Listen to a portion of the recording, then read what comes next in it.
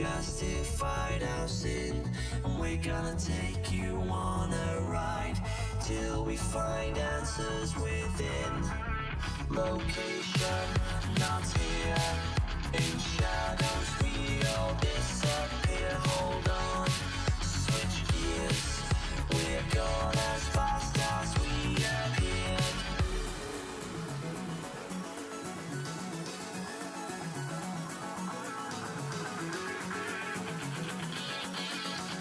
Gone as fast as we appeared.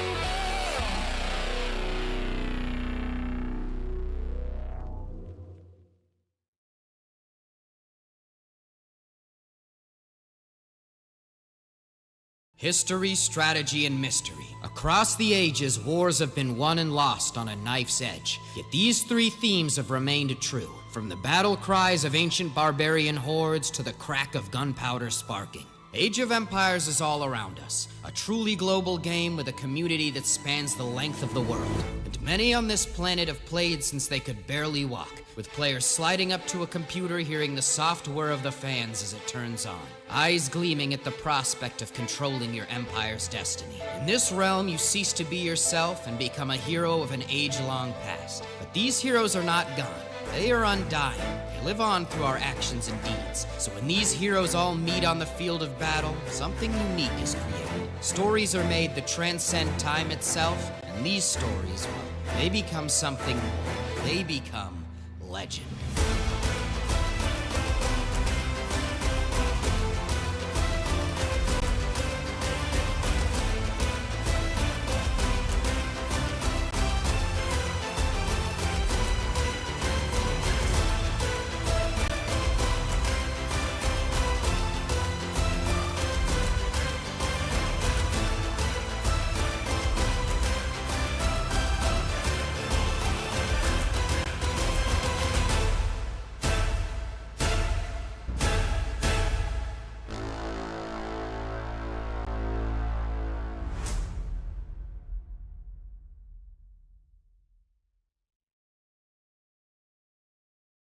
All right, ladies and gents, welcome back to day number 4 of Hidden Cup 5. I was thinking about it. Well, it's all I've been thinking about for weeks, but especially last night when the stream ended, I was watching the rerun with the rerunners, and also I was dreaming Hidden Cup, which was very alarming. I thought I woke up and I had missed the finals. Anyways, this is a look at our Hidden Cup 5 trophy for whoever the champion will be. I personally feel as though we are missing a gigantic puzzle piece in our whole mysterious bracket, and we are going to find out who or what that was today. Man, it's a beautiful trophy. You know, it's a shame that only the winner gets this, you know? Everyone's played so well. If only someone could get something. It's almost like if we had, like, Hidden Cup 5 merch, or I don't know, like a Hidden Cup 5 mug. If only there was a link below the stream where you could get one of these yourselves. You know, sorry, I was trying to think, because we were late on the merch thing, what I should do. So that was my attempt at letting you guys know there is Hidden Cup 5 merch. In the event you would like it, I know it's been hidden down there. I will show you. I think if I zoom it in, it's gonna ruin it. But if you turn it around, it does have the player names, which looks pretty sick. So I don't know. Check it out. Sorry, had to mention it. So welcome, everybody. How you doing, people? How you doing? Hope you're doing well. And I hope you're excited. I can see the hype has already been flying in chat, so that makes me happy. Thank you, Pig, for the new sub. Wishbear, welcome back. Rayardo, thank you. We had a raid from Sebastian, who is streaming this morning. Sebastian is one of our players. Sebastian, I'm not convinced, actually, that we've seen Sebastian yet. I'm just saying that. I think we might have a Sebastian sighting today. We'll see. Captain Obvious, thank you very much. Jokovic, welcome in everybody with the subscriptions and the support. Yet again, if you donate to the stream throughout Hidden Cup 5, 50% of all those donations go towards the prize pool. We have almost already added additional $2,000 into the prize pool through that. So thank you, community. Thank you, everyone, for your generosity there. That's what the prize pool split looks like right now for Hidden Cup. Again, we're pretty close to making sure that if you lose that first round, you're getting at least $2,000, which ain't bad. Ain't bad at all. I really appreciate you guys for that. And some of these messages are cracking me up, but I'm trying to stay in the frame of mind that maybe I shouldn't answer all the questions, such as the person who said, T90, you didn't answer my AMA question on Reddit. I answered 500 questions on Reddit within like 2 hours. Sorry if I missed your questions. Maybe I'll get back to it after Hidden Cup or something. But yeah, welcome everybody. So let's go through the schedule and go through the bracket, actually, and see the results that we've already seen so far in Hidden Cup. So we've had 3 days of the round of 16, okay? And those are the results. We had Vasco da Gama winning 4-1 over Pachacuti. Tumanguru beating Jean Bureau 4-1 as well. We had the crazy set Jadwiga against Otto the Great, which was a 4-3 victory for Otto. Then Gajimata versus Gregory was a crazier series than the scoreline suggests. It's very likely we had a big name go down in Gregory. There's lots of speculation about Gregory right now. Gajimata won 4-0, though. King Steven and Slim the Grim. This was our matchup to start it all off yesterday. That was a crazy one. King Steven winning 4-2. And then the second series yesterday was Khosrow against Emperor Sigismund. Again, quality there the whole way through. But Khosrow looked dominant. So we know what the second round's going to look like, at least partially. And today our matchups are Alfred the Alpaca and Jan Zizka. That's going to be the series we get into in a hot minute. And then we have Alexios Komnenos versus Robert Guiscard, which, funnily enough, is a historical matchup. We have history videos on these characters. We didn't know when making the videos that the bracket would put them up against each other, but there are mentions of each other in each other's history, which I think is pretty wild. The chances of that happening are pretty slim. I think, like, Sigismund, correct me if I'm wrong, any campaigners in chat? I think Emperor Sigismund, I think, encountered Jadwiga as well in the campaign, or at least, like, historically. So there was that possibility as well. But I don't know. I mean, some of these people have had, like, hundreds and hundreds of years between when they've existed and existed in completely different areas. I don't know, like, how likely it was going to be that we would have a historical matchup. So, and also, it's a historical matchup as the last series of the round of 16. I mean, if anything was rigged, it's not. But if anything was rigged, it would be that. So I'm fairly excited.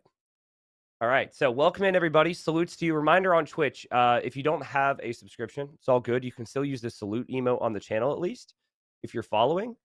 I saw some people doing the 07 salutes. I suppose for people watching on YouTube, you guys might be stuck with 07 salutes. Did want to say thank you to everyone who's been watching on YouTube as well. I don't know if you typically watch my Twitch streams and then, decided to just use YouTube because maybe it's a bit easier for you, or if it's the first time you've been watching a stream. But thank you, everybody, for watching. Right now, the viewership for Hidden Cup, now the structure this year is different than it was 3 years ago. But basically, everyone told me we couldn't surpass Hidden Cup 4's viewership. Back then, people said that, and the lead up to this, that's pretty much what everyone was saying. That's what all logic would suggest. We are very much keeping pace. We are very much keeping pace, and I think the YouTube and Twitch side has played its role. So we'll see how it goes leading up towards the final weekend, which of course is March 2nd, March 3rd. This upcoming weekend will be the semis, and then the third place match, and then the final, and then, big reveal. So I saw a couple of people on YouTube say, Twitch is blocked at my workplace. Okay, well, there you go. Shout out to all of you guys who are currently working as well. Let's quickly look at who people think, what the community thinks we have seen so far in terms of the matchups. Now, we added a stat here. Shout out to one individual on the subreddit who I forgot your name. I think there was a Matt in the username. I don't know. But anyways, to the guy who suggested that we put the percentages next to the name, thank you for that suggestion, okay? So according to the viewer votes, this is what we've had so far, okay? And so what this means is some of these are more landslidey. Some of these are more clear to the community than others. So far, the player, and this is going to shock everybody, the player who is the most clear in everyone's mind, Doubts. King Steven, 85% of votes went towards Doubt. But then there was also like MBL at 80%, Tato at 64%. But some of these others were very unclear for people. Very, very unclear. Hart was a 19%. Hera and Ganji, 33, 24%. I mean, feel free to look at it yourself. But I still think, guys, we have this big puzzle piece missing today. Like any puzzlers out there, okay? I'm not a big puzzle guy. I would say if I'm going to do anything that's somewhat puzzly now as an adult, this is a very adult thing. Legos. I personally enjoy some Legos from time to time, which is kind of like a different puzzle. But like, if you've ever done a puzzle and then you've been putting it together and you've been thinking, man, I think we're missing pieces. That's kind of what I feel right now when it comes to Hidden Cup as a whole. I think that we are missing one or two very big names. Maybe there's been some confusion in the earlier rounds. So again, that's just my feeling on things, but you guys will agree or disagree on that, depending on what we see today. So anyways, as I've established, wow, these donations. Thank you, Road Warrior. Road Waiter. Woad Raider, Road Warrior. Road Waiter. Thank you for the donation. Thank you, Revin Renegade, for the donation. Very confusing names. Thank you, MS Squire, for the donation. We're getting that prize pull up. Appreciate it. But so listen, you guys know what segment it is, right? So 15 out of the 16 heroes in Hidden Cup are historical figures, okay? And then one of them happens to be a cheat code in the game, which we have done before. Like last year was Cobra Car, okay? And so I've been working with Riley for months to get these videos prepped. And he was like, what are we doing for the alpaca? What are we doing for the cheat code?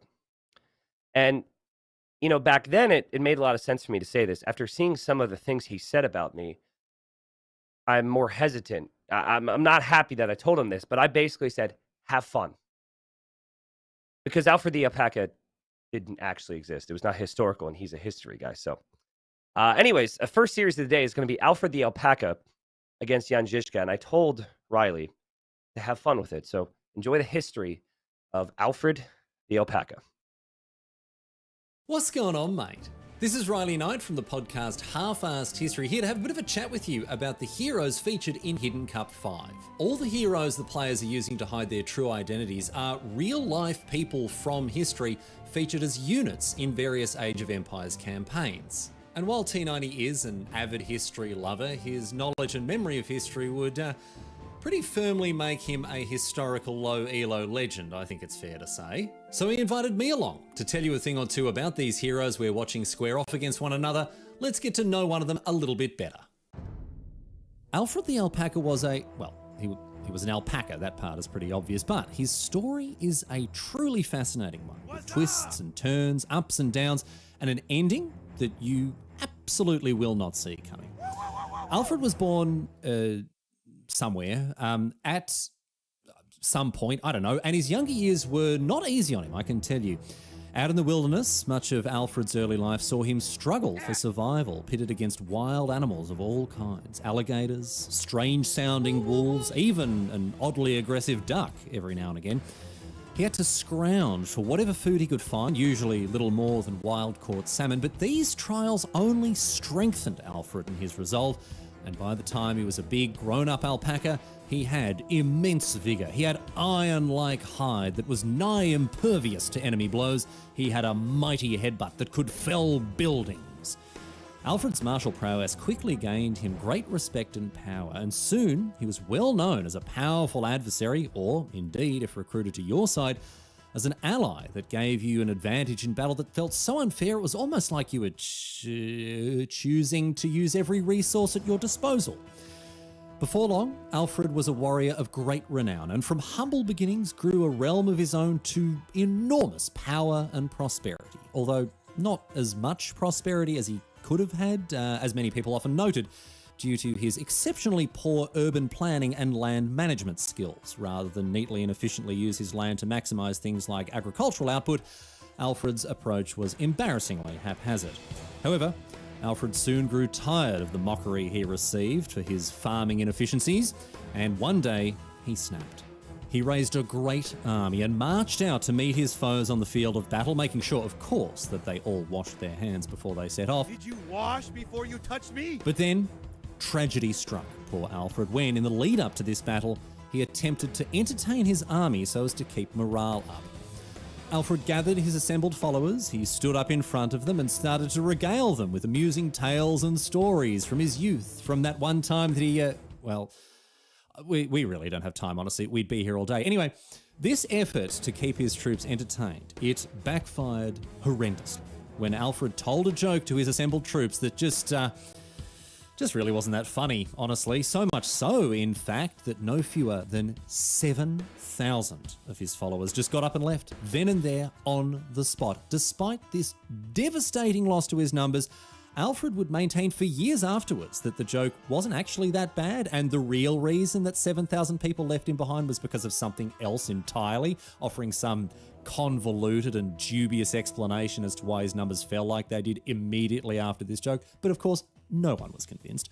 In any case, with the battle ahead, Alfred had no choice but to press on and hope for victory. And so he fortified his position near a thick forest with some hastily cobbled together wooden defensive measures to prevent the enemy's approach. However, when Alfred learnt that his enemy was not only uncertain of their position, but also inexpert in the ways of war, Alfred was greatly relieved, as you can imagine. He began to feel his confidence return when thinking about the oncoming conflict. In fact, Alfred's foe even sent missives broadcasting clear weakness, seemingly hoping to treat with him, making it clear to Alfred that this battle would be a lot easier than he first expected. Alfred gathered his forces, chanting great inspirational battle cries with them like, Enemy! and I am going to attack you! and victory felt assured. That is, until 16 battle elephants charged his pitiful defences and laid waste to his forces, leaving him abandoned and alone in a forest with nothing. Good God, I'm dead! With the howls of approaching wolves surrounding him. Again, really weird howls too. That's not normally how wolves would sound, to be honest. Alfred realised his only option was to flee. Ah! With his forces scattered, with nowhere left to turn, Alfred turned tail and ran. And ran and ran until he reached the sea, securing a berth on the first ship he saw, not caring where he ended up, knowing the rest of his life would be one of seclusion, isolation, and quiet reflection. The ship sailed eastward, eventually sighting land off in the distance, and Alfred knew almost instinctively that this was his destination, a place he could finally rest. This sparse, uninhabited island, uncountable leagues from anywhere that mattered, an obscure, forgotten place, unheeded by any who sailed by, of no strategic or economic value to anyone. And so he landed there and built 3 archery ranges. The end. That wasn't my story, it was Tristan's!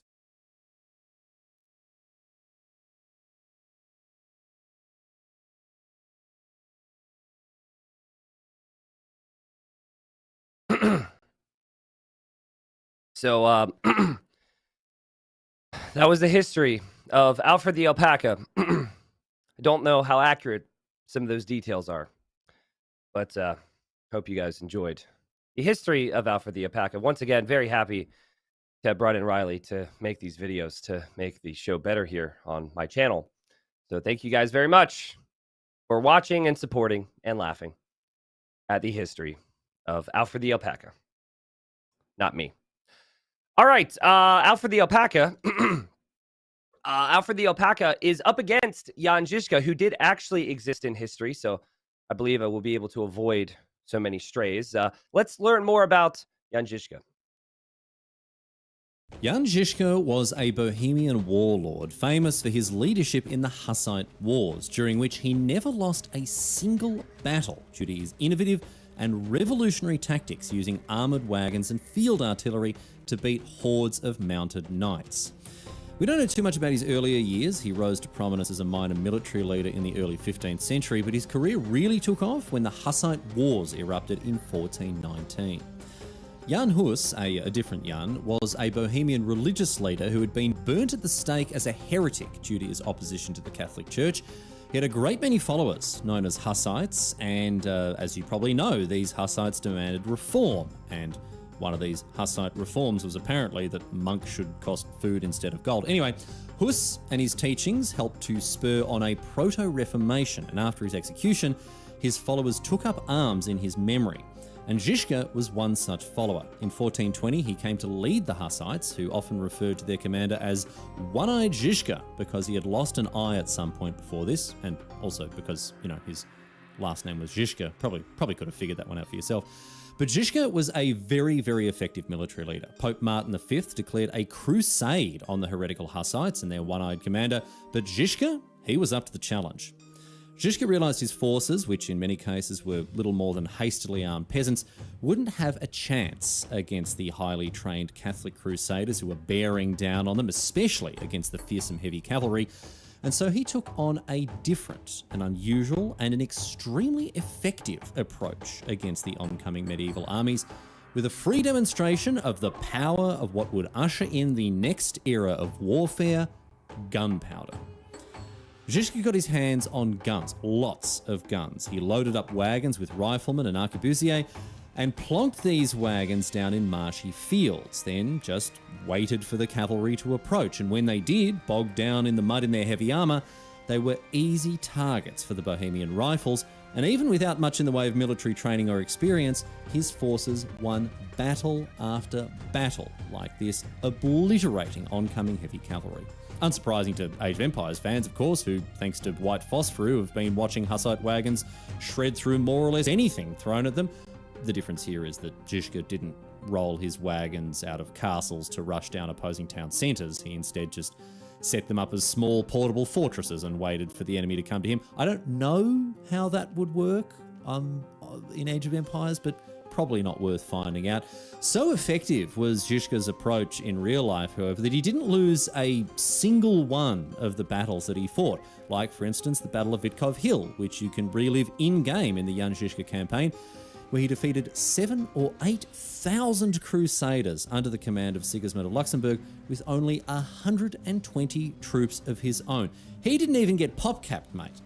And the key to all of these incredible victories that Zizka pulled off was his use of these wagon fortresses, these Hussite wagons, supported, interestingly, by another unique Bohemian unit, an iconic example of long-range artillery, the Hufnitsche, which he spread out between the wagon fortresses. The Hufnitsche. Hofnice. An iconic example of long-range artillery, the Hofnice. which he spread out between the wagon fortresses. If the enemy charged, then the guns in the wagon fortresses would shoot them down. If they didn't, the Hofnice. would bombard them at range. So Zizka just couldn't lose. Even as the Hussites took to infighting, Zizka's side still kept winning and winning. In fact, while campaigning, Zizka ended up losing his other eye, rendering him completely blind, but even this didn't stop him from piling victory on top of victory. In the end, however, Zizka's death did come prematurely. While marching into Hungary on behalf of the recently reunified Hussites, he fell ill and he died in 1424. And so beloved was he by his troops that they started calling themselves Siroci, the orphans. And Jan Zizka remains to this very day one of the most successful and important military leaders in history, and one of the first people in Europe to give the continent a taste of the warfare of the future by demonstrating the overwhelming power of gunpowder weaponry. Will his mastery of the battlefield continue as he seeks further victories in Hidden Cup 5? Can One-Eyed Zizka live up to his historical reputation in the 21st century? Only time will tell. All right, good to be back after the little history segment. Very interesting story here. Much more interesting, I found, than the Alfred the Alpaca story. With me, again, is Ornlu. Ornlu, welcome back to the show. How you doing this today? Oh, I am ready to go, man. This is, as you're saying, like the final day when we can really start to figure out who is who. And, of course, those history segments set us up so well for this very historical battle. Yeah, absolutely. I hope people are realizing now that they got to get here early, so that they're not going to miss anything, right? Here is the matchup we have today. We have Alfred the Alpaca, whose time of existence is unknown. We got some facts here as well. Alpacas use spitting as a defense mechanism. Great.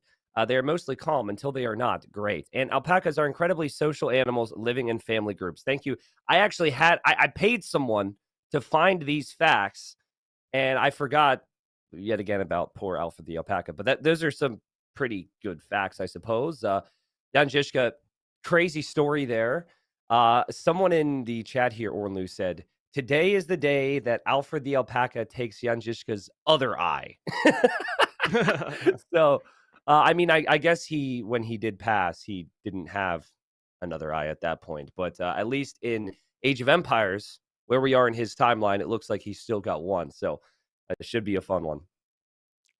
Oh, absolutely. But I gotta have a bone to pick with you, because in your hero video, you did not mention that Jan Zizka actually strips unit armor like an obuk.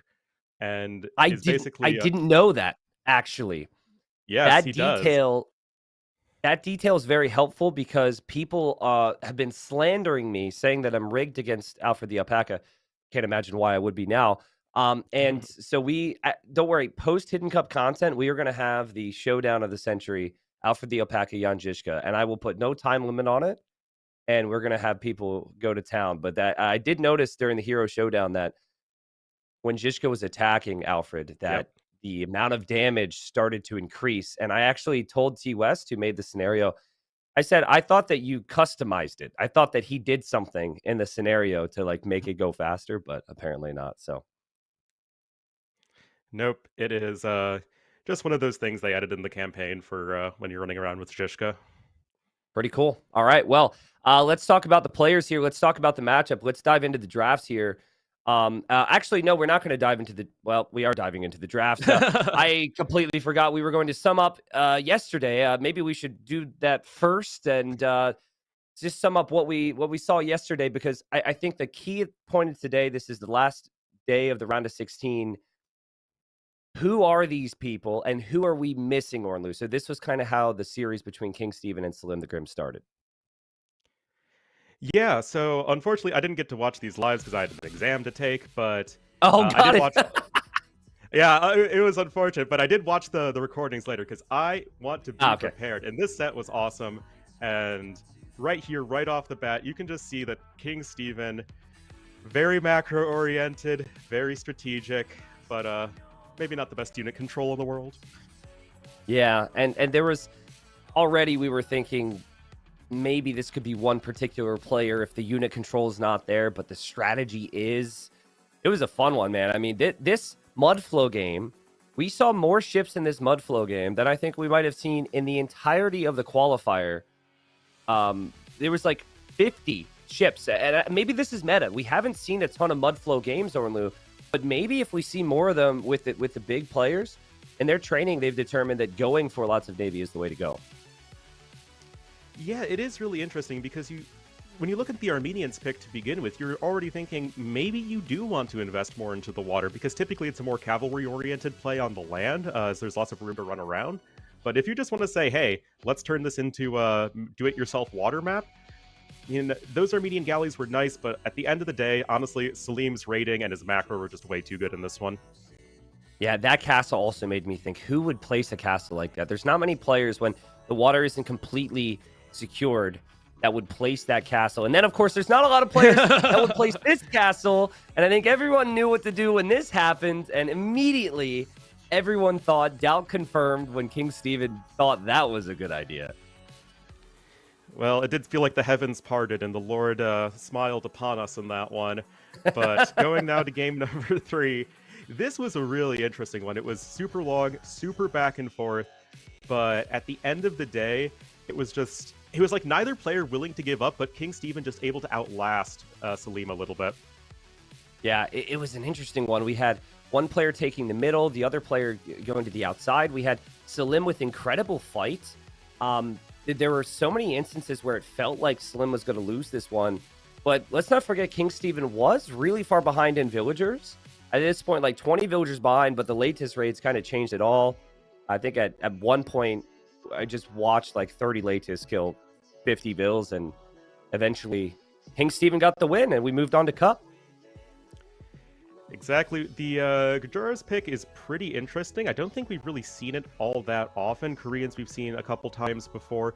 And this was another pretty wild game. We had, like, King Stephen really wanted to roleplay as the AoE 2 Koreans with towers and turtle ships and just trying to slowly push out across the middle of the map. Yeah, this was fun. I mean, turtle ships, towers. Sometimes you see Koreans picked, and you don't really see players take advantage of those bonuses so early. It's more of a late game thing, but whatever strategy King Stephen was cooking, man, he really leaned into it hard here. Ended up taking all of the area that Salim the Grim had started in. Salim the Grim lost all of his original starting like TCs, and he was hoping to hold on here, but King Stephen was able to just keep his economy safe while still pushing Salim the Grim until Salim the Grim was actually farming on the marshlands in the middle there, and eventually had to call it quits. Yep, and this was, I believe, the final game of the set. Nope, just kidding. We're skipping right into evacuation. The Monosmas were able to win that one, I remember now. But yeah, this is where I'm starting to think, okay, King Stephen, definitely a practice partner for Gregory the 7th that we casted the other day. A lot of similar strats and strategies, but this time the Goths were much more effective. Yeah, it really was. And the Goths ended up getting the job done there. We moved on to the second series where we saw a landing with the Bengalis from Khazra. We saw lots of monks. Normally you're expecting lots of Navy and only Navy, but players transport a lot more these, at least this year. And then the Bengali Navy and all the regeneration was just insane. At the end of this game, we got to see how many ships were actually created. Sigismund created nearly 100 more ships, but it was just more effective for Khazral. I won that game before we moved on to evacuation. Indeed, and this is where we are reminded that, wait, there are more civilizations than we typically see drafted in AoE 2? We had Celts coming in, and it wasn't just, going for the Huang nonsense. It was actually just like, okay, let's apply some early pressure, expand behind it, and then develop an army of infantry siege to take down Japanese in the late game. The infantry meta on this map has been fascinating to me. We've seen Goths win twice, and then here was Japanese versus Celts, and it looked like Japanese are going to get the better of it, and when casting, I was talking with Slam about how Japanese could match up quite nicely, but that was a good find there for Emperor, and then there was just like the big fight that Khazra never expected, and we're not going to see that fight. We are instead going to see these villagers get picked off by skirmishers in the next game, but yeah, Khazra looked so good in this game. I mean, this game really just reinforced to me that Khosrow is somebody who is super clean in their early game execution and their micro, and that just came into full force here, and ultimately Emperor Sigismund just fell way too far behind way too quickly. Yeah, I agree. This was a quick wall. That was a delayed quick wall there, but with intention from Khosrow. He waited to the last second so he could trap the knights, and this is when people started to scream, this must be Viper, was the eco side, and this was another game where the eco for Khosrow, the booming, the greediness, getting the relics early was so good. Sigismund wanted to push the middle. He was trying to cut through, ended up having to go around the outside. By the time he got over here, the skirms and the monks were kind of prepared to deal with this. And Sigismund never really got anything going here. Yeah, it was really interesting, right? Because it was another instance of one of the players saying, hey, I don't want to deal with the middle of the map at all. You can go ahead, you can go take the early boars or rhinos in the middle. I'm just going to sit back and get a huge economy, and eventually you just can't stop the amount of units I'm going to throw at you, especially with Aztec Eco. Yeah, I think Aztecs are really good in that matchup too. And so I don't know if he predicted that his opponent was going to go Bohemians there. You don't know your opponent is, so it's hard to predict it, but this is another game where it's just like you look at the stats and Khosrow's just ahead in eco. Like Khosrow was so quick to the town centers here. It really felt like this game, Khosrow knew I am definitely the better player here. I could do whatever I want. And this is the trap so far of Hidden Cup. I mean, who do you think of when you think of this? The Blacksmith, the Double University, the Stone Gate, the House, crazy traps there from Khosrow. And like we said, he just felt so dominant and so comfortable. Khosrow really didn't face that tough a test for him, in my opinion. A little, bad moment here for Khosrow. He is human, of course, but eventually he had 50 more vills and won this series. Yeah, it's just another one of those instances where the execution was just way too much for Emperor Sigismund to overcome. I thought there was a pretty significant difference in their unit control as well. And it really does give you vibes of the AM/former AM players as well as Viper. Okay, so here's the question. So we saw the Goths pick twice, and we saw King Stephen pick Goths, and we saw Gregory VII pick Goths. Okay, if we can go back to our community guesses, that would be fantastic here, because in the past, if I saw who I thought was doubt, it was King Stephen, in my opinion. The other player who would be going for the strat would normally be Tato, right? But in this case, who the community voted as Gregory VII was Vinchester, the one who got 4-0'd by Tato. So does that tell you, does that make you think that Gregory VII is not Vinchester, but instead maybe like someone like Jordan who would interact with Doubt a lot? Maybe someone like Tato or Viper or possibly Hera who could be interacting with Doubt a lot? Yeah, it is really interesting because I came to the same conclusion as you, and I think that Jordan does become the much more likely candidate, especially when it comes to just not being quite as sharp as Gajamata in that series. Tato, I'm pretty sure Tato's Gajamata, so it would make sense that out of practice Jordan trying to keep up and almost doing so with his former teammate Tato, but ultimately just not quite enough there. Okay, yeah. I mean, just things to think about, people. But now we can go to the draft again. Thank you, everybody, for being here. Thanks for the excitement. Again, today we get to really get a feel for how many of these names have we been missing, because everyone's been trying to calculate. And I'm still, Orlando, I'm going to get your feeling before we talk about the draft. I still feel like we are missing either Viper, Hera, or Leary. Would you agree with that statement that one of those players we haven't seen yet? Yes, and I also don't think we've seen Yo yet. Ooh, oh, I like it. Okay, so if that's the case, right? If that what we just said is the case, very possible we could have some really big matchups in this round. So we go to the draft, and for the first time, we've actually seen someone pick islands as a home map here. It's going to be Game 1 Arabia, which is oftentimes an indicator that both players are very skilled, as they're most comfortable there.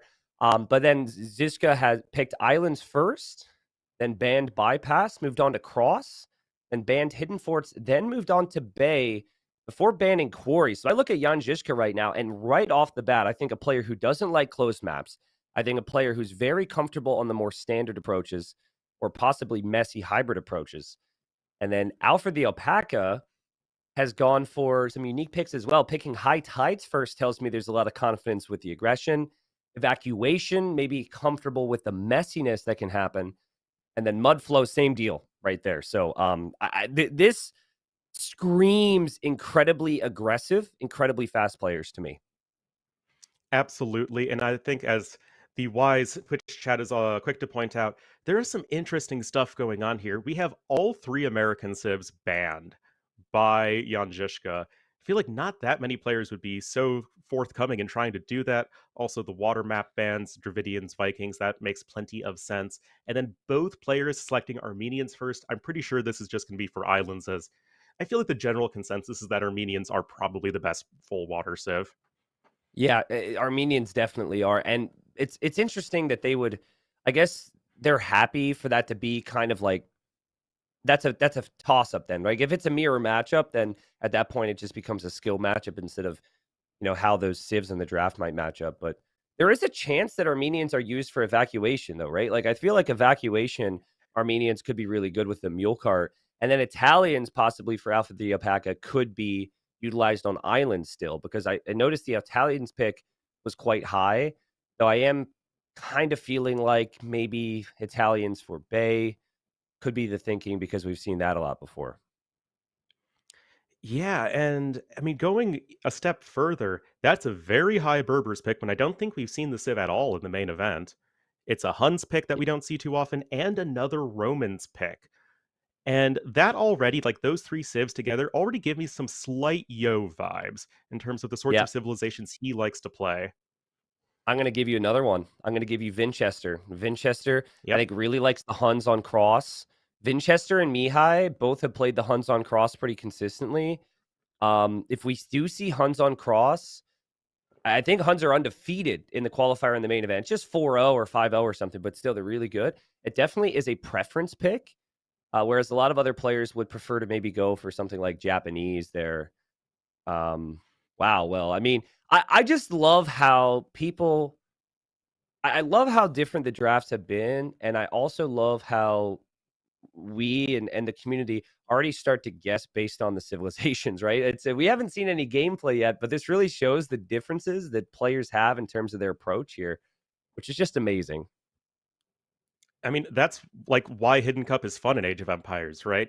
I mean, I spent a lot of time in StarCraft back in the day, and there were so many times when players would just be exactly the same as each other. Whereas in AoE, Yep. players can really sort of differentiate themselves just through their play style alone and how they want to approach the game. Obviously, AoE 2 has tons and tons of different settings, and that helps, but I mean, it's why this event's fun, man. Also, I mean, I have not played a lot of StarCraft, but to my knowledge, the maps are pretty bland in comparison, right? Like, there's not as much Yeah. variety and possibility. And we've expanded on these possibilities with Hidden Cup by introducing brand new maps that haven't been seen before. So that's something I've loved with Age. I said in one of the intros to the videos we use for content here is that that I feel that you can play like even the same map in Age of Empires 2 1,000 times, and it does feel like you're getting a slightly different game every time. So to mix in this many different maps is just an enjoyable thing to see. But I think we're going to find out, like, Game 1 Arabia, I think people watch a lot of Arabia. Let's find out in Game 1 how good these players are, what civ preferences they're going to end up having. I definitely foresee Malians for Alfred the Alpaca. I think Malians feels like a natural pick there, but I'm getting ahead of myself, and my goodness. So here we are, ladies and gents. Welcome to Game 1 between Alfred the Alpaca and Jan Zizka. This is a crazy one in terms of the heroes, kind of getting tabs on what people preferred, who they were rooting for hero-wise. And I think these two heroes might have been the most popular. We have Portuguese for Alfred the Alpaca in the red. We've got Vietnamese for Jan Zizka in the blue. And very rare that we would get the neutral map to be Arabia. So both players very comfortable on this map, I would think, Ornlo. Absolutely. I mean, obviously, everybody in this tournament's comfortable on Arabia. It's just anyone who's played a ton of AoE2 probably has a lot of experience with this map. And it's just, I think, still a good, nice sort of neutral starting ground for game number 1. And already we have two very solid Arabia civs in this, and very much sort of the new school civs that weren't typically popular on Arabia, but thanks to a lot of different buffs, both feel very flexible in what they can go for. Yeah, Portuguese, they have the cheaper gold units, and they also get a bit of wood from the berries. So I think those bonuses there, they work out quite nicely. Now, there are some players who don't like the early mill with Portuguese. I'll talk about that if we see it, but that could be a slight indicator. There's really like two civs, I would say, that are really good at going double gold composition. So a mix of crossbows and knights. Portuguese is one of the best ones. And then Chinese would be the other. So I think Alfred the Alpaca, clearly a player who doesn't like to play through a lot of counter units. So this maybe eliminates a player like MBL, for example, who likes to make a lot of skirmishers and spears. I would assume, again, as we expected, this is a player who loves to be aggressive on Arabia.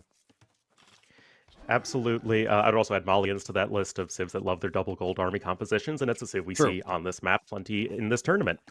So yep. I still think that both of these players still have every option available to them. Vietnamese, of course, they are an archer civ, but they can go for cavalry just fine. They don't really have the best monks ever, missing redemption, so maybe that could be an area that Alfred can try to exploit if it comes into like a lot of cavalry and monk play in the mid game. But economically, Vietnamese are just so smooth. Yeah, I agree. Yeah, I think in terms of which I prefer here, I can't really pick one. I think they're both really close. I think if the Vietnamese have a greater ability to play in towards the counter units we mentioned, so playing in towards skirmisher and pike mixed in with their normal comp can be really strong. And we'll see if that ends up happening. I asked production to show this to people because this was on my Twitter this morning. The who is Salim the Grim, and then thank you very much for that right there. I mean, that is a lot of detail. I don't know how you're able to do that, but that was hilarious. Salim the Grim, unfortunately, out. But make sure to send your tweets in. I don't know if you're going to be able to do an alpaca on your finger, but, you know, I'm not sure if that's going to be a trend either, but send your tweets in. We'll possibly show them on the broadcast. All right, that was pretty great. And already, something perhaps a little bit indicative here of Jan Zizka's play style. They picked a lot of aggressive maps, but that's a pretty early wall off. You're already starting to get the side of your base protected. And maybe that's somebody who, okay, you want to pick the more aggressive maps, but you want to make sure you're safe getting into them. Absolutely, yeah. I think it's really smart walling, though. It's not excessive. We're not seeing the big attempt to full wall the other side. I think if we start to see that, well, we're seeing it now, then that definitely makes me think it's a player who might be a little fearful of some aggression from the opponent. Alfred the Alpaca shows up. You know what's interesting to me is I see quite a few indications of Hart from the draft, and Hart is from Peru. Everyone calls him the llama, so I think it'd be crazy if if this ends up being Hart or whatever, obviously very early, but Hart of all people would end up being the alpaca here.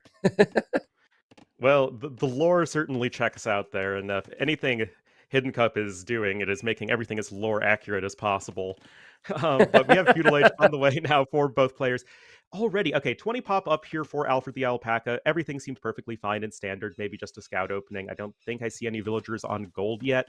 But Jan Zizka, that is 22 pop. T90, you've been around for a while. How often do we see 22 pop up on Arabia these days? Yeah, I was going to say, is this 2017?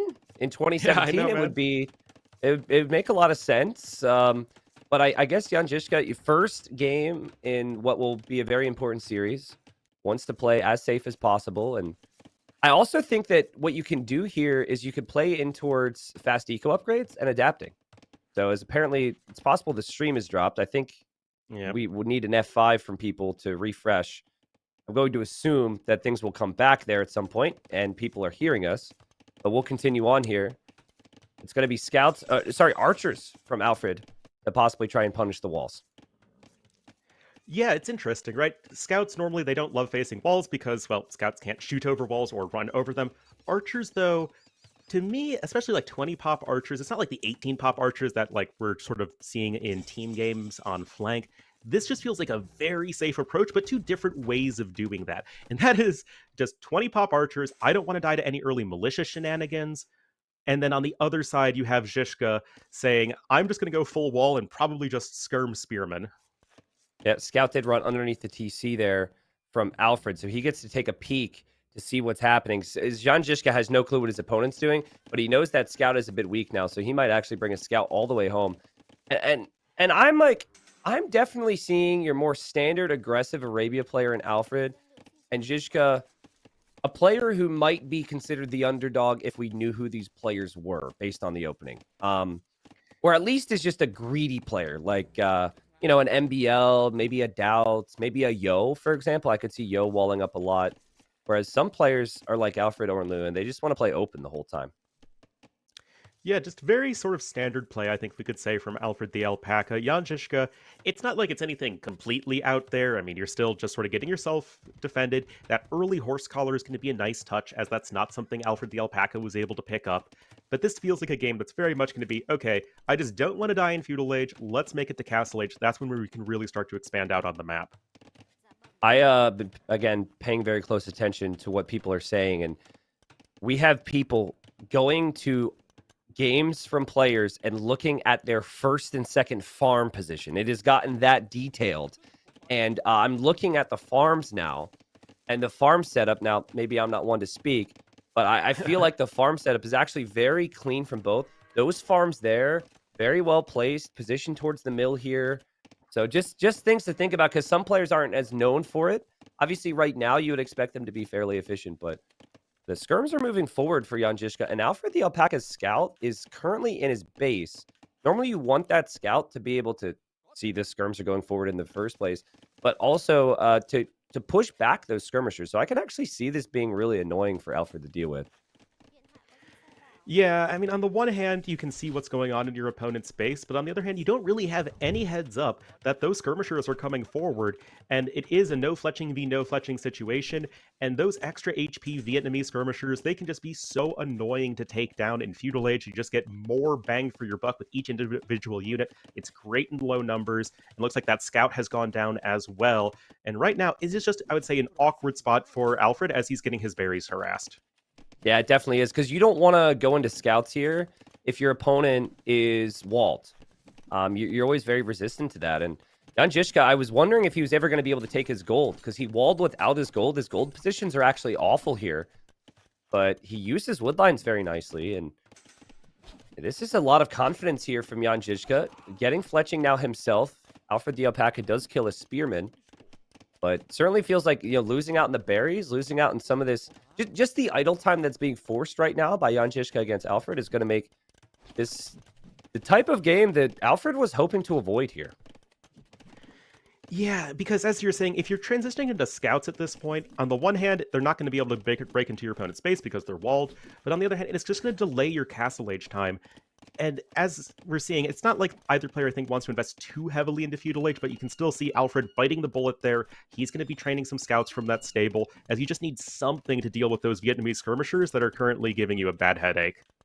These guys are really good on Arabia. This micro is really smooth. I know Alfred's in kind of a pickle, it feels like, but he hasn't lost many archers, and he continues to micro away. the scouts is going to be kind of a surprise here. I also love how Jan Zizka has made a ton of spearmen too. Like he knows, like, what are you going to do to counter me? You're going to add scouts. Even though I don't see it, I know because I'm experienced. And so there's always seems to be spearmen around right now. And it's just going to make it difficult for this archer and scout combination to find the engagements. But maybe I spoke too soon because he did pick off a spearman there with the archers. But oh man, now the archers have to pay a price.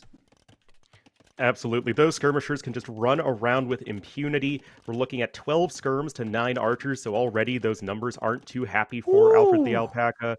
But with the power of the market, anything is possible, and that anything is going to be Castle Age. It's on the way for red. Getting some knights out would be absolutely enormous. Any sort of leftover ranged units you have in Feudal Age can easily deal with a couple spearmen, and from there, it's just going to be all about mowing down those skirmishers, but that villager definitely not coming home for Christmas. Yeah, that villager goes down.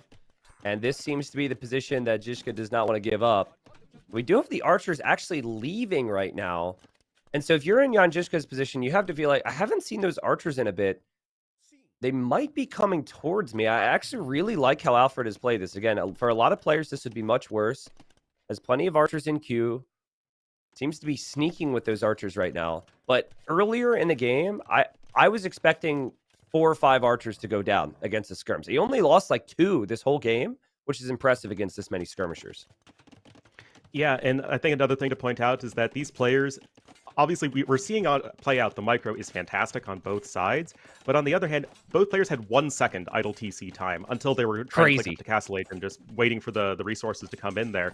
So these guys, like, they are clean with their execution early on, and that just bodes well for the quality of set that we're about to see. Yeah, absolutely. And again, in Hidden Cup, guys, random seeding. This could be anybody. This could be whoever you consider to be the top 2 players. This could be them right here. We do not know. There have been instances in the past where there'd been a really big matchup in the first round, like Hidden Cup 4. I think the biggest one was probably Hera against Tato round 1. And Tato wasn't even seen. Both players weren't actually seen to be as good as they are now. They were still seen as very good, but could happen. We could be looking at the same matchup right now, Orlu. Absolutely possible, but Castle Age, it's coming in now for our blue player, and those archers queuing up are really interesting to me because we've seen Vietnamese go Cav archers so often these days. We've seen Vietnamese go Cav archers more than Huns go Cav archers. It's been pretty wild. But Jan Zizka is going to be someone who's going to opt for the more ground-based approach, just going to lean more into the crossbowmen, whereas Alfred the Alpaca going to be doing the same thing as we're talking about T90, knights and crossbowmen, double gold army composition. Yeah, here comes Alfred the Alpaca. Nice crossbow mass. I love how Zizka has placed house walls behind all the palisades because that would be the vulnerable area. It's also fascinating to me how he didn't even tower here, but sneaky crossbows come in from the right side, and you wouldn't have expected this if you were Jan Zizka, and he doesn't lose as much as you would expect here. He's going to get Elite Skirm and Bodkin, but he doesn't have the upgrades yet. The scouts are getting some nice hits. Micro is of utmost importance. And it feels like Zizka will actually be able to defend this.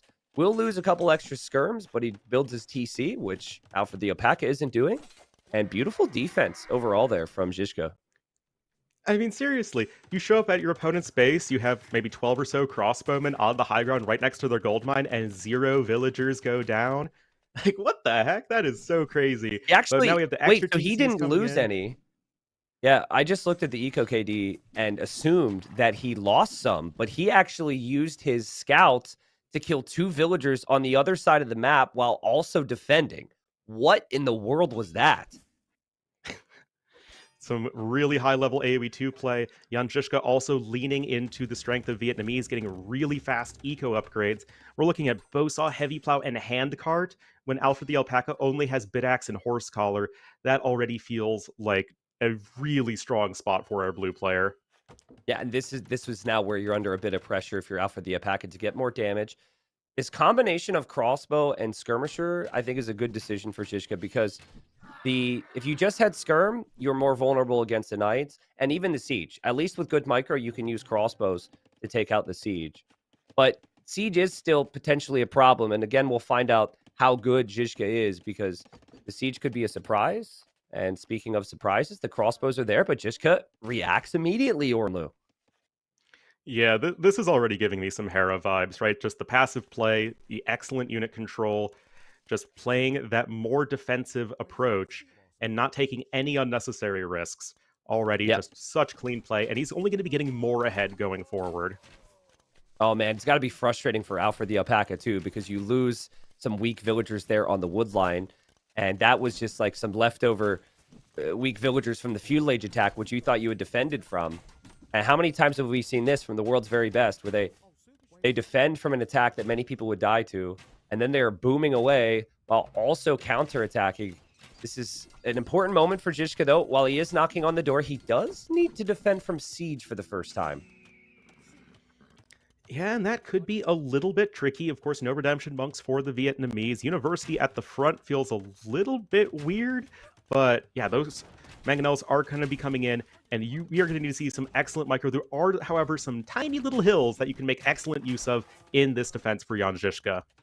Yeah, and Zizka certainly trying that. Got to be careful.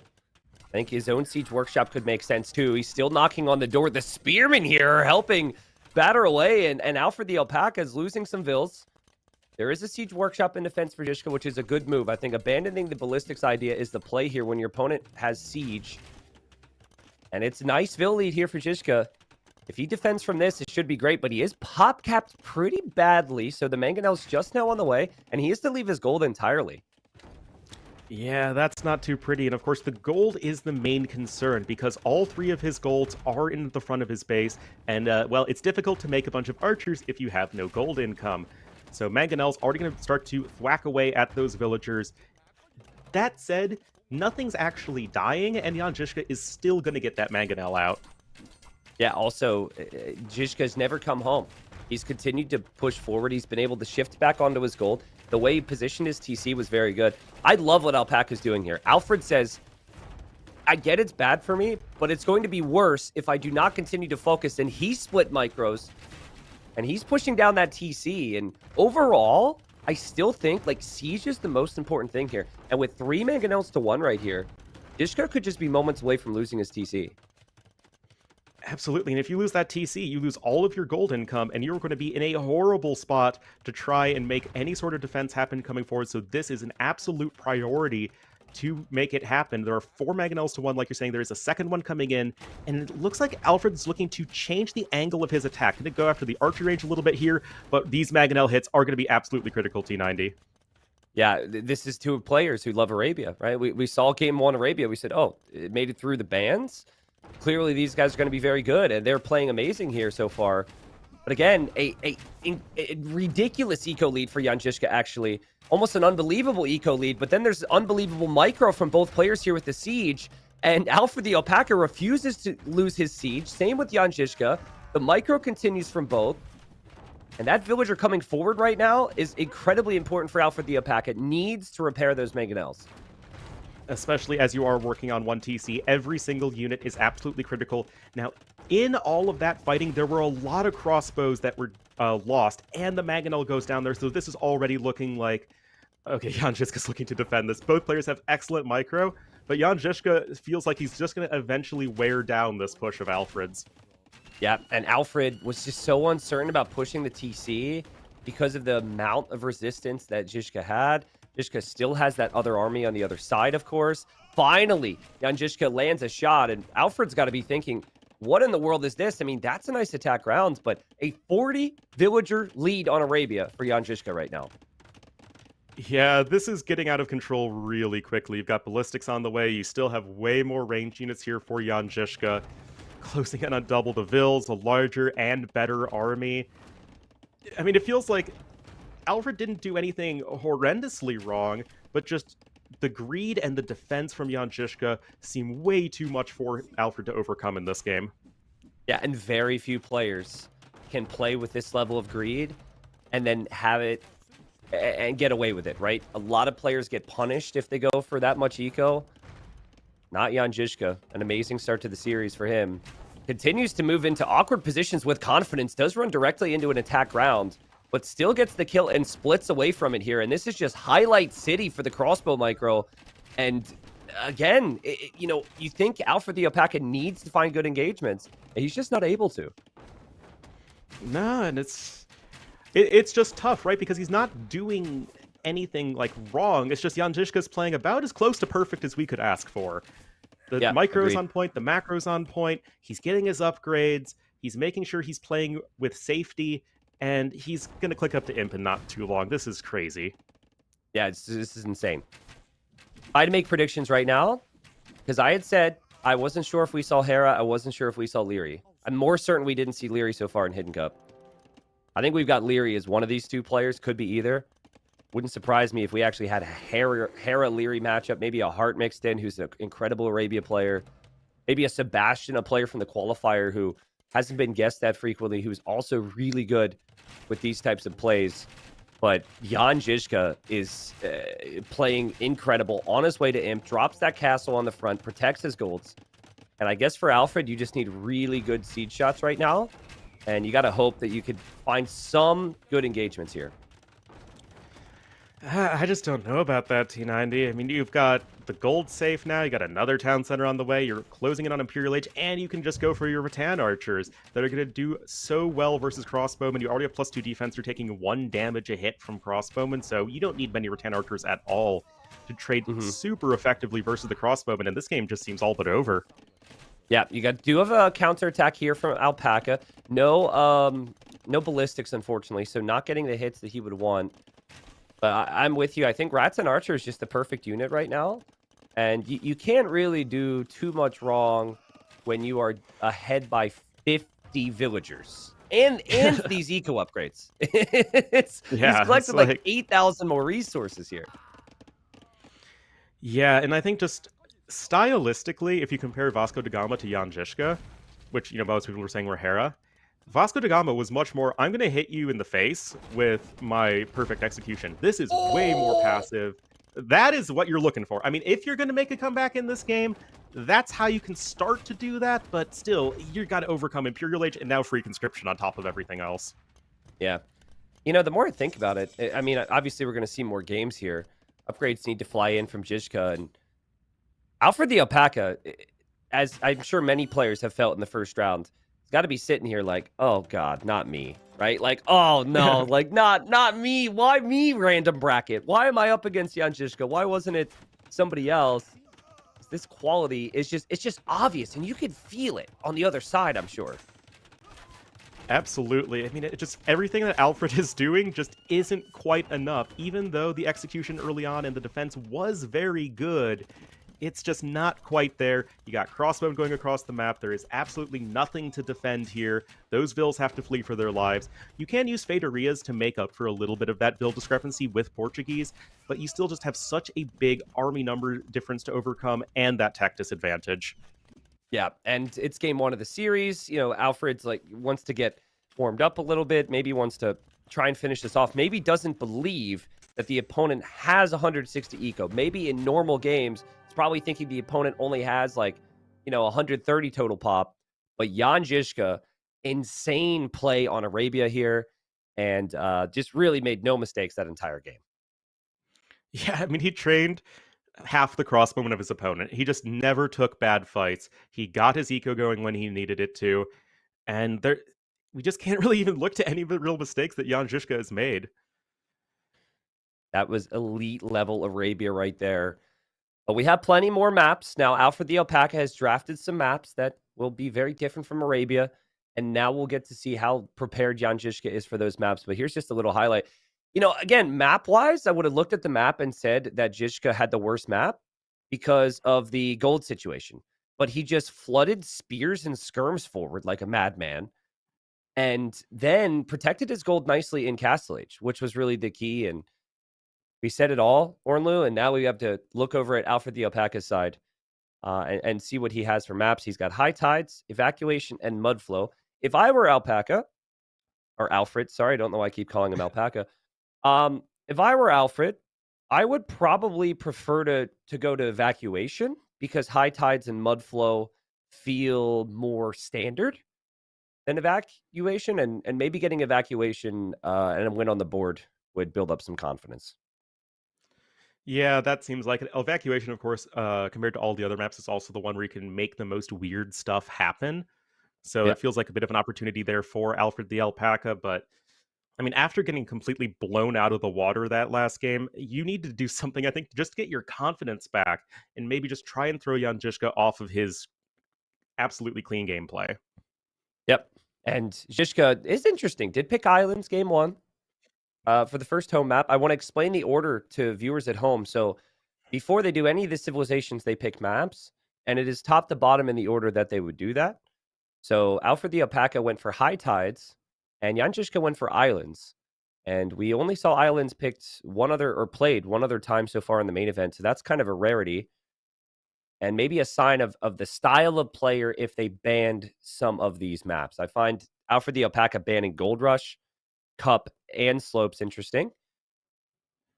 Those are maps where maybe you have to like try and get like a certain area of gold at times. I know Slopes isn't quite like that, but Cup and Gold Rush are.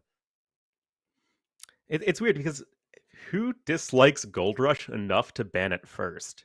I mean, it is, a gold center of the map. It is very strategic, but it's also not one that I think most people would feel super uncomfortable on. It doesn't lean too much into any one style of play.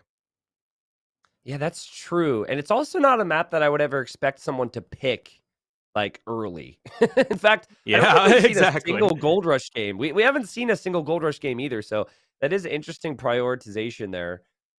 Ban out Gold Rush. But again, you have to imagine like they either played through the qualifier, which would be 9 of the participants, or maybe just aren't a big fan of the map, which would be the other 7. But I do want to quickly, since we're looking at big names, I do want to quickly pull up the favorites here before we hop into game number 2, because people are coming in. We're having these big conversations. So here are the favorites and just their tendencies overall with civilizations that they may prefer, civilizations they've done the best with at various instances. Their preferred color, which on that topic, I am completely pissed at every single player at this point. Like last time we at least had some players playing mind games with color. This has been bad. I think there's been one single game where someone picked the green color, and it was game 7 between Otto the Great and Jadwiga, I think. But like, nobody's going for color. We got a color stat too, which, I mean, it's so pretty. We got Age of Colors here. I really thought the mind games would be insane because, Viper and Mihai picked yellow, Tato red. No, dude, it's been all blue and red. So congratulations, players, for being incredibly uncreative so far. But Ornlo, I'm still hoping that, maybe in the later rounds, the colors will switch a little bit for us. Well, it is a very serious tournament still for these players. Huge amount of prize pool, lots of prestige on the line. So maybe these players just not wanting to lean into the guessing game as much. They just want to focus on winning. Yeah. It's just interesting because like a player like Leary, for example, would consistently change his color like every game. And then also Leary picked yellow more than any other player in Hidden Cup history. So apparently it's confirmed. We haven't seen Leary yet because we haven't seen yellow. But let's see what Alfred the Alpaca wants to do game 2. Once again, people, thanks for the support. Thanks for all the new faces, the old faces, the beautiful faces watching the stream. And here we go. Game number 2. And after losing that first game, Alfred the Alpaca wanted to go to Bay. He's in the north of the map playing as the Italians, which we expected, Ornlo. And then we have the Bengali pick for Jan Zizka, which is ringing a bell for me. I do remember another very strong player picking the Bengalis on this map before.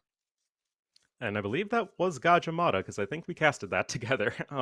Yeah, that was against the Dravidians with a really weird Castle Age push that didn't do anything. So that's already interesting, but on the other hand, Alfred picked his opponent's home map. Unless I'm very much mistaken, Bay was Zizka's map. Yeah. So already, despite losing game number 1, he's just going to run it back to what his opponent picked. Yeah. Italians was a relatively early pick. I think the Italian win rate has been really solid. It suits the map because you can take some of the water aspects on Bay, and then you can transition with the cheaper age ups to the next stages. And very frequently it goes late game where we've seen the Genoese crossbow be dominant.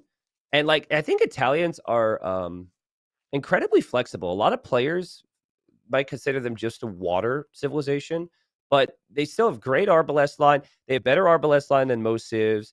They have the Genoese crossbow. They have fully upgraded Hussar. I mean, it's a civilization, to me, it feels very smooth when you play it. Well, it's a Civ who's entirely made up of discounts. So, yes, of course, it's going to feel smooth to play, right? Literally all of their Yep. bonuses are discounts. And you also have a broad tech tree. So, they can work on basically any map type. Of course, going to lean more into that water style of play with those water discounts. But still, on a hybrid map like Bay/Pants, it is going to be very clean. So the Bengalis are an interesting choice here because this is a map that normally turns into like Hussar spam combined with something else. And they don't have that. But what they do have is they have incredible economy. Maybe one of the best economies in the game. You get the additional villagers from your TCs when you arrive to the next stage. So that's just a bonus to villagers right there. Plus the ship regeneration could be helpful in this map. With how Jan Zizka played game one, he seemed very happy to just play defensive.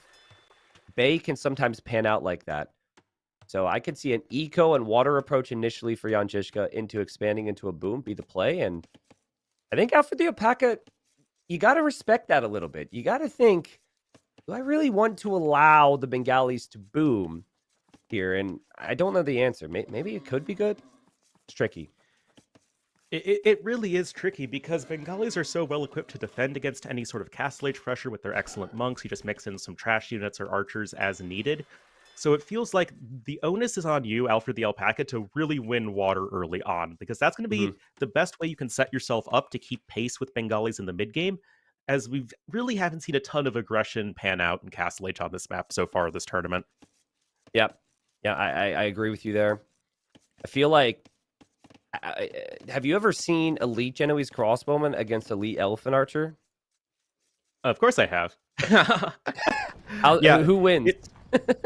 So the Genoese perform better than regular archers, but remember that Bengalis also take less bonus damage with their elephant units, and you have very high pierce armor. So the Bengali elephant archers are still absolutely population efficient, although the Genbos are going to be better than maybe you would expect at first. Makes sense. Wonder if this is going to be a feudal contest here for Jan Zizka. Both players pushing a lot of their deer. Alfred the Alpaca is on the way to the next stage already. With Loom coming in, I think Jan Zizka will decide to compete with water. But this build from Alfred the Alpaca, are you kidding me? He's got 17 vills, 0 fishing ships. Now, one's on the way here, but this is completely streamlined to win that water as fast as possible. Yeah, and we'll have to see if the second dock comes down too, because this is really, really fast. And look at that, only 1 vill on food, and that's the 1 fishing ship. So this is like, we are really leaning into the aggressive hybrid map aspect of this map. I mean, other hybrid maps, you still see some sort of play on the land, but the rush distance is relatively far, and looks like Villager is going to come down for dock number 2. Alfred wants to win water, and I love this approach versus Bengalis and versus Jan Zizka. Now, everyone, just look at the eco count right now. Pay attention to that, because some people might be thinking faster's better. Why doesn't everyone just go up faster? Well, because you have fewer villagers working this whole time. So you actually brought in less resources, and then the Bengalis will still get those +2 vills when they make it to the next stage. So basically what it boils down to, this build, it really has to find some success, because if it doesn't, if this ends up even in some way, I would think there would be huge problems economically for Alfred the Alpaca in the long run, as Alfred sees the dock, is hoping to delay the dock as much as possible.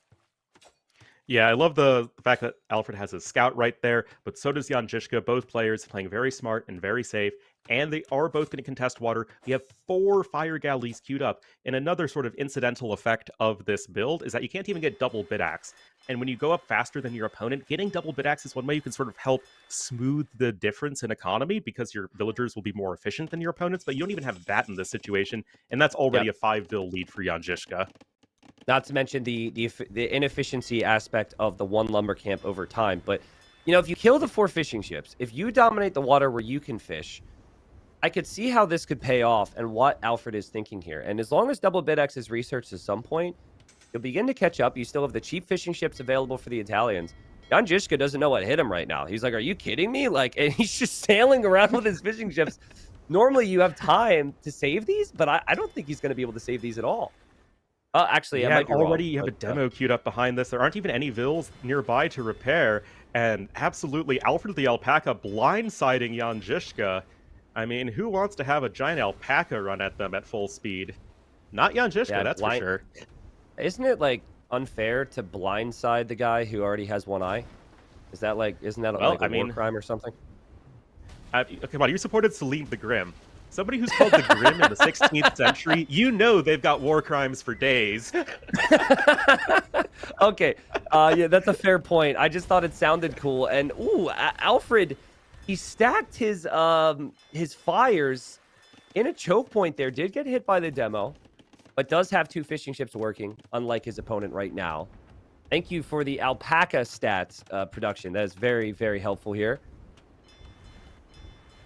It's fun. What do you Always do like if to you're learn in Age Zizka? of Empires, right?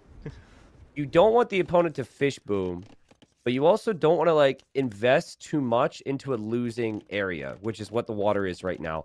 What's your thought on what Zizka's approach could be here? It's interesting, right? Because he only has 6 fills on food. He is nowhere near Castle Age. You don't want to invest into a losing cause, but Jan Zizka still thinks that they can make something happen. There's also a demo raft waiting in the wings. That fishing ship really wants to fight that dock. I wanted to be a fire galley. Yeah, that's relatable because it probably was just the rally point for the ships. Now, a lot of players will repair their weak ships, which Alfred the Alpaca hasn't done. And you just got to know, if you see a dock like that there is going to be a demo in there. And I think we're going to see a big moment here in a moment where Jan Zizka moves out and tries to retake water and not allow the Italian player to get a big fish boom. Yeah, and I think that Alfred was assuming that his opponent wasn't going to keep investing into water at that point, as he just lost so thoroughly. But Jan Zizka said no, and I just love the precision in Jan Zizka's unit control. He moved his fire ship behind the corner of the dock, and for those who don't know, because fire ships technically have 0% accuracy, they can't shoot over anything, and that includes docks or other ships. Demo incoming, gets an okay hit right there, and that one does not. Really great control for Zizka. Now, Res collected, saying it's ahead for Zizka right now. He does have 2 minutes of idle TC. That certainly is not good, but if a demo pops out for either player right now and connects, this could lead to one of them winning the water. Now, I need to eventually find a moment here. We need to see, did Alfred actually see his opponent has a barracks and an archer range? It's kind of hard to look at that when we're looking at this as Jan Zizka retakes water. But like, if you don't know your opponent has a barracks, you're definitely not going to know there's archers on the way. And I could see Jan Zizka still being competitive on water and then killing villagers with those archers soon. Absolutely, and look at this. I mean, Jan Zizka is just killing everything. His unit control is excellent. He just has more stuff than his opponent. And those demo ships finding basically no value is a massive issue. Archers unscouted as well, and I mean, even if they were scouted, you still don't have anything right now to do anything to stop this. This is Jan Zizka saying, no, no, no, no, no. I am not losing water. Yeah, and this is again an example, I think, for this matchup where clearly Alfred the Alpaca is very talented, but Jan Zizka, it just has this inevitability about him where he's always going to have that next step. Now, we'll see what happens with these 2 archers. It is just 2, but he's done a great job to ensure that the Italians didn't get the lead with the fishing ships. And there go the archers. And good luck walling it out. Like, you got to wall towards the water. You wall towards the water and your opponent is winning the water. It's not going to work out here. You could actually see, well, maybe the archers won't want to run alongside the dock. But they should be able to find an opportunity here, Orlu. Yeah, I mean, the quick gate there is nice. There's an archery range being rushed up on the other side as well, trying to trap the archers. I mean, the palisade gates are pretty low HP. Fletching's about to be in as well, but I mean, we need to see some skirms coming out. There isn't one on the way just yet. That's at a market from Alfred the Alpaca. Could bring him to Castle Age quite soon, and that is exactly what's incoming. But if these archers get in, everything dies. I know it's just 3 archers, but you really need to make sure this gate stays up. Really well played from Alfred the Alpaca to ensure the gate is still there. It's actually quite weak here. It's at 73%, and it's almost down. So he needs to send another Vil there. Maybe he's hoping the 1 skirm he has is enough here. But I think Jan Zizka could take this opportunity and run with it. There are 2 weak archers there. Actually, an archer for Alpaca. And we see another gate for Alpaca. So he seems very comfortable with the traps. But who's actually trapped here? It looks like Alpaca will defend from this. And well played, Alfred. I'm impressed. I mean, that was about as perfect as you could do. I mean, on the one hand, you're going for the quick gates, which are in themselves impressive, but on the other hand, you deleted them every single time. There was no gate that was destroyed. You are saving as much wood as possible, and on top of that, you focused down the low HP archers right away.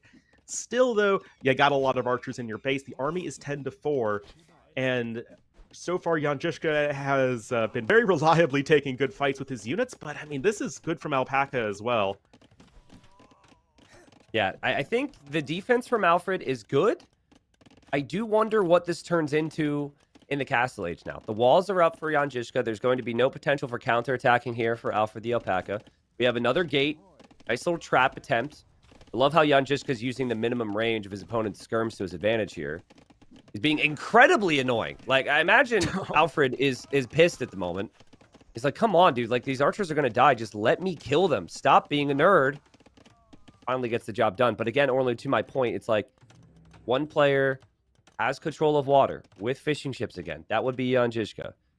That player is going to be in Castle Age at a very similar time. Gets 2 more villagers as a reward for making it to the next stage with the Bengalis. It does feel like Jan Zizka should be in a pretty good position to drop some town centers and maybe boom up. Yeah, and that's going to be the thing, right? Because although the villager count is only slightly in favor of Jan Zizka at this point, Alfred, I mean, he's got to make it to Castle Age. You have no real eco bonus to work with at this point. He's going to need to buy back some stone if he wants to go up to 3 TCs. And I could see a situation here where you're trying to push out onto the map with some archers, but you're just going to get overwhelmed by the light cav that Jan Zizka is going to be switching into. Yep. Oh, interesting stuff. It just makes me so happy to see people saying that these players are the same players every single freaking day, dude. It is like we're seeing the same rotation of the same 5 to 6 names flying through my chat. This is Hidden Cup for you, and it's just a reminder of how good everybody is. But according to viewers, we only have 5 or 6 players playing in this tournament every single time we're casting a series. I love it. Well, chat's going to guess the players they know, so they're going to keep on guessing the players that they watch all the time. So can't blame chat for that, as much as I like to. So yeah, Siege Workshop coming in, and immediately we see that second TC on the way. Light Cav able to swoop around. You cannot fully wall this map, at least not to the edge of the water. And there's going to be the third TC for Alfred, so he's going to say, I'm not going to fall behind economically this game. I really like the Light Cav edition. I also like how Jan Zizka said, what does that wall do, bro? That does nothing. I am into your eco, and I'm going to kill even more villagers. I mean, it's still just 2 Light Cav, but you could easily kill 2 or 3 villagers with this. And this is what you want on this map. And I remember initially I was thinking Bengalis don't really have the mobility. You can still play into Light Cav just fine. There's a weak villager. That's going to be a snipe for Jan Zizka. Very patient. And, dude, like, Zizka's living the dream right now. He sees crossbows, which should be advancing out across the map, being used defensively. That is the worst position you'd want to be in if you're Alfred the Alpaca. And then you're trying to send other crossbows forward, and you send them directly into Light Cav. That Light Cav still hasn't been killed. And Jan Zizka, yet again, finding a sweet spot economically here, game 2. Yeah, it's got more vills on food. It's a 7 vill lead overall. Even with more idle time, just the Bengali eco being so superior to the Italian economy, it really makes a difference. And using the Light Cav, you're fast, you can try and keep your opponent on their side of the map, and if you're playing Bengalis in this sort of situation, just buy time. It's all about buying time. And some players just insist on continuing to micro, continuing to use these cav, and that's what Zizka is doing here. Looks like there is a wall, and if it was going to attack the farm foundation, now it's going to attack this ville. And his opponent does realize, so see if the Light Cav could get the snipe. Spears on the way, and the villager goes down, and the Light Cav gets through.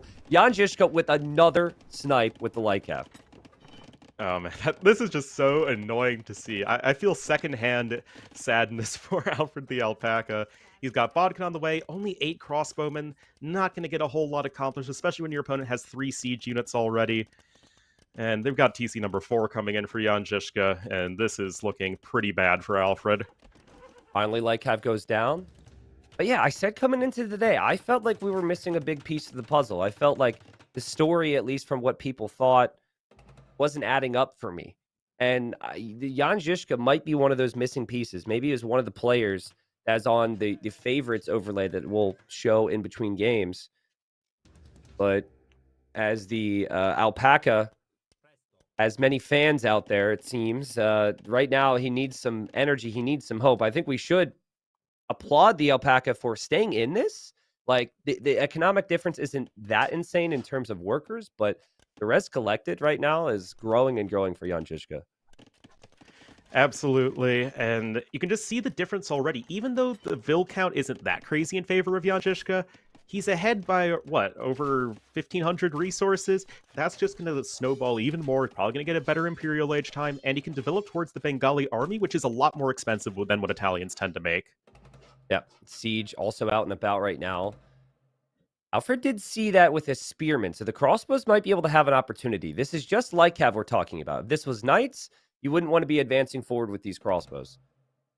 But you will have to be careful. Fortunately for Alfred, the siege is missing him, and maybe Alfred could find an opportunity. There's a lot of villagers for Jan Zizka heading out towards that stone at the worst possible time. It does look like Jan Zizka notices this immediately, though.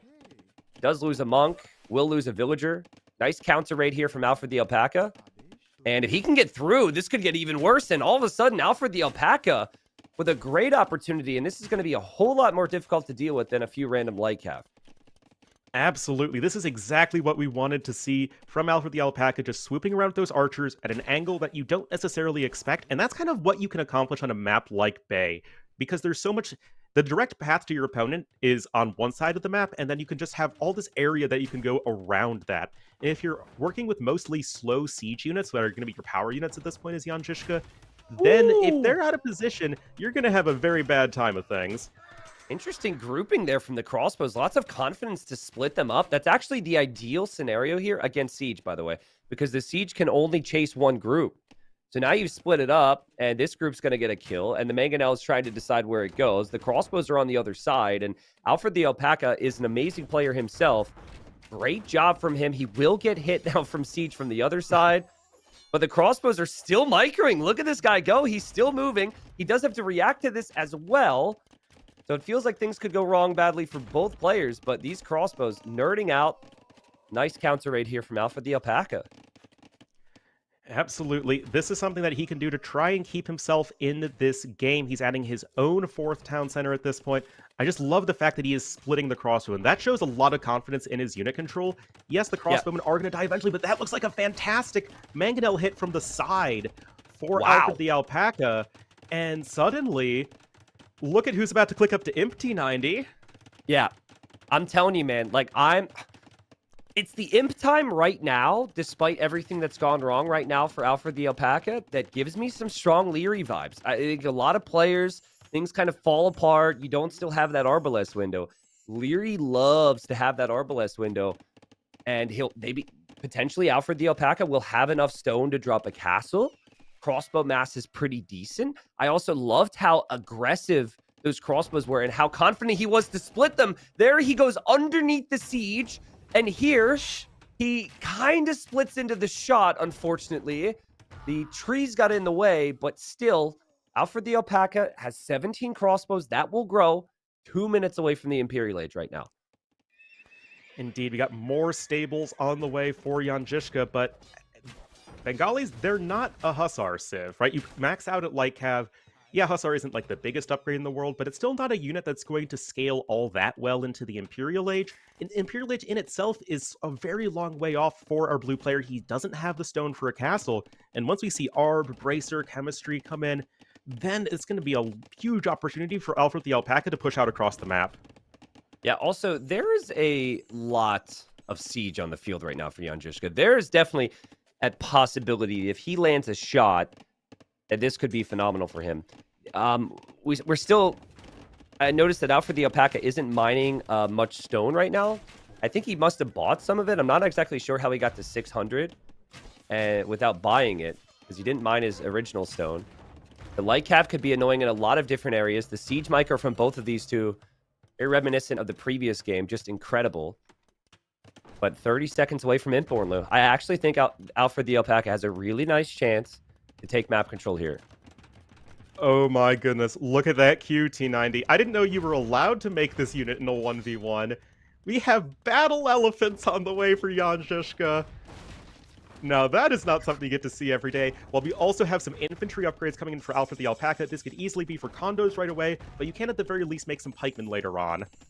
This is crazy. All in Castle Age with a Civ that doesn't get knights? Battle elephants with light cav? I mean, he's expecting there's going to be a big push here from his opponent to, make sense. We also don't see any imp upgrades coming in yet for these crossbows, I should point out. The condos are going to be there for the siege, though, Ornlu. And I feel like the condos should be able to kill the siege. It's just he needs something more than condos to really break Jan Zizka. Oh my god! Zizka dropping production buildings everywhere. What? We got skirms and elephant archers queued up? What are you doing, Yanni Z? I mean, nice mangonel attack round right there. But the mangonels still need to fall back. Condos, they're fast. They have melee damage. Oh my They're god. good at Oh my sniping god. those Oh my siege god. Oh units, my but god. you, Oh my god. man, Oh you my have god. to be Oh my god. careful. Oh my god. This is so bad. Get away, crossbows. Oh, if this were you or I, we would have lost our crossbows 3 times over. Alfred the Alpaca now sends in... He actually ejects the crossbows from the TC. He's got the condos running in to kill this big blob of blue. Still no bracers. Still no chemistry on these crossbows. These are just Castle Age crossbows. But the micro from Alfred the Alpaca is fantastic. He will take out some of the siege. And it's still 2 minutes until Jan Zizka's up to the next stage. I think Alfred the Alpaca should be able to push this. Just still waiting for more upgrades on the archers. Yeah, my concern now for Alfred the Alpaca is that he is falling further and further behind economically. Jan Zizka's macro, great, just like in game number 1. And the army numbers are even, and if Jan Zizka is able to sort of bridge that gap to the Imperial Age, he's probably going to just get to a stronger 200 population army than his opponent. Oh man, that's a lot of elephants. That's a lot of siege. But when you see Elephant Archer, it's not the unit you're going to be excited to be greeted by because of how tanky they are. Like we said, Bengali Elephant Archers are the best Elephant Archers in the game. And, oh man, could see a big attack round here for Jan Zizka. He sees the condos coming in. He does try. I like this. Alfred the Alpaca says, okay, I'm no longer going to use my condos against you here. I'm just going to go to your eco. That's the way to do it. Yeah, if there's one thing Bengalis don't have in the late game, it is mobility. I love the condos. Going in for the siege snipe does not manage to snag that last mangonel hit. But, I mean, Jan Zizka's at 158 bills. You might say that's overbooming, but if you're going for elephants, that's totally fine. You can also get the Mahayana tech to reduce the population of your villagers as the Bengalis. Interesting, though, because the Treb push is now starting, and we are slowly getting to those unit upgrades that you need to see as Alfred. Yeah, I mean, skirms makes sense, right? A lot of the units Jan Zizka's making make sense against the archers, but the condos are finding some damage here, finding some good kills. Alfred is starting to get his eco count up as well as catch up on some upgrades. Chemistry wasn't in before, ballistics wasn't in before. They're all coming in. Crossbows here are not going to have a lot of success. He's going to need more condos, but he's up to 53 on food, and Jan Zizka fell down to 25 on food because of those raids. So I'm not convinced just yet that even despite the Vil count, I don't think Jan Zizka is going to be able to get fully upgraded Elephant Archers for quite some time here, which makes me believe in Alfred the Alpaca. But oh my god, it's the Trail of Tears. He just lost everything. And now he's got, what, militia in queue? I guess that's a misclick, but he's got militia that sounds in like queue. a slight misclick right there. That said, the Genbo production has begun, and that's going to be your best unit in the late game versus the Bengalis. It's the thing that you have that best deals with elephants due to you not having Halberdier as the Italians. Oh god, Condos that are going to try and castle. looping around those units, but already this is getting real messy as that forward castle is not going to be stopped thanks to some nice quick walls. And the downside, though, is, it's going to be getting trapped right away. If there's anything that Jan Zizka has not done much in this game, it's Mind Stone. I mean, the castle is not really protected by anything here. That's a bit of a problem. And now more condos are running into the eco, and Jan Zizka's going to be falling apart. His only castle is going to be the forward castle. It will go down, and then the condo raids are going to be massacring his eco. Ornlu, I think Alfred the Alpaca is in a perfect position to take this game now. And you just love the resilience of Alfred the Alpaca, right? I mean, Jan Zizka is clearly a top player. I don't think there is any grass doubt about it. But at the same time, Alfred the Alpaca is not afraid. you lose water, don't panic, just add TCs behind it, get those raids in, and make the proper unit transitions, and suddenly things are looking a lot better for him. Yeah, and also you feel invested into repairing this castle to hold the position. Because if you don't hold the position, you'll have big problems. And that is stone you're now investing into repairs, which means you won't have the defensive castles and the condo raids. Could be a problem continuously. I love the upgrades here from Alfred the Alpaca. I love how he's continuing to defend and attack. But he does need to make sure he does take out that castle. Because if the castle stays up, it's a really nice position for Jan Žižka to hold. Yeah, if there's one thing I would have preferred maybe a little bit more from Alfred the Alpaca, it's just getting those trebs there sooner, because as you're saying, it's not something that you can just let your opponent hold on to for all that much longer. But still, I love the idea of just keep your opponent's base as much of a mess as possible, because if they're sitting there with like 35 to 40 elite elephant archers, there is no way you're ever killing that as Alfred the Alpaca. So just don't let that situation ever come to pass. Man, dude, like, the one thing that's becoming very apparent here is how slow elephants are. These elephants are very strong if you are fighting where the elephants want to engage. But as a castle, I think, went down there for Alfred the Alpaca immediately to a treb. He's going to build another one. I think he canceled it. Okay, maybe he did. Maybe he did because he had a lot of stone. But it's just so hard to catch up with these condo raids. There's just condos everywhere right now. And the condos are now going to dive in front of the castle to try and take a trebuchet. And as the condos kill villagers, the trebs should most likely be protected. But no, the castle falls.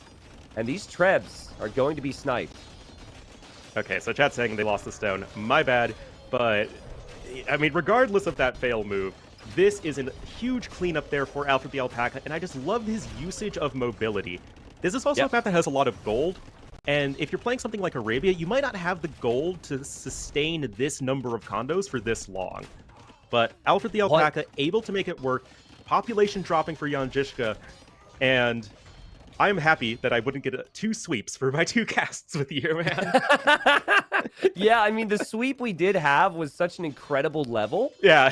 And we had the game go down to there was, only like 7 trees remaining, but it does feel like, with that statement, I agree with you that Alfred the Alpaca has been able to hold on, and Jan Žižka felt like he wanted to go for the kill maybe a little too early, maybe underestimating his opponent here. And as elite Genoese crossbow comes in, I'm now thinking elite Genoese crossbow, condos, maybe hussars. How are the Bengalis on the back foot supposed to be able to stop all this? It's going to be tough, and it's all about that utilization of mobility. On the one hand, Bengalis are pretty good at defending in the mid-game, because there just aren't that many areas you can attack, especially if the rush distance is long. But as we get into these later stages of the game, there is just so much surface area of your base that you need to defend, and, well, as we keep seeing time and time again, the elephants just aren't the best equipped unit in the world to try and stop that. The Genbos are going to start to take fairly efficient fights, and this is looking really bad for Jan Žižka, and that, guys, is a tied series, and holy cow, that, like, both these games have been ridiculously high level. Yes, seriously, so good, right? Game 1, Jan Žižka used the greed and eventually finished off his opponent. Here, he went for the greed and wasn't able to find the unit comp. And you got to think with these elephant archers, we still didn't see elite, we still didn't see the unique tech.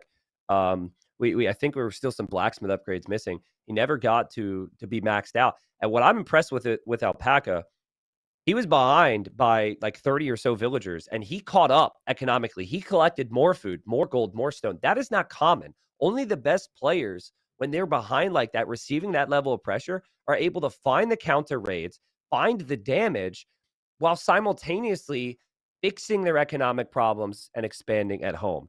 So a beautiful game, a beautiful series. And yet again, folks, if you are here, welcome.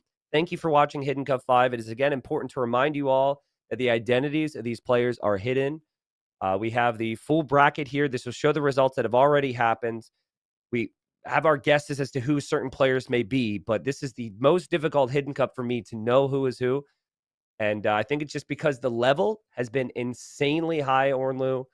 Right now, of course, tied up Alfred the Alpaca against Jan Žižka 1-1. The final matchup of the round of 16, which will be later on today, is Alexios Komnenos against Robert Guiscard, which is a historical matchup, Ornlu. It actually happened in history. I know that. I played the campaigns, T90. Well, the thing is, I believe Komnenos won, if I'm correct. Or am I incorrect? So Robert was never as directly involved in the fighting, and the two never really like conquered each other's territories. But at the end of the day, the Byzantine Empire ended up controlling most of the Eastern Mediterranean. So you could say in that context he won. But Robert had other priorities, I guess we could say. Other things to prioritize, yes, and we'll Yeah. learn about that later on as well. Maybe getting a little bit ahead of myself. Whew, man. I mean, I don't want to dive too heavily into the guessing here, but I will say that the way Jan Zizka played with that forward castle and the extended castle age now has me second guessing certain names that came to my mind, Orn Lu, because it felt inevitable until it didn't there for Jan Zizka. Yeah. Absolutely. I mean, this is a tough one because on the one hand, Jan Zizka looked in control that entire game, but then things just kind of fell apart. Yeah. A lot of the raiding, a lot of the multitasking really seemed to be in favor of Alfred the Alpaca. Both players, though, so precise with their unit control. I'm just so looking forward to the rest of this series, man. Yeah, and I think we've got some of the best maps remaining. Now, what will Jan Zizka go to? He picked Islands as his home map. Will he do that in Game 3? We'll find out here in a moment. Once again, folks, thank you for the support. Thank you for all the new Twitch Primes coming in. Thank you for all the viewership on YouTube as well. It's been amazing to see everybody coming in to watch this. If you pick Islands as a home map, you've got to go for Islands, right? No, apparently not. Here we are, and this is an interesting Civ matchup. This is one of the few times we've actually seen Cross in the main event. So that's the first thing. But also, the Huns are actually undefeated. I'm going to get ahead of the game here with Stats Guy, but Alfred the Alpaca picking an undefeated civilization, the Huns, on Cross with the qualifiers and main event. And the Malay had one of the best win rates in our qualifier. I think this might be the first time we see them in any game because they were banned so frequently. So both civs very strong, and Cross is a map that's all about multitasking here. Absolutely. And in that last game, we do have to give the slight multitasking edge to Alfred the Alpaca. So although this is Jan Zizka's home map, I think, right? It will be, I think, a bit of an opportunity here for Alfred the Alpaca. Almost certainly going to be very comfortable in this game regardless. Yeah. So Huns not having to build houses is really helpful when you need to produce a lot of units. And on this map, there's 4 pawns. And so you could, in theory, be producing in all those pawns while also producing out of your town centers, while also producing out of whatever military building you make. So that is why I think the Huns are strong. Now, you don't really feel the wood savings of not needing to build houses until, I'd say, late feudal and in Castle Age and beyond. The Malay, they don't have any savings bonuses except for, I guess, their fish traps. But the Malay have tons of vision on their docks, which we'll see eventually. And fish, it actually means that fish trapping is so much stronger if you're able to fully secure a pond. And some players come to mind when we think fish trapping. So if we see a player with like 2 docks in the same pond adding fish traps, that definitely narrows down some guesses for some people. Yeah, that gives you Viper Ganji Barrels vibes right there, the BF players for sure. Yep. Yeah, Malay win rate is very, very high. They are just so good in so many situations.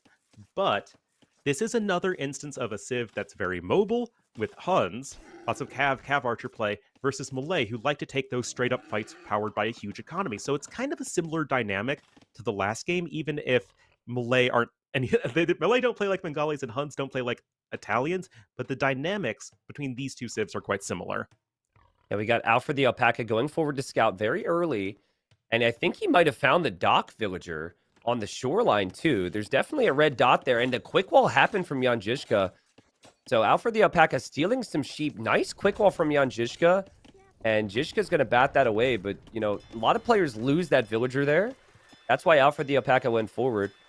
Nice shot from Zizka to get some nice quick walls, to be attentive there. But, you know, I want to talk about which players have loved the Huns as we see a gate. Oh, nice quick walling. And Mihai and Vinchester in the qualifier played Huns almost exclusively on this map. So as you think about players, you're oftentimes looking at preference. And I think Huns are, in many pros' eyes, below a Civ like Japanese, maybe below Persians, maybe below Malians. I know we've had bans here, but it's interesting to see the Huns as a pick when the stakes are so high now in the main event. Yeah, I definitely think Winchester comes to mind in terms of the overall play style plus the Civ pick here, but I still think that Ooh. it's not super clear one way or the other. And is that a villager already going over to the west? It might be. I've got a point I need to bring up. There was a game from Jean Bureau on day 1 where he was Huns. That would be a pig, actually. He was Huns, and in order to stop his opponent from docking his pond, he dropped palisade walls along the shoreline to prevent a dock spot. Now, Mihai did that. He was the only one who did that in the qualifier. But another player who had done it who's not in the main event was Dark, who was his teammate. Dark is good, is pretty close with Winchester, who is in the main event. There's also Sebastian, who's Mihai's teammate, who's in the main event.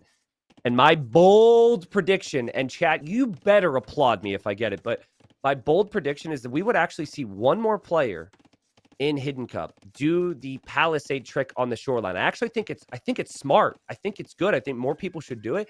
And if this is a Hun player like Winchester or Mihai, maybe we'll start to see some dots going up on the shoreline at some point. I know I'd love to see that, and indeed, that was one of the things that really tipped Jean Bureau being Mihai, at least in my eyes.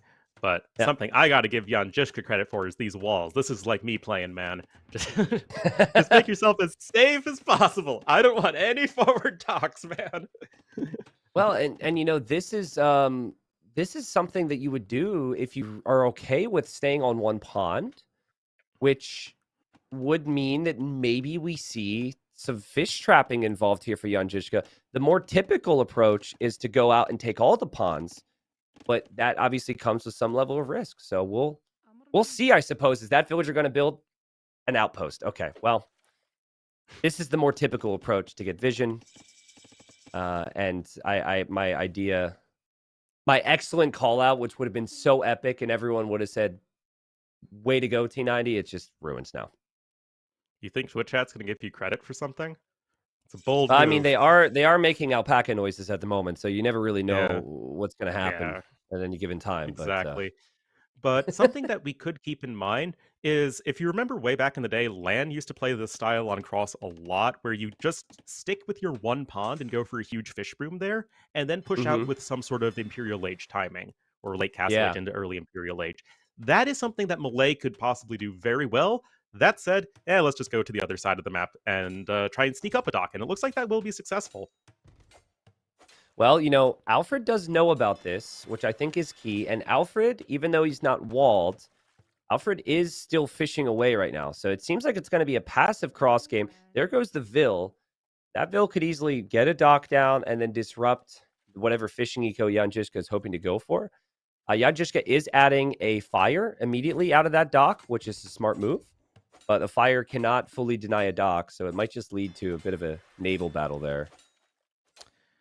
That does seem to be the most likely course of action, but you can see that Alfred is going to be taking that more aquatic approach. Yes, he's adding in the archery range now, but still focused mostly with going up to 3 pawns. Whereas on the other side, Jan Žižka, I think, is just going to be content to just sit in his base on the one-handed wall and then do most of his military fighting here on this eastern pond. Yeah, I think it's also important to show the vision from the dock for Jan Žižka. This is exclusive to Malay. His dock vision might actually give him vision over the other dock. I think it was just out of sight. The fire galley sees it now, but you get a lot of vision with the Malay, and Jan Žižka is going to immediately drop the second dock because he doesn't want to give up that pond as he sneaks with the villager over to the left pond. I really like how this has been played. Look, Alfred just checked with a fishing ship to see if the enemy's docked there and figured, okay, he didn't dock there at all. And now he's going to outpost, which is such a good play, but it's very likely Jan Žižka could get a dock down before the outpost gets vision on this here. Oh, well, the villager trying to run into the water. Is she going to be greedy enough and try to build a dock on the box turtles? No, she's just going to build a dock right there. At the very least, the outpost will obviously see this. No Vil fighting just yet, so it looks like we are just going to be fighting for docks on various ponds. Notably that when all of this is going on right now, it is currently 10 fishing ships to 10 fishing ships, but that Vil going down could deny the dock. Yeah, and that villager's very weak, and the villager will go down. Nice snipe there from Jan Zizka, who's just playing so greedy and already had 2 fire galleys out. So should be able, with 2 docks in this pond, to win on this pond. Here comes some archer pressure, though, from Alfred. And Alfred, I believe, has noticed that this is happening and is bringing the Vil. Archers, I like this a lot. Like, you already are spending so much wood on fishing ships or, you know, wood and gold on the ships themselves, the Navy. So mixing in a couple archers, especially when you're not going to get population capped easily as the Huns, you're saving a lot of wood now, is very nice. And okay, Jan Zizka, how's your quick walls here? How are you going to get yourself out of this one? This is going to be tricky, and you didn't notice. Villager goes down. Clearly watching some more Rex for those quick walls. Yeah, that just... it's going to make fighting for that western pond much more difficult. You might need to commit another villager, but I love the spearman here. Trying to just protect against the starting scout because you know your opponent doesn't have anything else. Yep. Also, really like a lot of players are just going to give up the pond when they lose that Vil on the eastern side. So the fact that Alfred sent another Vil over there was really smart to me, and we'll get the kill there. So both will be in Castle Age in about 2 minutes. I know that the Malay player hasn't clicked up yet, but this is the Malay we're talking about. And they zoom up to the next stage. And then With from the sound there... effect too? Yeah, you didn't know that? Oh, I must have not been paying attention. Yeah, man, just go click up to Castle Age. Just zoom, it's amazing. I think Alfred the Alpaca is in the better position right now. I think, yes, he's open, but like... being open against a player who's not going to counterattack you is not going to be a problem. And I think the resources are really going to start to stack up potentially for him. Absolutely. I mean, you're already 8 bills ahead. You're going to be hitting Castle Age at around the same time. Just the power of that Malay bonus. Got a demo ship incoming. Oof. And it's going to be... what's going to be good here for Jan Zizka is he's going to be able to better sustain ship production on multiple ponds due to having a stronger economy. Alfred's probably going to try to do something a bit more on the land. But if Jan Zizka is fully walled, which it looks like he's really looking to reinforce those walls, I think this should be good for our blue player. Yeah. Well, he took a really good fight on the east there. Killed a couple ships. Alfred was distracted. I wonder if Alfred's going to be considering making this a bit more about land and maybe going for a siege workshop. I feel like that would be a very realistic approach, especially with the hill he has towards the middle. He will hop out with a demo eventually, but it wouldn't surprise me if we have a Vil dropping something at some point here next to these archers. It just feels natural. And yes, there is going to be a siege workshop from Alfred. I love this play from Alfred the Alpaca. Absolutely. You see how intensely your opponent is trying to fight for water. It means that they can't be spending your resources everywhere at once, right? So try and exploit where you know your opponent isn't investing as much. And we do have the defensive siege workshop for Jan Zizka. And something that is going to be tough for Alfred the Alpaca to overcome is just that it's actually better for Jan Zizka to spread himself out more than it is for Alfred because Jan Zizka has the better eco. We might have a big demo on this right-hand side as well. Lots unraveling here for Jan Zizka. There's going to be a demo in that dock there. And normally what you do is you hop out with one fire, and then you hope all the fires crowd around that, and then you land the demo. We'll see. It's going to come eventually here anyways because the dock's going to go down. He's repairing away. He's not producing anything. He's focusing here. There's a million things happening, which is why a lot of players ban this map. And there we go. The fires hop out, and boom, the demo connects. And good luck with that pond, Jan Zizka. Man, you just really have to appreciate how good these guys are with their unit control, how everything is so precise and so deliberate. I mean, they're both clearly fast players. And right now, it is just all about that multitasking. And once again, although the eco is a bit better for Jan Zizka, that multitasking from Alfred the Alpaca is really impressive. Yeah, and simultaneously, we couldn't show both things at once. Jan Zizka did the same thing with the demo on the other side, I'm pretty sure. So now he's going to have the west, and this is where I'm wondering, how much is Jan Zizka going to fish trap? He's got this crazy defense set up. The Malay would want to have those fish traps going down. You get more food on your fish traps, and they also are cheaper. I think at a discount at like 33%. So is Jan Zizka fish trapping right now? Two-thirds, and he actually. is fish trapping like a Black Forest pro in there. Or Do you know how long it takes for a Malay fish trap to run out game time? I bet you do. Well, I wouldn't ask if I didn't know. It's actually over 2 hours game time. Okay, well, good to know. Like That's why you're it's worth it. basically set up for the rest of this game. Yeah, I also remember people complaining when it was nerfed. Oh, it's only 2 hours now. Like, Wow, I this mean- is just such a ridiculously efficient setup for Jan Zizka. And again, it could lean him into a really nice timing in early Imperial Age. He's just been so greedy. So incredibly greedy. And Alfred has brought like a lot of pressure, but always feels like Jan Zizka has just enough. I do think map control is an important aspect, like a very important aspect of the game that cannot be overlooked. And Jan Zizka has given that up for now. But I guess the plan for Jan Zizka is maybe to get a castle down, maybe go for some karambits. But Jan Zizka has to be careful. This is a lot of pressure. Villagers are going down. The TC could go down. This is now the downside, I guess, of the greedy approach of Jan Zizka, is he just doesn't have any resistance, anything to really compete with this pressure right now. It is going to be pretty tough. The stable, I think, is really odd. Maybe you just try to get some scouts to type the mugs. That's a great Mangonel hit, getting the 1 for 0. And he's going to be working towards a castle as well. He's ahead by 11 villagers, and this is going to be just a super safe setup here for Jan Zizka. Yeah, I think I wouldn't mind an elephant. Normally, you're not going to see that because players are worried there's going to be monks. But an elephant hopping out of that stable, it could maybe clear up the siege. We'll see. Orlo, I assume you can still hear me, correct? Yeah, why wouldn't I? Okay.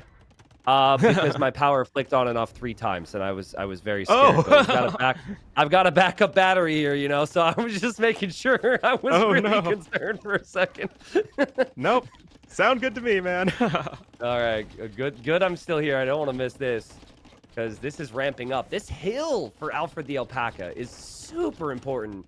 So difficult for Jan Zizka to fight uphill with the Mangonel shots right now. Yeah, it's a tough one to defend that TC, and the one thing that is tough when you're going for this defensive setup on this map is you don't usually have back wood lines to work with, so you necessarily have to be building your TCs in a position like Jan Zizka did right there, which opens up this potential to get damaged on a mid-game, but there is the castle on the way, and right now there's still a big lead for Jan Zizka. Alfred didn't go for it, but I think he could have actually destroyed it with the initial volley.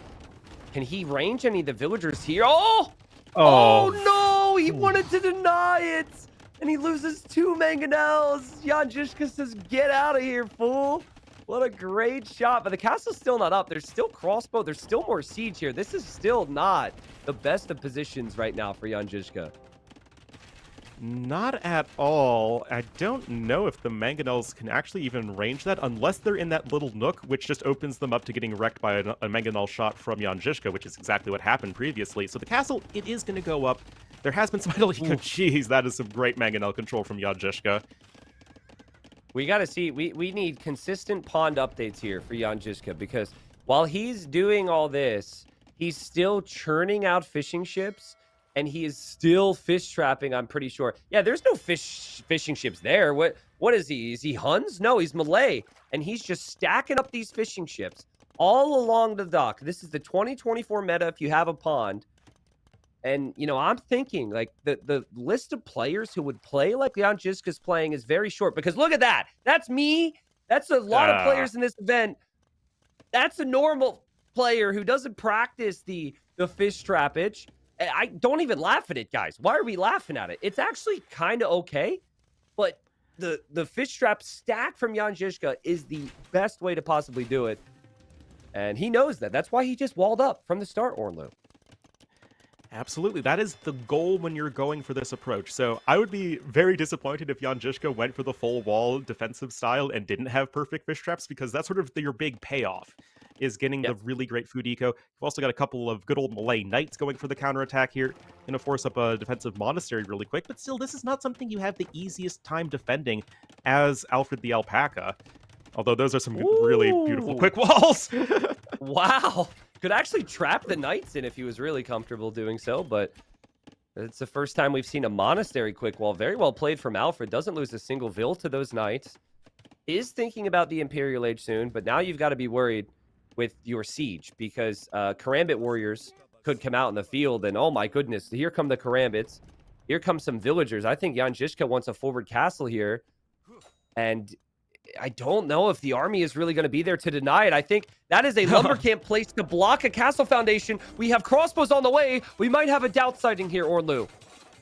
I mean, at the very least, it actually was successful in preventing the castle from going up on the hill. So even if the castle goes up here, it's already an impressive start there for Alfred the Alpaca. But right now, he is on the high ground with those archers and with the cav archers. The mangonel control here is essential, just a glancing hit on both sides.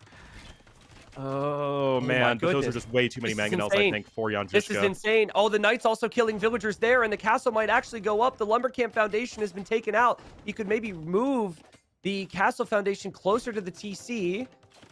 He did lose a lot of villagers. We'll have imp for both, but Jan Zizka ends up getting the better of the engagement. All the sieges here now. I think Alfred the Alpaca's TC will probably go down here shortly. And yeah, what it's just this a late series. Castle Age move out. I don't really think this is going to be a very recoverable position here for Alfred the Alpaca. Yeah, you've got a bunch of cav archers on the way. You're on your way up to the Imperial Age, but the map control is just so solidly in favor of Jan Zizka. He's going to get +4 defense the second he hits Imperial Age as melee, and those karambits are going to take actually a good long while to go down. Yeah, and the timing that melee can get is just ridiculous, right? And now you've got 37 fishing ships, so there's 7 over there, but there's 30 fishing ships elsewhere, a couple on that side. That food eco is untouched. Like you said, the fish straps for the melee are going to bring in food continuously. It is unraidable right now, and we don't have a single farm for Jan Zizka here. It is pure fish trap boom, the melee dream, and another castle forward for Jan Zizka. This guy just won't stop dropping castles. Hey, man, if it ain't broke, don't stop doing it. And right there, it is just going to be so difficult to take down that many mangonels. There are 4 of them. Yeah, you got Bracer on the way immediately. I'm sure you'll probably grab Chemistry as soon as you can after Ballistics is done. It's still going to be tough to get the numbers of cav archers you need to stop the amount of karambit spam that's going to be coming from 2 castles. Yeah, karambits produce so quickly, and the melee get the armor upgrades instantly and for free. So it's just everything about the melee is so timing oriented. And this is why the melee were banned a lot, because players have really figured out how to use those timings. The somewhat recent change of the instant and free armor has obviously helped those timings. I do think heavy cav archer is actually really good against the melee long term. So if Alfred the Alpaca could somehow keep his eco alive and research that, it could be strong. But how are you supposed to stop random karambits from wrecking your eco right now? Like, you have your cav archers there, and now the karambits are always going to find an area for damage. Yeah, they're just so cheap, and they can run around everywhere, and then it's going to, what most likely is the case, buy you time for that elite skirmisher switch, as you can see that upgrade coming in right now. Cav archers themselves are very good at raiding, but they can't really sit under TC fire. Got a defensive castle incoming, and right now the biggest concern I have for Alfred the Alpaca is he's only on 76 villagers. He's actually lost a ton this game. Yeah, he's lost a ton. He's hit 30 cav archers, but they have to be split up. Here he's trying to get some counter damage in, but if that's your strat, to try and raid wood lines, when your opponent's making karambits, it's not going to be it. Like, the guy doesn't need wood anymore. He already has invested into the fish traps enough to produce karambits long term. I think Jan Zizka will know this. He was ahead in the previous game, could have won that one, ended up going for a crazy forward castle there, so that's a trend. But here his forward castles have given him such great map control. Big shots there with mangonels. I mean, good control. Got a ton of vills on stone for both players, but the eco, we have 4 vills on wood for Alfred the Alpaca. That's not good for making cav archers. But at least he doesn't have to build houses, people. Oh, yeah. At least he doesn't have to build houses. Let's go. Huns are OP. Woo! Clearly, but we have more skirmisher upgrades incoming here for Jan Zizka. He's ahead by, around 5,000 resources. At the very least, Jan Zizka is doing a good job of trying to keep the numbers of working villagers low for Jan Zizka with those raids, but he's not able to replenish a bunch on his side. He's only on 1 TC right now, and that means every build that he uses is so much more difficult to replace. Yeah, I think Jan Zizka basically is thinking, as long as my castles stand, I can take a moment to tech switch into skirms, and then this is uncounterable. I think a lot of people, including myself, I would have YOLO'd in with the Karambits to take out these Cav Archers, and he didn't even do that. And he dropped some gates here to trap Alfred the Alpaca's Cav Archers in. They're not going to get away, and that is not what Alfred the Alpaca, excuse me, needed right now. Not at all. The one thing is that the Skirms still don't have that many upgrades, +2 defense just now incoming. So it's really going to come down to the unit control. They still don't have ballistics. Jeez. Oh, man. We're seeing a lot of traps here, a lot of units getting trapped, and the GG's called instantly. Jan Zizka goes up 2-1, and I'll say the same thing we said at the conclusion of game number 1 and game number 2. What a phenomenal series. The level from these two is so high right now.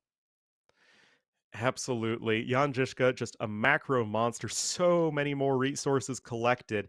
And those melee timings are just ridiculously tough to stop. And you can see why they're banned so often. Their transitions are really good. Their tech tree is great. And it is just tough for a more generic Civ like Huns to stop, even with good Cav Archers. Yeah, I think when Alfred saw those walls coming down, he probably was like, oh no, not a safe fish boom for the melee. This was an interesting moment. Like Alfred placing a lumber camp to try and block the castle because he can't build houses to do so was pretty epic. But Jan Zizka just bringing everything forward, and he always had more Karambits on the way. He always had more Mangonels on the way. I think had Jan Zizka not gone for the castle drop into the fast imp, I actually think Alfred the Alpaca could have had more time to stabilize here, Ornlu. So that was a really important and possibly an understated strategy there from Jan Zizka to go defense into crazy army and forward castles instead of defensive. Well, I think that's kind of a necessity when you go for that play, right? Because if you just keep staying in your base and trying to slowly creep out across the map, you just have no map control. And with a Civ like Melee, it's not like your army is very population efficient, and it's not going to be like the most cost efficient one in the world. So it's more about leveraging that timing, which of course Jan Zizka did just so beautifully. Yeah, that was very impressive there. And okay, so now I have a pretty good gauge for Alfred the Alpaca in terms of his preference in a game. And I'm just thinking back to that Bay game and how in this game he went crossbow too. Like it seems like he wants that crossbow upgrade each and every time.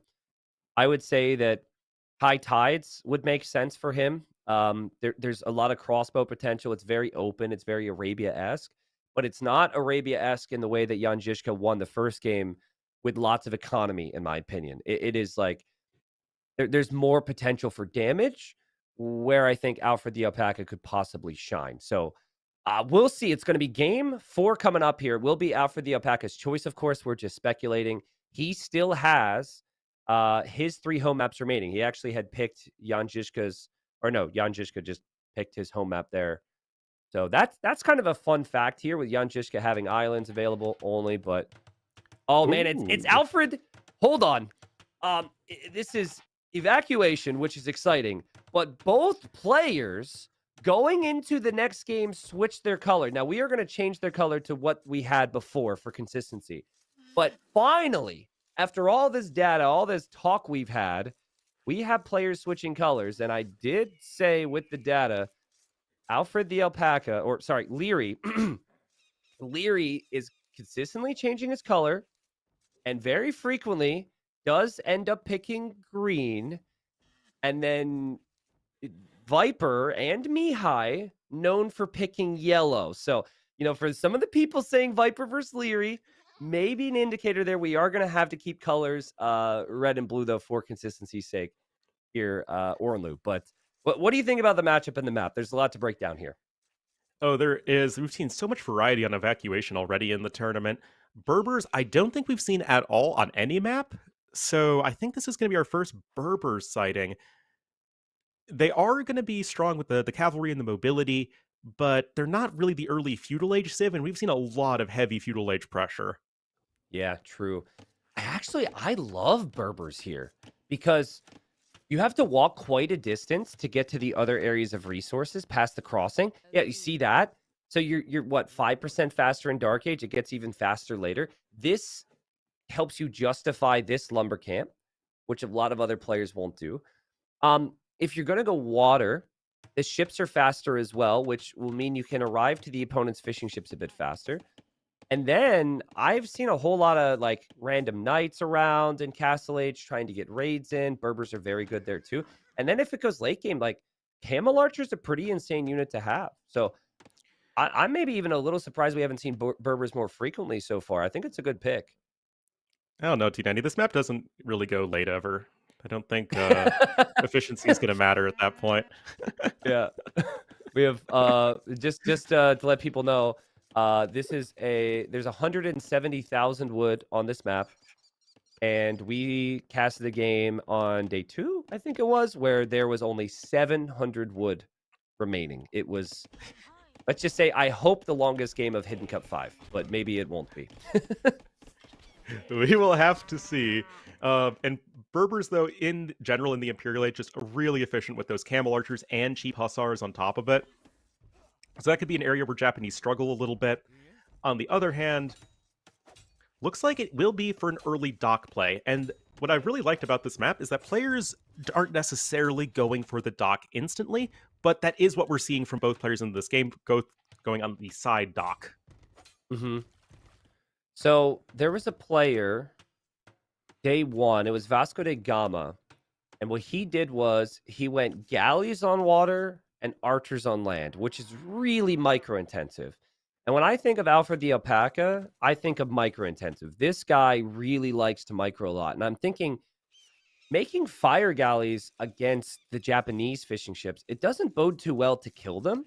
But if you go for galleys, you have more damage output. So I could see galleys with Berbers. Again, they're faster, being a good option here. But then I guess, how are you supposed to micro that with whatever else the plan is? Yeah, that's going to be tough. A lot of multitasking required, but that's what Alfred the Alpaca has been doing well. Where Jan Žižka's been succeeding, it's been about that defensive, macro-oriented play. We saw it in game number 1. We saw it in game number 3. So if Alfred's going to see some success here, I think he's going to really want to make things scrappy. Agreed. Yep, I agree with that statement. Now, obviously, those villagers have to walk quite a distance, but the efficiency will be there on the wood line.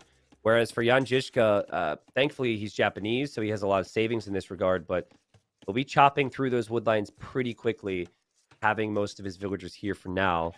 If there was ever a civ that could dominate early feudal age here, though, it would be the Japanese because of their flexibility. It's so easy for them to justify the man-at-arms.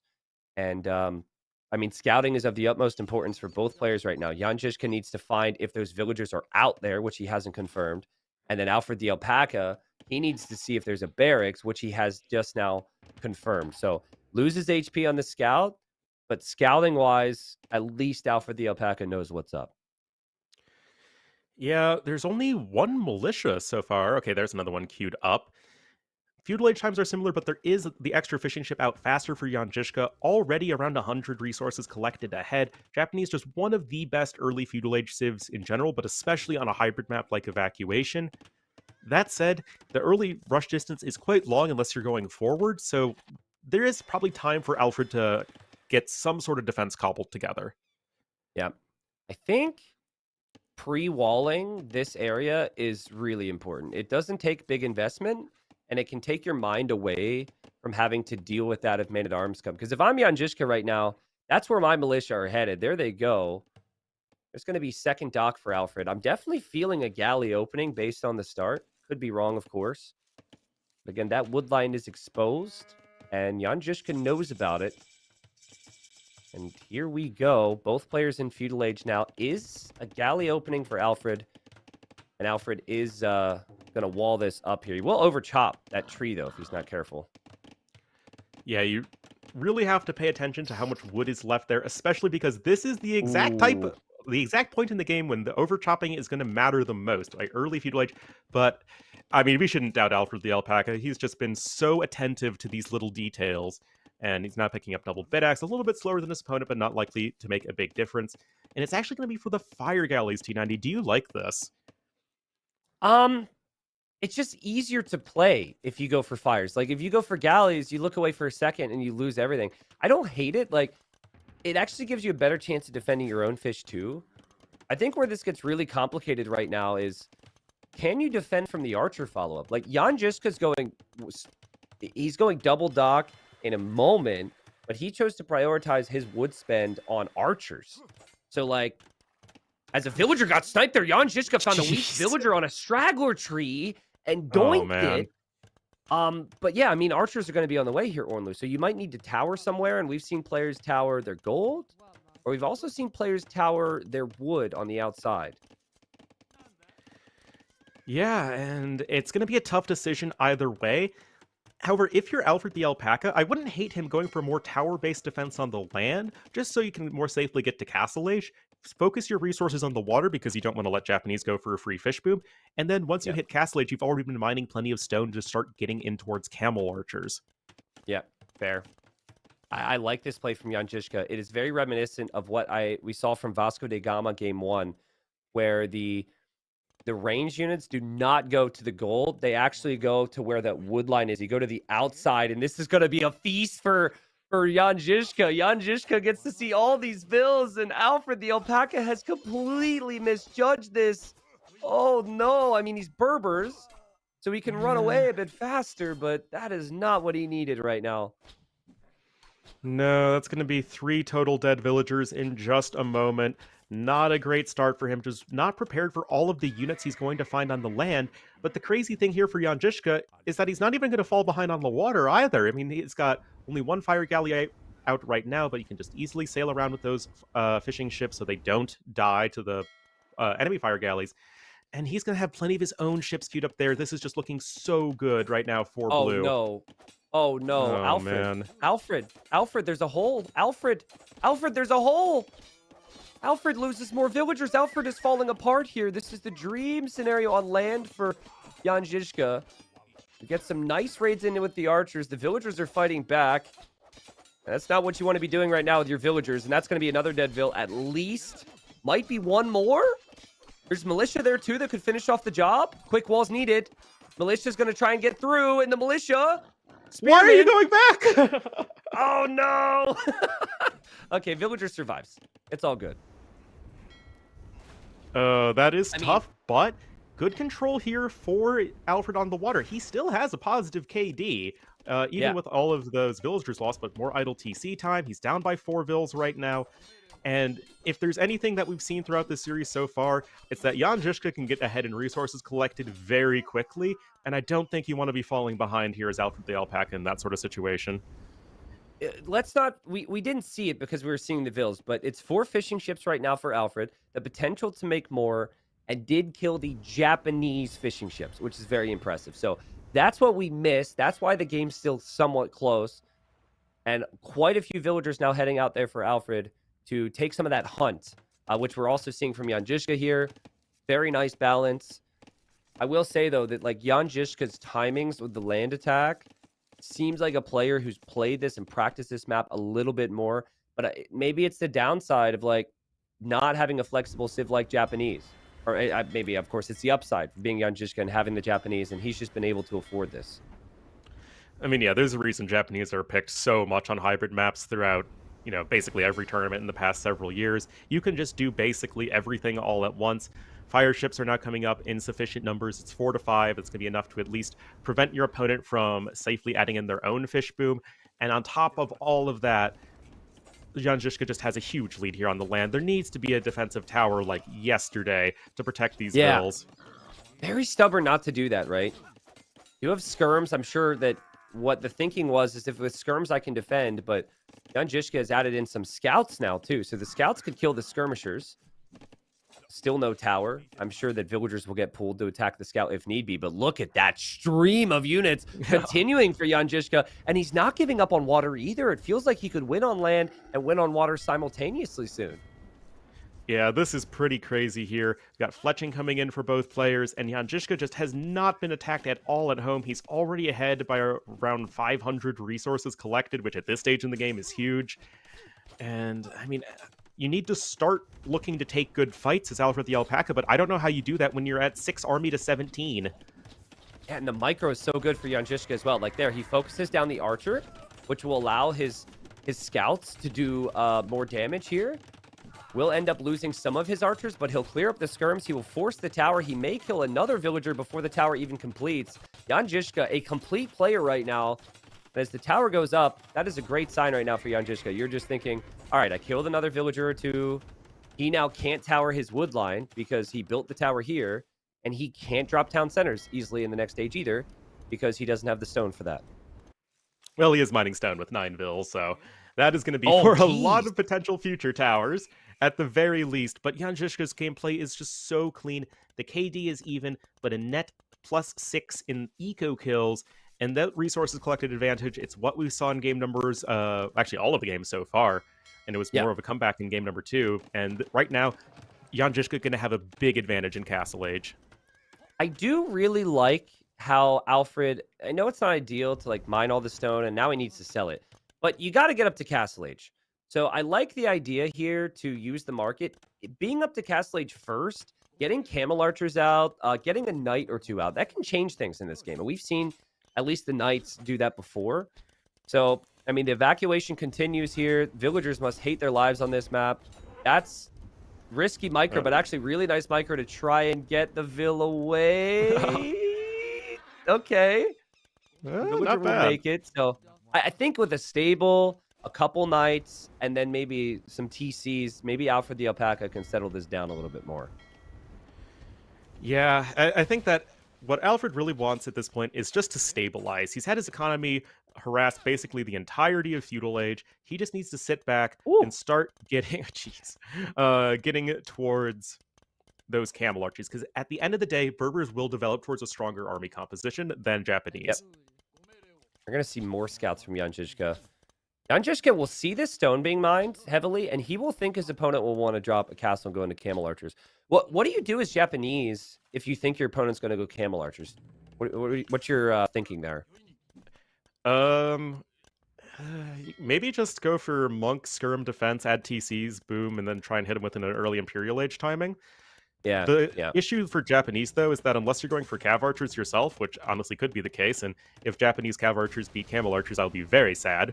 But, oh, beautiful there at the fire ship. Yeah, I think that you probably aren't going to win the mobility style, but yeah, Jan Žižka can go for it.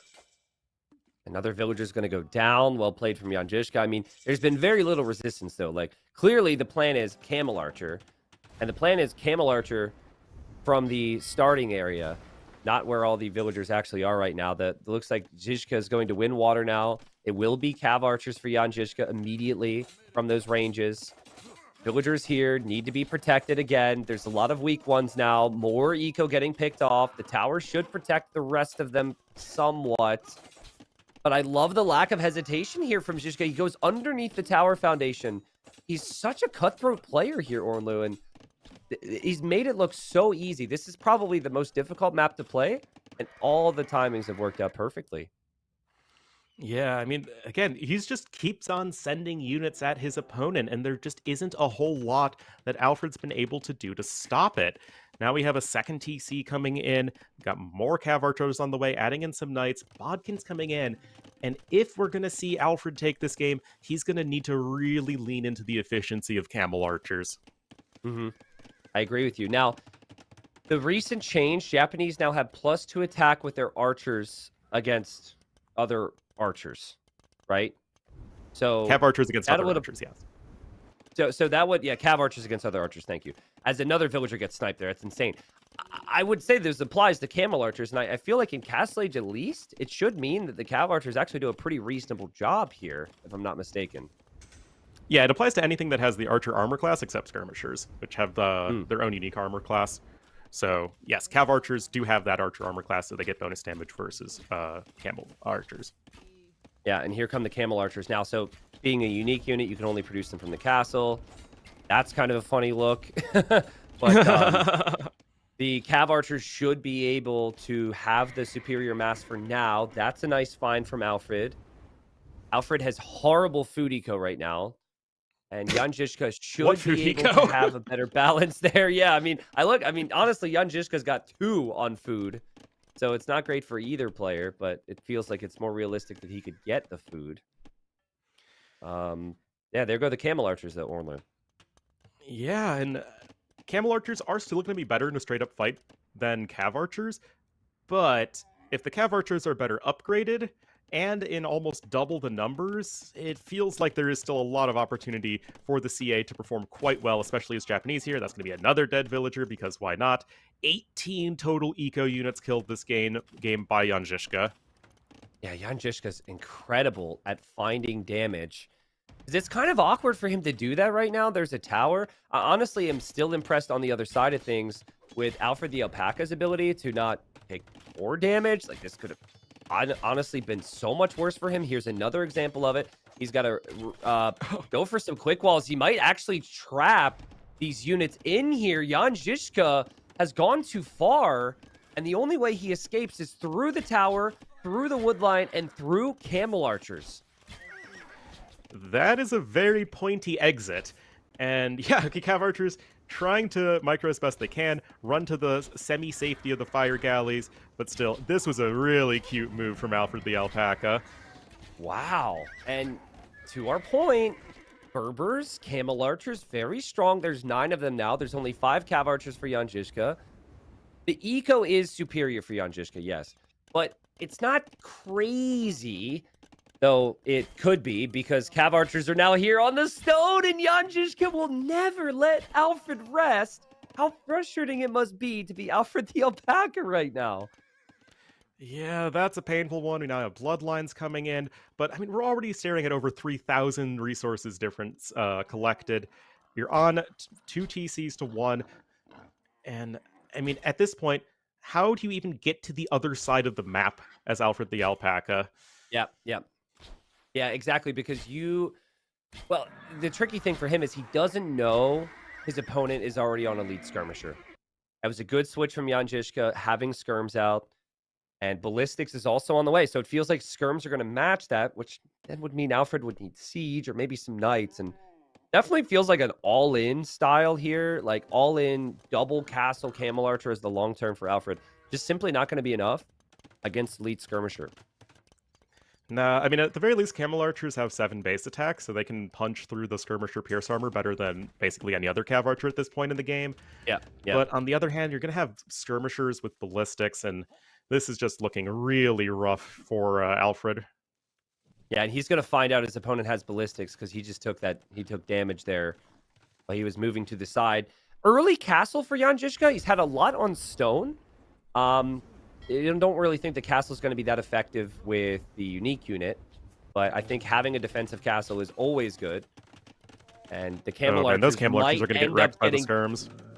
Okay, let's see the micro. If he can micro away from this, look at that. Look, okay. Look at this micro. Look at this micro from Alfred the Alpaca. Is this Leary? Is this Leary? Who is this? Could be some other players there. I mean, all my camel archers would be dead. That's for sure. But that was very impressive escape there from Alfred. I'm just trying to figure out, what is the win condition for Alfred the Alpaca? He's only on 7 camel archers. You're going to be running into skirmishers that are only going to be getting better and better upgrades. What are you going to do? Yeah. Drop a forward castle when your opponent already has a defensive castle? I don't see him getting to the Imperial Age faster. I'm just trying to figure out how Alfred plans on winning this game. Yeah, it's fortunately a map where we have seen some pretty sizable eco comebacks, because there's a lot of distance between the two of you. So I think with skirmishers being the biggest weapon for Jan Zizka right now, he's not going to end the game with that anytime soon. This is the type of thing that maybe Alfred could do. Avoid the starting area. But, oh, man, I mean, there he's taking losses. Here he is almost taking losses. Kind of a weird fight. Yeah, dude, I'm with you, though. 48 eco against 74 is brutal. The issue is that with ballistics in and plenty of range units of his own, Jan Zizka can just send a few cav archers or skirmishers back to defend against a couple camel archer raids. And it's not like he's really ever going to be out of position. The camel archers kind of need to all be grouped up to do anything, and they just aren't really in sufficient numbers to accomplish a whole lot. God, Alfred has had aggression, has had great unit control, but has not had the eco when compared to Jan Zizka in this series. That's been the difference. Even in the game that Alfred won on Bay, he was behind economically and then was able to take good fights, which then, of course, led to having a superior economy. But yeah, good luck pushing I mean, this the castle Mangonels are right going to now. find a nice Jeez. This is really painful. I think you have to, honestly, yeah, this is the type of energy we need right now from Alfred. Like, this is bad. Everywhere you go, there's fortification. That's a good fight. You got to go for something aggressive on the area that Jan Zizka has forgotten about, which is the starting area. So, oh, God. Okay, well, never mind. He hasn't forgotten. There's skirmishers there. There was only going to be one villager to build the castle. And the GG is called. Alfred the Alpaca now down 3-1 to an incredibly well-rounded Jan Zizka. Yeah, man, and it's just another one of those instances where Jan Zizka getting too far ahead economically too quickly. I mean, you can't just lose that many villagers early on a map with a very long rush distance. Jan Zizka just constantly going for the counterattacks. And it's like, it felt like Alfred was trying to do everything he could, but Jan Zizka was just prepared for everything. And once he got ahead, he just never, ever let up. Yeah, and unfortunately, like, well, not unfortunately, but this is what I think is cool about the map, because the priority there for Alfred in early feudal was win water.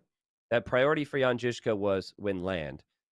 And I feel like in a lot of maps, competitively, when there's fish, these days we tend to see the winning water approach end up winning because the water can be so important. But there, to me, it just feels like there's so much potential for kills on land. It's so hard to defend from it that arguably the land ends up being more valuable. And Jan Zizka with Japanese, again, lost the fishing ships, but then just snowballed so much control elsewhere. Impressive stuff. Thank you very much, guys, for the donations. 50% of all donations go through to the prize pool. The live prize pool is at the bottom right. I believe that's updating today. I could be wrong. Production will look into that. I think it should be going up soon, because we had Cameron as well with a donation, which was really, really kind. Thank you, everybody. Support the stream. Give you the emotes. If you want to give Alfred the Alpaca your energy right now, this would probably be the time to do it, because he's down 3-1. And it looks like Jan Zizka just has every answer right now. But thank you, everybody, again, for being here. We are going to go to possibly one of the more useless stat sheets, though.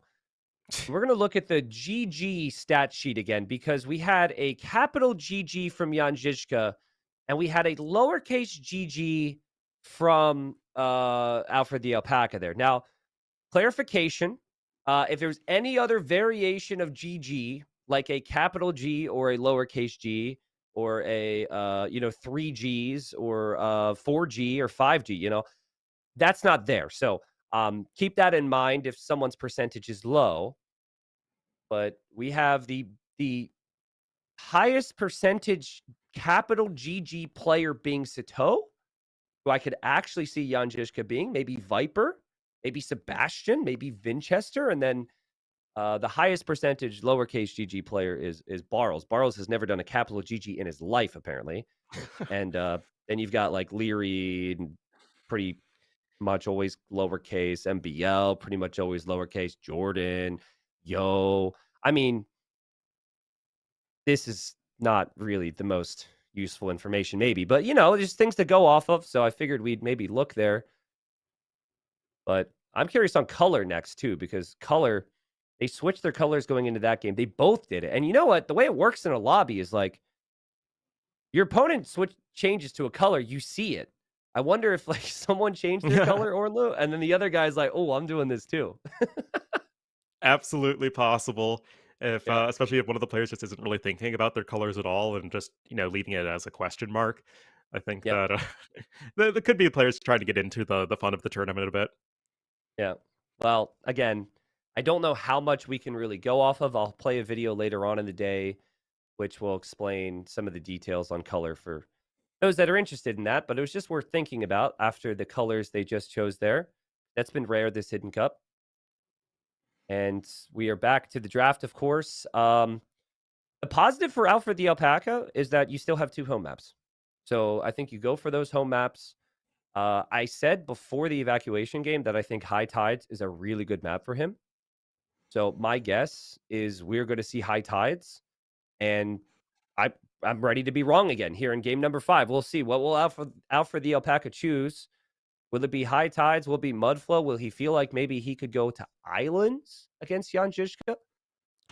Looks like you need to win them all at this point, and you are right, T90. It will be green versus yellow again for one thing, but also going to be going to high tides. Yeah, and I'm actually not opposed to having non-blue and red colors, but if we start as one color for the series, I prefer things be consistent. And also yellow on this terrain, kind of tricky to see. So we're going to switch the colors back. Jan Zizka has gone for the Lithuanians here, and then we have the Malians for Alfred the Alpaca on high tides. For those that watched Hidden Cup 4, we did make a tweak coming into Hidden Cup 5, and basically we made the South a whole lot more useful. In the South, you're going to see hunt and shorefish, and that was not there before. There's also the stone and gold. My thinking is, though, Ornlu, we are going to see a player like Alfred the Alpaca build a mill down here and use this. Like, Well, it would be I think with interesting like because 5 to 10 bills. you never really see it. Yeah. But on the So, other hand, games usually end up Lithuanians- they're too fast, right? Yeah, that's true. Lithuanians have the extra food at the start, so you can go to wood a bit earlier to then get the dock up. The Malians have the cheaper wood buildings, so I think the dock timings could be really good for both of them. So it's really hard to decide on, do you want to give up the northern water to take the food in the south? Can you do both? It's very difficult balance. It is a tough one to consider, but that is a very early dock coming in here for Jan Zizka. Lithuanians, as you're saying, can go to the wood much more quickly. And we've seen players commit to the water to differing degrees on this map in particular. Still actually lots of sheep scouting for Jan Zizka at this point, not worried about any sort of laming attempt. Mhm. But no dock at all right now for Alfred. Yeah, I think well, the Lithuanians should be able to get the villager over there a bit earlier because of how early they chop wood. So I think it's very likely that the villager for Alfred that's building the house will go to the shoreline. But I also think that Jan Zizka is going to be looking for that vill and already seems to have the scout on patrol there. So this villager has to be careful. You could place the dock somewhere other than the middle island, by the way. There's shorefish everywhere if you want to take advantage of it, but most likely the best dock is on that island. And there she goes. And you have to have your scout with your villager here if you're Alfred the Alpaca. You have to know Lithuanians will be there before you, and that this is a big focus on the map. But okay, the scout is there anyways. It seems like Alfred knows what's up, and Alfred is indeed going to dock. Never doubt the alpaca, man. That was at the absolute perfect angle and timing. He couldn't necessarily know that. Scout going to see the other dock. But there's already a fishing ship out for Jan Zizka, so that's going to bolster that early food economy.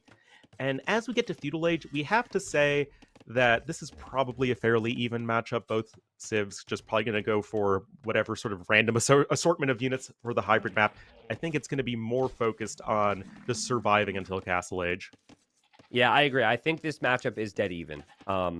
It's hard for me to really pick one. I think with the way Jan Zizka has played the Lithuanians, I prefer it because it can give you a really nice edge in early feudal. And I think with how the bonuses play out, since the future docks will also be discounted and things are just very flexible with wood and gold for Malians, it would feel natural for Alfred to want to go 2 docks. So I'm curious to see if Jan Zizka kind of gives up water and tries to pressure on land, because we're talking about the north, we're talking about the south, man. This map is wide open through the middle, and I feel like land aggression should be king. Well, we haven't really seen Jan Zizka completely forego water control, because in I think all of the games, he's eventually won water. It's just been a matter of how he chooses to prioritize it over going for the land units. Yeah. But that villager leaving does indicate that, well, he's at least not at first going to be focusing on the water. Yeah.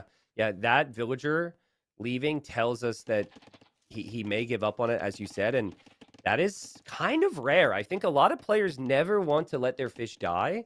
I think it always feels natural to try and contest for it in some way, but I really like this decision. And yeah, Alfred drops the dock. So Alfred will likely kill the fishing ships from Jan Zizka, but you're still investing wood and gold into ships instead of something on land. And we see the barracks for Jan Zizka at home. He's going to be going for archers, it seems. That does appear to be the case. 4 vills on gold quite early on. Pretty interesting. Sees the barracks timing. Alfred needs to be better prepared for the incoming archers than he was in the last game. Now, you could say it's easier to defend on this map than on evacuation, but at the same time, if he's focusing so heavily on the water, you need to make sure that you're at least having something to not just get like 4 archers with fletching in your base, because that's kind of what happened last time. Yeah, I think the key here is a little bit of walling, potentially a tower if you need it. But you make 2 fire galleys and you stop. 2 fire galleys have to happen, but then you stop and the rest of your wood goes into the barracks, the range. I could even see like an early tower on the gold or the wood being a really smart move right now if you're worried. And that's great. That's great scouting from Alfred. Not willing to give this series up. He sees the range, so he will know it's archers. Yeah, I mean, this is something that we want to see from Alfred as adapting to what his opponent's doing. He was caught off guard in the last game, really being so active with the scouting, making sure the same thing isn't happening again. We do have the 3rd fire galley queued up, which has me a little concerned that he's overinvesting, that I make that number 4. I hope it's no more than that, because currently Jan Zizka is forgetting that water exists, or at least close to it, just running around with fishing ships. Yeah, I actually think Jan Zizka might actually hide his fish in the corner for later. He might not even try and drop off the food. I mean, we do have the barracks there. The range should be affordable now. Again, I think there's some concern you might need a tower. Also found it interesting that Jan Zizka is milling hunt, but is not milling the hunt in the south, is actually milling the hunt in the back of his base. So he scouted a lot this game. He didn't actually push in the deer. And he's going to know now that his opponent is late on the archer range and is looking to disrupt this. And the first archer and spearman's already here. Yeah, I mean, this is kind of what happened last time, right? You're just dealing with more units than you are prepared to stop all at once. You have the scout coming forward here. It's going to do a nice job of blocking the villager. She's still a couple more hits, but yeah, great control right there. But nice blocking. Oh, and the villager calculated. Gets saved, and all of a sudden, like, Alfred the Alpaca has fishing ships working, right? So you have the fishing ships there. Looks like Jan Zizka's gone a little bit too far and has missed the food there. So, yeah, nice defense from Alfred. We'll have archers and skirms out. And also did scout the south. So I think Alfred will actually have vision on if there's any hunt dying in the south. Should have an idea on if Jan Zizka's down there. Yeah, but we have fletching incoming right now for Jan Zizka. That was only the first attack. It's still going to be 5 archers to 2 skirms, 1 archer without fletching. Those fishing ships seem to have been discovered by the fire galleys. We'll have to see how many fish Alfred the Alpaca can add behind this while not dying on the land, because that's still a very exposed forward gold on a hill. Yeah, that's why I was thinking maybe a tower would make sense. He chose never to do that. Honestly, I mean, he pulls away here. As long as the archers don't make it through, it should be okay. The spearman's dead now. He is fletching as well. He should defend from this. And I don't mind Alfred's position. I am very curious to see, though, how many farms he adds around his town center. How does he deal with the transitional aspect? Because in the previous game, man, it was so extreme. And this is a perfect example of it. Yeah, he needs farming eco, which I guess he couldn't do because he didn't have a mill just yet.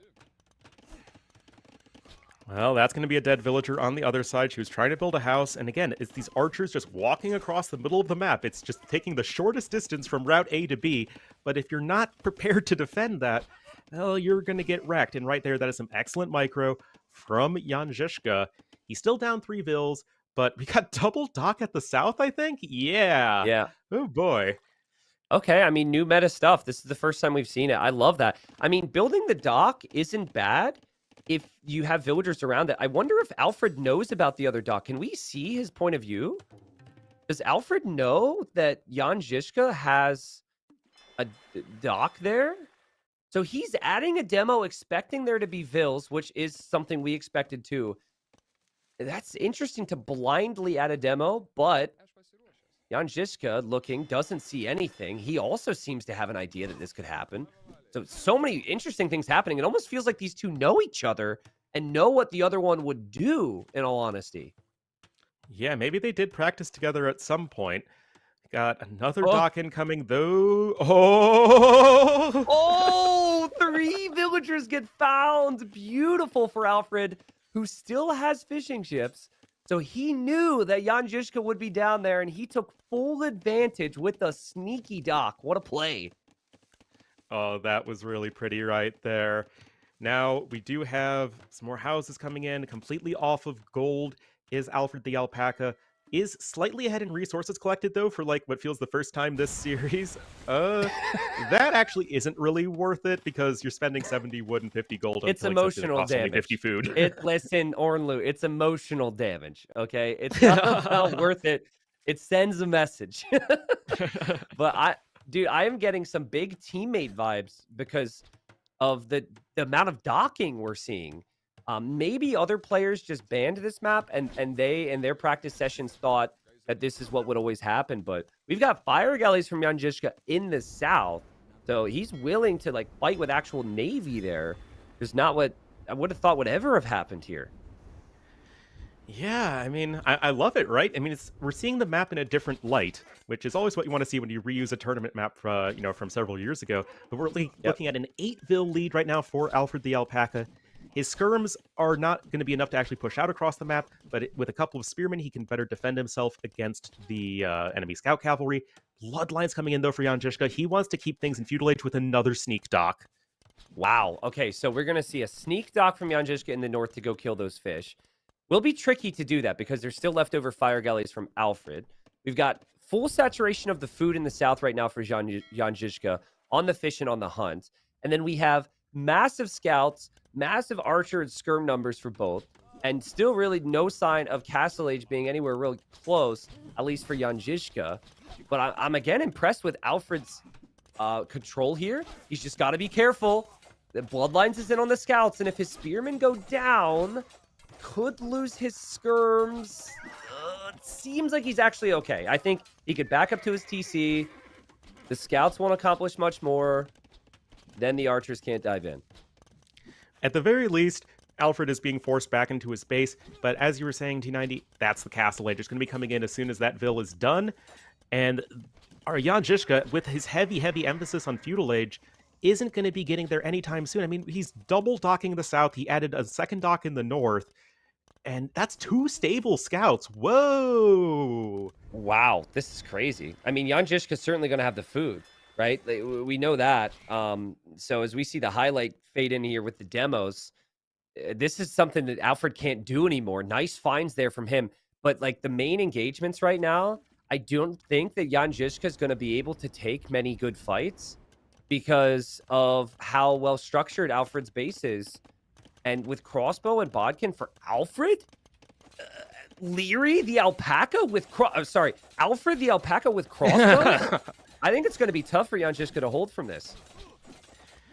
Yeah, I love the resilience of Alfred the Alpaca. I mean, he has just been kicked around in a lot of these games by Jan Zizka just playing perfectly, but never faltering in that unit control. Wow. Making sure he always has a plan. I mean, jeez. What? I mean, he's saving all these vills. Okay, he loses one, but the skirms in front, focus firing down the archers behind killing the scouts, the villagers repairing, and then being pulled away in the perfect moments. Beautiful play from Alfred the Alpaca. Jan Zizka wasted all of his food on those scouts now, and Castle Age only 20 seconds away for Alfred. This could end the game here if he moves forward with these crossbows. Yeah, it seems like maybe Alfred has realized that there are some fire galleys going to harass his own fishing ships, but like you were saying earlier, he still has that navy left over from feudal age. Happy Castle Age, Mr. Alfred the Alpaca, with a little bit of market usage. Jan Zizka can click up to Castle Age himself, but it is going to be over an entire Castle Age research time behind his opponent. I think that's an early university that's coming in, and right now the ball is in Alfred's court. He should probably try and make some damage happen right now. Yeah, and I like how Jan Zizka is still trying to distract in some ways, because Alfred may feel forced to go chase those archers down. But this is just typical for Alfred. He's like, I'm not going to stay at home, thank you very much. I'm going to be in your base with ranged units, which Alfred has done every single game. And now Jan Zizka needs to defend for 2 minutes with pretty much having no army to deal with this. There's no way that you could prep yourself for... You can keep the villagers safe, Ornlu, but your eco will be completely out of whack when you make it to Castle Age if you have to pull that many villagers away from farms and gold. Especially because it's the food that's not incoming right now for Jan Zizka. He's having to have a lot of vills on wood, which doesn't really accomplish a whole lot, and you need food to make cavalry, and that's, of course, what Jan Zizka and especially Lithuanians are going to want to accomplish here in the mid-game. This is where he's getting his food right now. And there's knights and there's crossbows there trying to find some damage. They are finding the damage, and Alfred the Alpaca just on 2 town centers at home, producing more vills, adding more eco, catching up on upgrades now. And now he's underneath the tower. And it seems like Alfred the Alpaca's not going to go away quietly. I get the fight for Jan Zizka, but I don't think he's going to be able to upgrade most of these units here. Not with 2/3 of his eco idle. There's still knights running around, and this is just such brilliant early Castle Age execution here. For Alfred the Alpaca, he's getting the quick ballistics upgrade as the Malians, and this is just Alfred saying, no, this series ain't over yet. Yeah, and with the level of play that Alfred can show, I fully believe that we could go to a 7th game. Obviously, if he wins this one, it goes 3-2, but Alfred the Alpaca is ridiculous talent. There's no doubt about it. Jan Zizka is going to have his work cut out for him to get that extra win. Is choosing to continue to fight. From what we can see, it's looking a little bleak, but it is he's within his right to fight until he knows he's completely dead. He doesn't know how good the situation is like we do. Of course, and right now Crossbone's still just maintaining that really strong position, camping the main gold right there of Jan Zizka's. Jan Zizka trying to add a second TC, but I love that Alfred, he's not all in by any stretch of the imagination. He's adding his own TC, number 3. He's still got 6 fishing ships working, and this is just a player who's so confident in their unit control and their execution, and there's GG. We're not having a 4-1 T90. No, we're not, and I think we can get to 7 games. Alfred the Alpaca played amazing there. And, we said it, right? We said before he picked Evacuation for the previous game that he could easily perform this way on a map which has that primary focus on land. I'm still very curious now. Obviously, we're not going to get the reveal on who these players are until the conclusion of the tournament, but the fact that Zizka docked to have vills down there, and then looked to see almost with a vill as if his opponent was going to dock. Now, it could have been a mill he was looking for. But then we had Alfred docking before knowing his opponent was there with anything and adding the demos. It was so interesting to see 3 docks in the south. It feels like there's either a meta that we haven't seen yet here in Hidden Cup 5 that, players maybe banned out the map or were saving, or that those 2 players kind of know each other by now, having played at that point 4.5 games against each other, change the colors. Yeah, I mean, it gets me excited, right? It gets me excited. Hopefully it gets the fans excited out there rooting for Alfred the Alpaca and Jan Zizka. But the level has been insanely high here. Jan Zizka's theme has been economy, and so there's not going to be a whole lot of that on Mudflow, you would think, if we get there. I'm expecting that from Alfred for game 6. And if we do get to Islands, folks, I would expect that to be an Armenians war because they both picked Armenians first. And Armenians are pretty much seen as the best water civilization, hands down, right now. Isn't it Jan Zizka's choice, though, because he lost the last game? Yeah, excuse me. It would be his choice, yeah. So I suppose if you're really confident on Islands, because it is your first pick, we're going to see Islands next. Yes, correct. Yeah, so I think the Armenian Sphere certainly makes sense, especially with the remaining civilizations, which would leave probably Franks, maybe Romans for Mudflow, and then Magyars or Hindustani. So yeah, all of that makes plenty of sense. Does Jan Zizka just want to take things to the mirror, though? Because it's really been Jan Zizka having the better economy and more defensive playstyle, Alfred with his great execution and unit control. Yeah, Islands is a pretty execution and unit control oriented map. So is that where Jan Zizka is going to feel most comfortable? I'm going to make a blind prediction before we even see what the map is. He might go Mudflow. But if it's Islands and I'm Jan Zizka against Alfred the Alpaca, I go landing because I don't want this Alfred the Alpaca guy to micro with galleys like he likes to micro with crossbows. That's my thinking. So you go Islands, you go landing, and Alfred the Alpaca is thinking, I'm going to be a nerd and go for galleys. And that's just my pre-match prediction. But we can see game number 6 right now. Let's see, is it Islands? Will it be Mudflow? Or will we have to save some of these thoughts for later? It would feel fitting to have the game 7 be the mirror matchup. But it's Jan Žižka's choice, and Jan Žižka goes for his #1 home map pick. This is the first player to actually pick islands as a home map, all Hidden Cup 5. And it is an Armenians war. It is possible for both players with their first pick on the draft to pick the same civ. I did that because I felt like there would be some civs out there that, well, the first reason I did that is because players have a training period and there's new maps they're training on. And I didn't want players like secret strats to potentially be banned out or unavailable. But also, civs like Chinese on Mudflow or like Armenians on islands are seen as really strong. And I also didn't want civ wins to be as common as a theme. So both these players had their first blind pick. And when that was revealed, they both picked the same thing, or win lose. So this makes our job easy. Please tell me what you think about the Armenians and why they're so strong on water. Well, if you guys aren't familiar with Armenians, as they are one of the newest civilizations, they just have so many bonuses going for them on water. They get early savings on their mule card drop-off site, which is similar to Japanese. They have more efficient eco upgrades, so you're kind of getting like Celts, like lumberjacks. And you have galleys that can fire an additional projectile, which is basically 1 extra damage. And then, even later on, you have the power of extra range on your own galleons and super good demo. So there's just so many things going for Armenians in a full water map. And I think that's before you talk about like the fact that you can make a monastery, which gives you a fortified church. Or sorry, you make a fortified church instead of a monastery, and you get a relic instantly. You can make a warrior priest, which is cheaper than a monk to pick up the relics. There's just a lot of different things that you can do with this civ. And I think the wood eco and the gold eco of this civ is bonkers. And you're going to be spending wood and you're going to be spending gold if you're making ships. So that's just how it goes. Now, already, I don't want to get too excited for myself here, but already, those that heard my little pre-match prediction, I could see it happening because you have Alfred the Alpaca, a player who loves his archers, docking on the front. So he's thinking, I'm guessing, more along the lines of being aggressive on water. And Jan Žižka has been more the economic player in the series. And he doesn't want anything to do with the front of his island. So he's going to dock the back here. This could mean a fast castle for Jan Žižka because the fishing ships will be on the back. It could also be could also mean that there's going to be a transport from Jan Žižka, and he's going to try and take this to the opponent's island.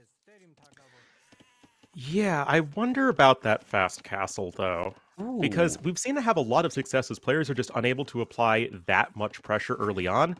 Also, Alfred already 13 seconds idle TC time, not exactly a perfectly clean Dark Age for this map.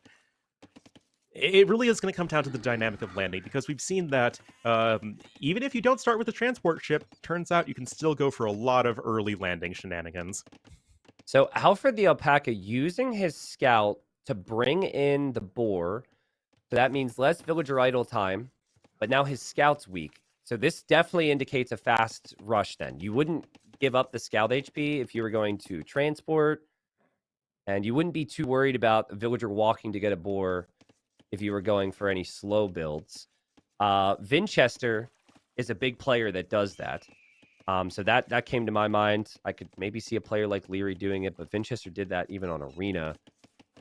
Apparently Armenians are 1-1 versus Armenians. Thank you, stats guy, for the important data here. We'll see if Armenians get the better of Armenians here in this game. But yes, you know, one thing I want to talk about here with the potential of the transport. Oh, God. Oh, no. Oh, okay. Well, that boar is not cooperating. Now, don't shoot it with the TC, Alfred, because it is weak already. Oh, my God. Did he calculate that? What was he thinking there? Alfred, that's freaking me out, man. I think that went down to the final arrow. Could have easily lost that boar. But to complete my thought, if you go back dock transport, I am an expert in transporting.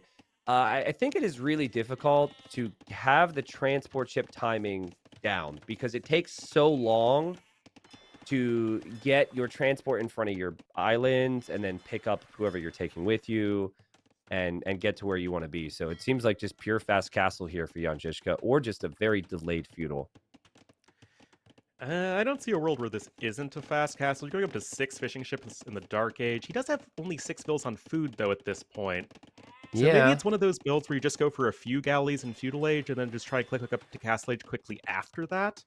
Whereas this is a much more traditional, I want to go for a galley war build from Alfred the Alpaca, except he has 27 seconds idle time, which is really ugly on this map. Yeah, and your scout's super weak, which might not end up Yeah. playing a role like we said, but that is definitely something that I feel is odd. Well, I mean, already we're seeing maybe Alfred the Alpaca's not comfortable here. But if Alfred the Alpaca can win this, then it's his home map for game number 7. I like the greed approach from Jan Zizka, though, if it is some of the players people have been saying. This, in some ways, eliminates Hera a little bit more in my mind. I know he can have his greed, but 8 fishing ships. I'm thinking through qualifier players. I could see Sato playing like Jan Zizka is right now. I could see a player like, not a qualifier player, but Jordan or Viper maybe opting for the safe back fish boom. But it could be very risky to do that, of course, with 3 docks from Alfred making galleys right now. Yeah, I mean, but look at those resources, T90. That's not a fast castle. It's just, Yeah. whoa, slow fire galleys. Isn't this just going to lose horribly to a bunch of galleys with Alfred the Alpaca That is super micro? weird. Okay, so here's my thinking. So I don't like the slow fires for the fights. However, if you could get the Castle Age 2 minutes faster, losing your 8 fishing ships doesn't actually matter because you're going to kill your opponent's fishing ships anyways, most likely. So the thinking here is collect more res, just passing, which he's already done, and then turn this into a fast castle, a faster castle. But this is a faster castle, ideally, for Jan Zizka that isn't without actually some resistance. I think that's kind of the logic here. So we'll see. But there's the market. Yeah, he definitely, this is not the typical fast castle, but he's definitely having that in mind right now. My concern with this build for Jan Zizka is that you're still going to lose your fishing ships at this rate. And you invested into 8 fishing ships, which is a very sizable number. And the fishing ship, I don't know if it was intentional to send the fishing ship over there, but if it was, making sure his opponent didn't go with the front dock, I think, that's a cute little move, although maybe based off of the uptime, you can assume your opponent with a back dock went for a back dock in the first place. And right now, it is just going to be Galley City, especially the Armenian galleys, getting that extra 1 damage with their second projectile. It is going to be tough for Jan Zizka to take fights until he gets the actual fire ship upgrade. Yeah, I think Jan Zizka's going to sell a stone here. He's just missing the food he needs. Now, it's still only 3 galleys here. Now he's got 2 fires. He might have a fire coming from the other side. His fishing ships are still working. Yeah, sells a stone. And now is going to get the little surrounds. Armenian galleys are so good. Nice kill there. That's our first kill of the game. But the second kill of the game comes in from Jan Zizka. And he's up. So I actually don't mind this so much for Jan Zizka. Even if he loses his fish, like I said, that faster castle age can lead to a lot of things. Did you see that fishing ship block on the galleys? That was the civilians taking matters into their own hands, saying, "No, no, no, you are not escaping." Now, what I consider to be a possible issue here for Alfred is if you have feudal age fires against castle age fires. Wow, great micro from Jan Zizka. He saves that.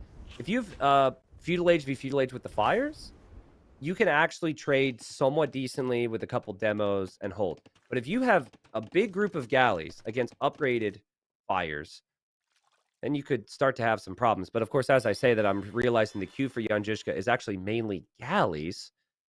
So he too wants to go galleys, which I don't actually love. I think the fires should do better, but maybe against Armenians they don't only. Maybe I'm not factoring that in because of the extra bolt. Yeah, that could just make the fights a little bit more difficult, but so far, these fire ships feel like they've been getting more value than they probably should. At the same time, once the actual fight's starting, this is some good micro here for Alfred the Alpaca. He does have fletching, but War Galley going to come in immediately here, as well as a transport ship. Whoa. Interesting. A transport ship from the front. This Jan Zizka guy's tricky, man. Like, really hard to nail down what style we're going to see. I expected more of the defensive opening with the back docks, but I mean, he certainly can micro himself. His eco is solid. He's chasing all this down.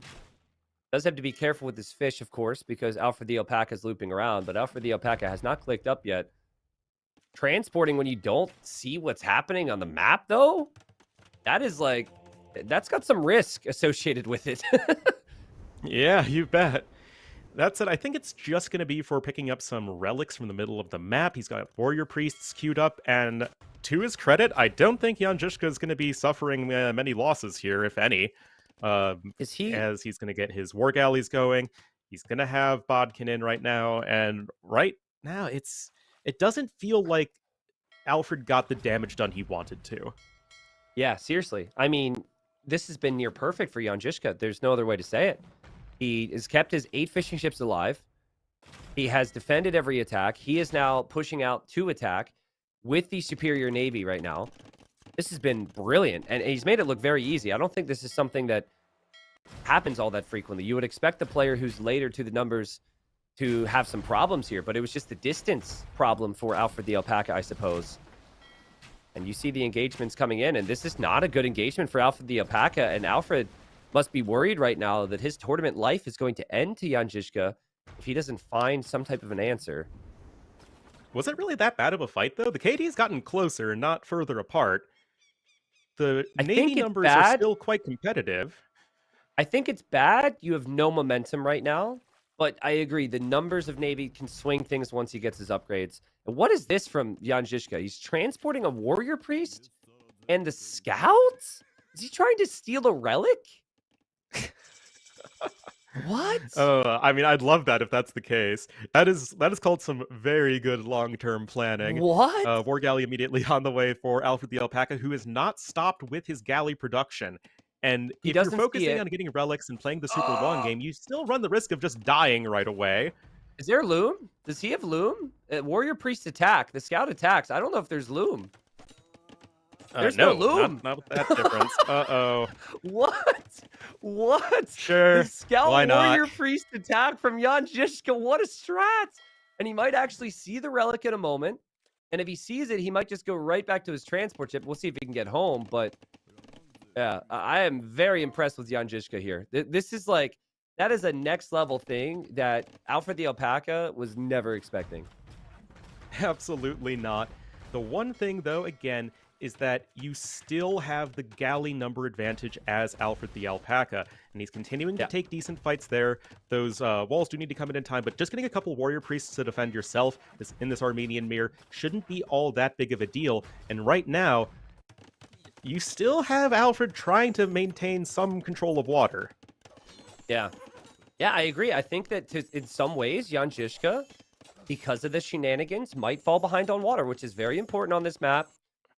Big navy there for Alfred the Alpaca. The units died on Alfred the Alpaca's island.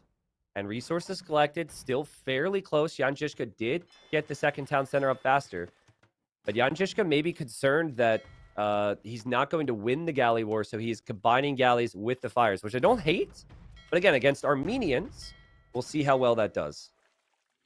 Yeah, of course, you can just shoot and scoot as Alfred the Alpaca is doing right now. Those fires are slower than war galleys. A little bit odd with the war galley regrouping behavior right there, but regardless, you have a few more sailing around the back and to try and go for those fishing ships and help even out that eco difference, because militarily, Alfred the Alpaca is at the very worst keeping pace with his opponent. Yeah, now, usually islands, we see a lot of complexities. It is, of course, very easy for someone to lose the game quickly on this map. But at the end of the day, when you get to the highest level, they're trying to find ways, just like other maps, to get a lead that takes them towards the late game. And so that is what Jan Zizka's focused on. Now, I'm just concerned about his food eco. I'm just noticing he doesn't have that many farms, at least what the stats are telling me. So I wonder what the food collected is going to look like, because that eco there, he might have the TCs, he might have the workers. That's not set up. Neither player actually is really set up to be an imp anytime soon behind this. Well, both heavily focusing there on the war galley production. Notably, though, we have ballistics in for Jan Zizka, absolutely huge in a war galley fight. And also, both players have picked up all of the relics on their islands. Of course, Armenians get 1 relic for free, so it is going to be 3 relics v 3 relics until either player can try and make that landing happen. You see that warrior priest trying to go for it right now. Maybe they'll be able to sneak them back. Yeah, it should be able to. And I mean, it might be even. It might be 5 relics for both because Alfred the Alpaca is also thinking the same thing. He also has 2 warrior priests. And he also has a transport ship somewhere. So I think it will be his turn. I mean, we added the extra relics to avoid stalemates and to give the player with water control more of an advantage. If it's 5 relics v 5 relics, that's going to be dead even. You add... man. Hold on. You added more relics to prevent a stalemate, and then added an even number of relics so players can split them 50-50. Okay. Okay, Ornlu, I get it. All right, I get it. But that rarely happens, okay? The idea was more relics equals more gold income, which can actually help you when there's a wood stalemate. But yes, thank you. Thank you for pointing that out. We'll see if it's even. I just ask the questions as they come to me, man. There is no pointed argument made behind them. Well, I mean, only one relic's going to make it back home, and one of the warrior priests went down. And man, these are some crazy engagements right now. And the eco is better for Jan Zizka. They both have so little farming eco. They just don't have the resources to justify it when this has become a massive galley war. This is very unique. Yeah, but still, behind all of this, Jan Zizka, as we've seen throughout this entire series, is pulling ahead. He's got slightly better fights.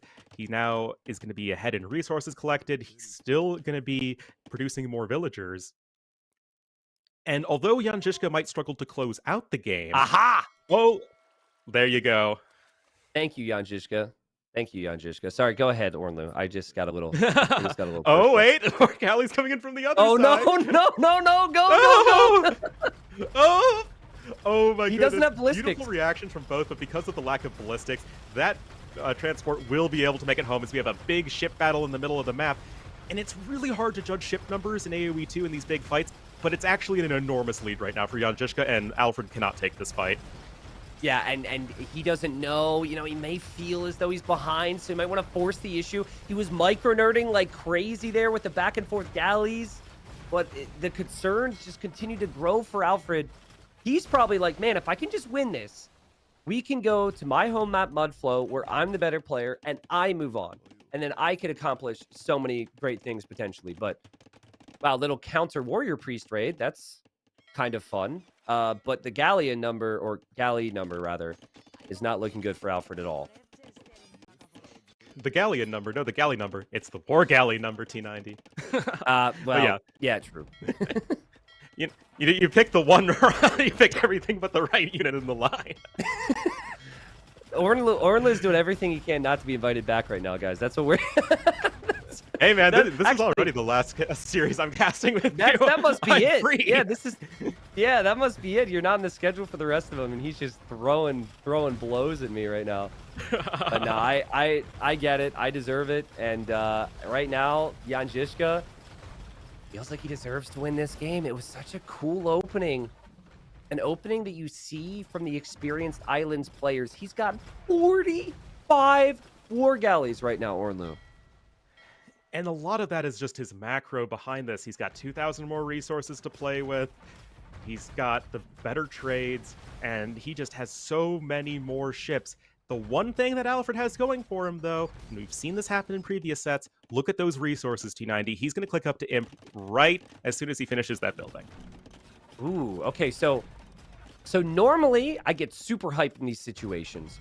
The problem I see here is he's not on stone to drop a dock to protect the shoreline, and he's not up against fire ships, is he? He's up against war galleys. So I think it's very good. It's going to be very difficult for him to have docks up and to get the mass. But do Armenians get fast fire?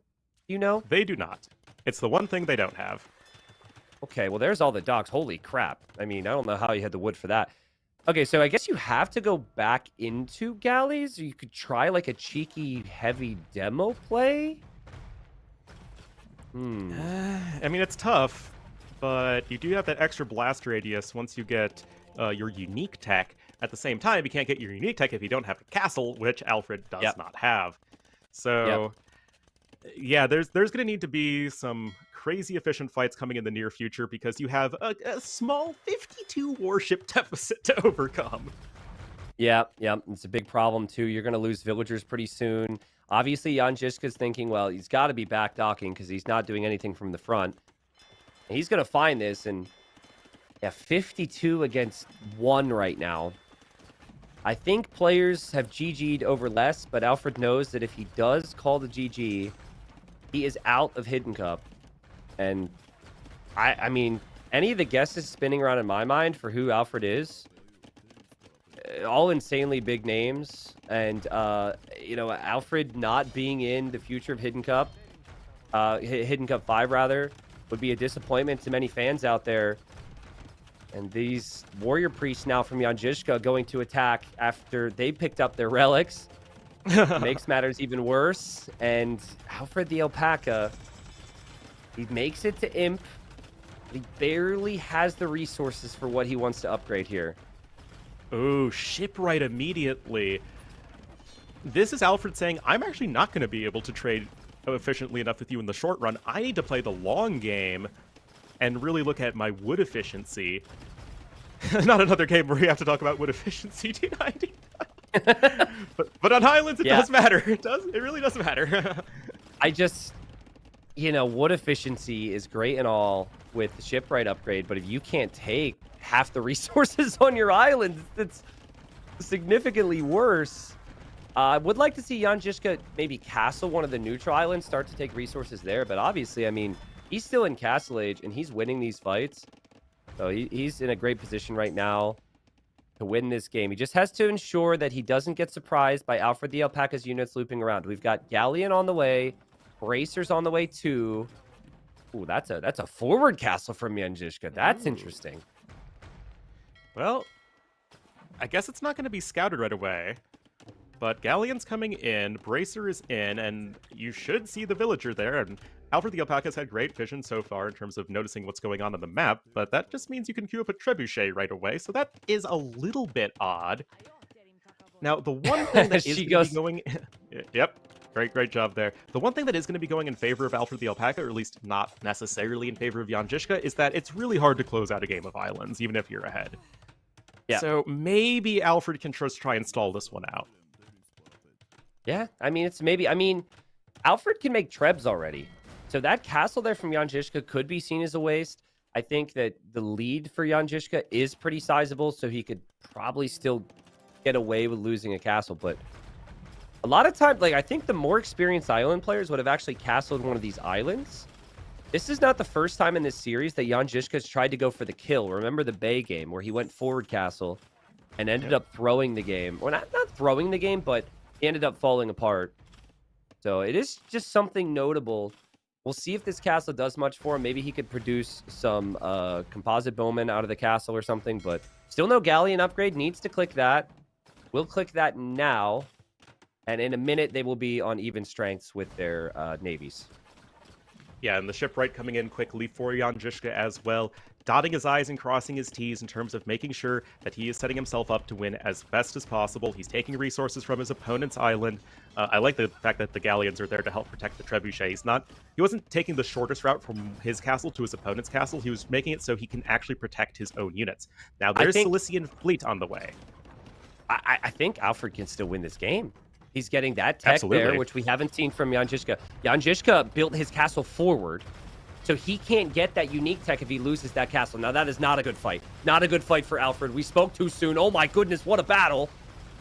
Even my chemistry isn't in for Jan Žižka yet. Alfred getting completely massacred, even though he has the better tech. But still, like, Alfred could take the neutral islands in theory. There's some possibilities, especially if that castle for Jan Žižka doesn't research the unique tech.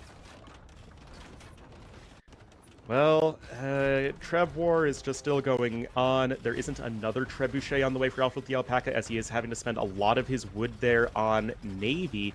But you just can't keep taking bad fights like this. You need to sail away, go back to your docks and where it's a bit safer, and try and just start to eke out some more efficient fights. But right now, it's just, you know, we're looking at a 60 pop difference. This is tough to overcome.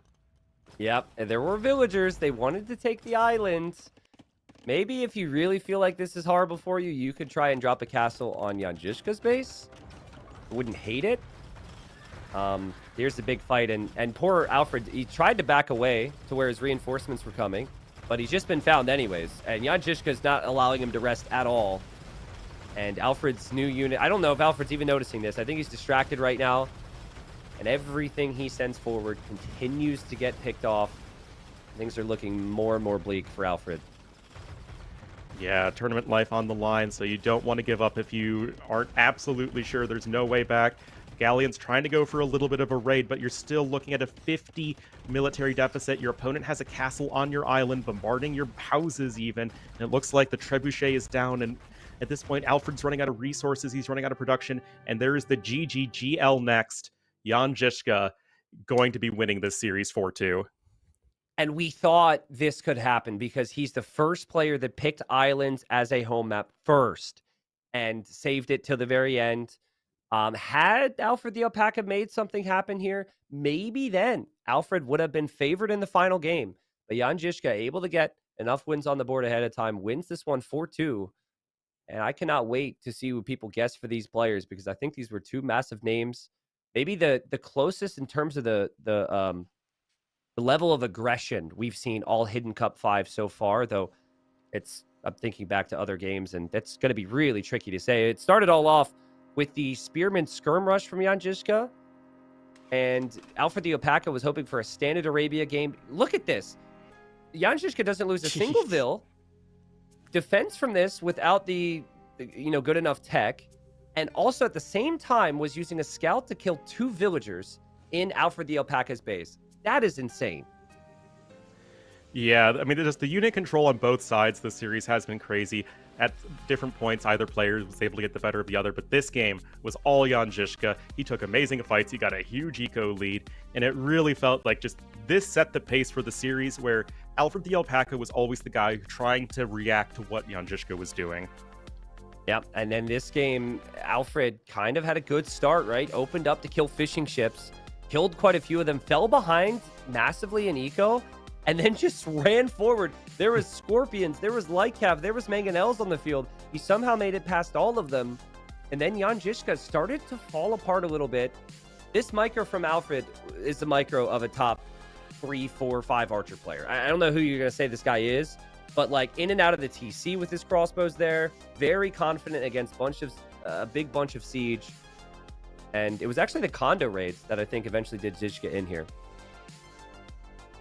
Yeah, that absolutely was the case. Just not able to use the mobility there with his elephants. Game number 3 now. This was another example of Jan Žižka having a great strategy, going for the defensive approach with all those walls as melee, having the fish boom behind it, and just having way too much stuff for Alfred to ever be able to deal with.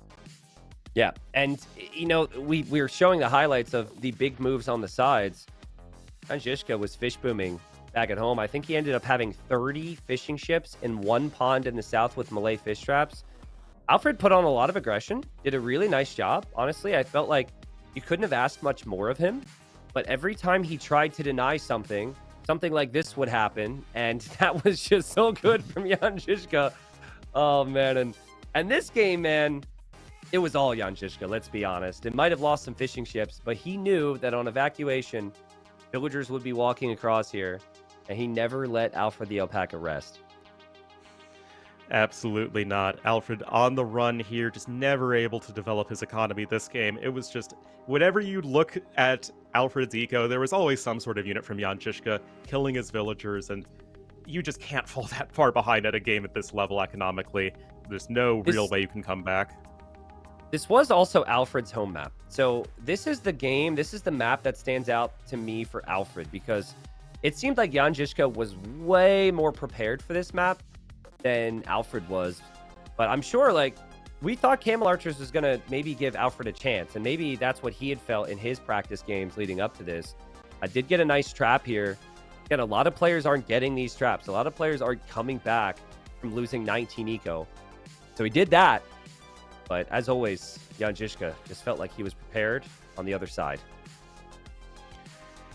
For sure. I mean, you can take good fights with Camel Archers, but at the end of the day, you just don't have the resources. This game, though, was great from Alfred the Alpaca. Good unit control, getting the big boom there on the villagers, taking the water and just making sure he had that advantage, and there was no way that Jan Žižka could get into his groove, so to say, in playing that more macro-oriented game. Yeah, and it honestly felt like then a lot of players, when they go up 3-1, they're just going to finish off the opponent. But Alfred the Alpaca, that was a really nice fight for him. His opponent invested a lot, and then all the momentum was swinging back towards Alfred as he dominated in early castle, moved on to islands. And like Orlu, we talked about it in the build-up, but in hindsight, Jan Žižka's approach of the fires to hold and then the galleys later on was actually really smart here. Yeah, I mean, based off of the timings, Alfred just couldn't get enough galleys there fast enough to really kill those fishing ships. So most of the, late feudal age through mid castle age, it was Jan Žižka working with 8 fishing ships to 4. It means that he can send more bills on wood and just keep those warship numbers going behind it. And once again, it's another instance of Jan Žižka getting too large of a lead economically. Yeah, it's so good. This player here, Jan Žižka, he has the aggression when he needs it, but he has the eco to back it up, and that is what the best Age of Empires 2 players have. Always felt like he was thinking about the economy more than Alfred was at various points. This is pretty much the final fight of this game, final fight of the series, where Jan Žižka mopped up everything Alfred had left, and that means that Jan Žižka moves on to the quarterfinals, and Alfred the Alpaca is out. So now I'm wondering. Thank you, What's the production, for pasta?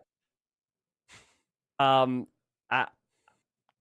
I don't actually get it.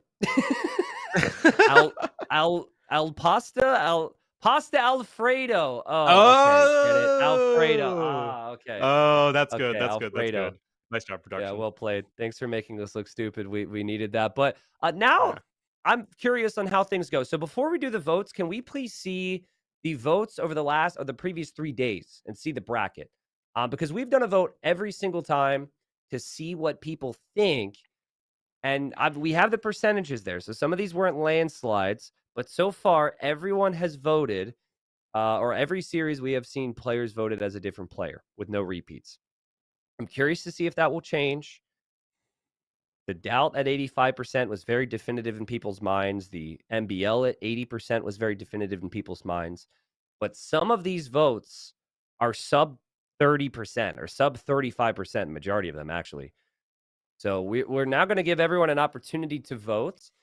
And exciting times for those watching on YouTube. I see we have like 7,000 people watching on YouTube now. Your votes now count as well. We shout out, please, to Grim and everyone involved with the polling system we have here. Whether you are watching on YouTube or Twitch, typing a number in the chat will go towards our poll here. You vote who Alfred the Alpaca was. And vote away, people. And if you choose to re-vote, it will override your initial vote. But I think it's a big name, Ornlo. I think it's a really good player who's accomplished a lot throughout his career. I think that the safest money is on Leary. I will say, I think you said it earlier in the cast, that this Hidden Cup in particular feels like it's a lot more difficult to guess players than in previous editions of the event. And I mean, that just makes it more fun, I think, for everyone involved. But yeah, I think I would give the slight edge to Leary here. The thing I'll say, yeah, it felt very Leary-esque, but if it's not Leary, it would probably be like a Leary light almost, right? So I'm trying to think who would be similar to Leary, but maybe, lose the series. I think in like some of the qualifying players like Sebastian or Vinchester. I think Sebastian Vinchester could be decent. It's interesting to see some of the. We clearly made a change. We've got like stuff going down and up. I guess it's percentage wise. So if we have more votes fly in for one, it's going to affect some of the others. It's cool to see how this is live updating. But 50% of viewers for Hidden Cup 5 think that was Leary that went down, but others think could have been Sebastian, could have been Sito. All right. Well, I mean, all I possibilities think that's for a sure. solid guess. Yeah. So that's a solid guess. I don't think Sebastian or Sito have been voted in at all yet. We only have one more series. We have to vote for who Jan Žižka is, though, because Jan Žižka just beat Leary. Who beat Leary here today, folks? Now, we Leary had Hera beat Leary. voted That in was before. the first guess. Yeah. We had Jan Žižka, we had Khazra voted as Viper yesterday. We had like Vasco da Gama on day one voted as Hera. Tato was already voted in as well. So like those are the 3 players who I think would maybe be the highest on people's lists. very possible we saw one of those players here and we were wrong in the earlier days. What are your thoughts, Ornlu, on who Jan Žižka is? I think it is Hera or Viper. It's a little hard to tell between the two, especially as it was still that more macro defensive play style with amazing unit control. Very few mistakes from Jan Žižka this series. If Yep. Jan Žižka did have a weakness, it's that there were times where he was out multitasked, but that doesn't feel like Hera or Viper. But maybe Yeah. against Leary, like they could try and make it happen. It's a tough one. I'm going with Sito. I think the island's preference, I think the landing, I think that no offense, Sito, if you're watching, I think the big lead on Bay into throwing the game with a forward castle. Again, sorry, Sito. Sorry if you're listening. I think those are very Sito things. Sito's really good player, and he also tends to play in towards a lot of eco on Arabia style maps. There were a lot of instances where I felt like the investment didn't match the situation in some situations on the losses for Jan Žižka. So I would have leaned more heavily towards Sito. I can easily see why people would say Viper or Hera because of how good Jan Žižka was. And I mean, Sito beating Leary would be a pretty big thing too. So apparently it is the Viper. And thank you guys. Thank you. Finally, it happens on day 4. It happens. Can we please see the people's predictions now, production? Can we see what the bracket has looked like? Thank you. Okay. There we go. Final set yesterday. People were pretty damn certain it was the Viper against Hart. And apparently, Viper also played today and beat Leary 4-2. So thank you very much, guys. I was truthfully expecting this to be something like 2 or 3 Vipers, 2 or 3 Heras, maybe like 2 Tatos. So we did a really good job, but finally it happened. We said it would happen though, Ornlu, because we've just been missing like that extra crazy player, and that's exactly who Jan Žižka was. Absolutely. And we had just such solid play from Jan Žižka. Whoever it is, it's going to be somebody I think that can go all the way in the tournament. I think there's no question about that. But it really makes things interesting because there's still 2 players we haven't seen. And that's, of course, going to be the final set coming up. That's going to be interesting because most players, I think, people in their minds have accounted for. So I think, is it going to be a surprise coming up, or is it going to be, oh, this is clearly like, say, maybe Yo or Sebastian that people didn't expect at this point? Yep. And also, we make jokes about there being 2 Vipers. Obviously, there's not 2 Vipers, so we're wrong there. But guess what, guys? I think a lot of us are wrong on a lot of our guesses. I think this is confusing. I think that some of these players could be multiple people just depending on the day. I think we could have had Viper losing in the first round as maybe Gregory the 7th, honestly. Maybe Viper was Sumanguru. I mean, the list goes on, and that's what's so exciting right now. As everywhere I'm looking, I'm seeing community trying to guess, trying to scheme on who people are. But these are the actual results, okay? This is what actually has taken place. And it was Vasco da Gama, Sumanguru getting the win in the first day, Otto the Great and Gajamada getting the win on the second, King Stephen and then Khosrau getting the wins on the third. And then so far today, Ornlu, we've just had that Jan Žižka victory over Alfred. Our final series is going to be Alexios Komnenos and Robert Guiscard. But Ornlu, thank you very much for joining for the cast, my friend. It was a fun time. Oh yeah, always is, man, and thank you so much for having me on. Really appreciate the opportunity, and hope everyone enjoyed because there's a lot to enjoy in this tournament. Absolutely, thank you, dude. See you next time. See you next time, man. All right, guys, you know the drill. Please salutes in chat for Ornlu. It was a great cast. Little insulting near the end there. Did you catch on to that? People just feel so comfortable after a while, but I think it's chat. Honestly, I think it's the viewers that really encourage such behavior. So I blame you all.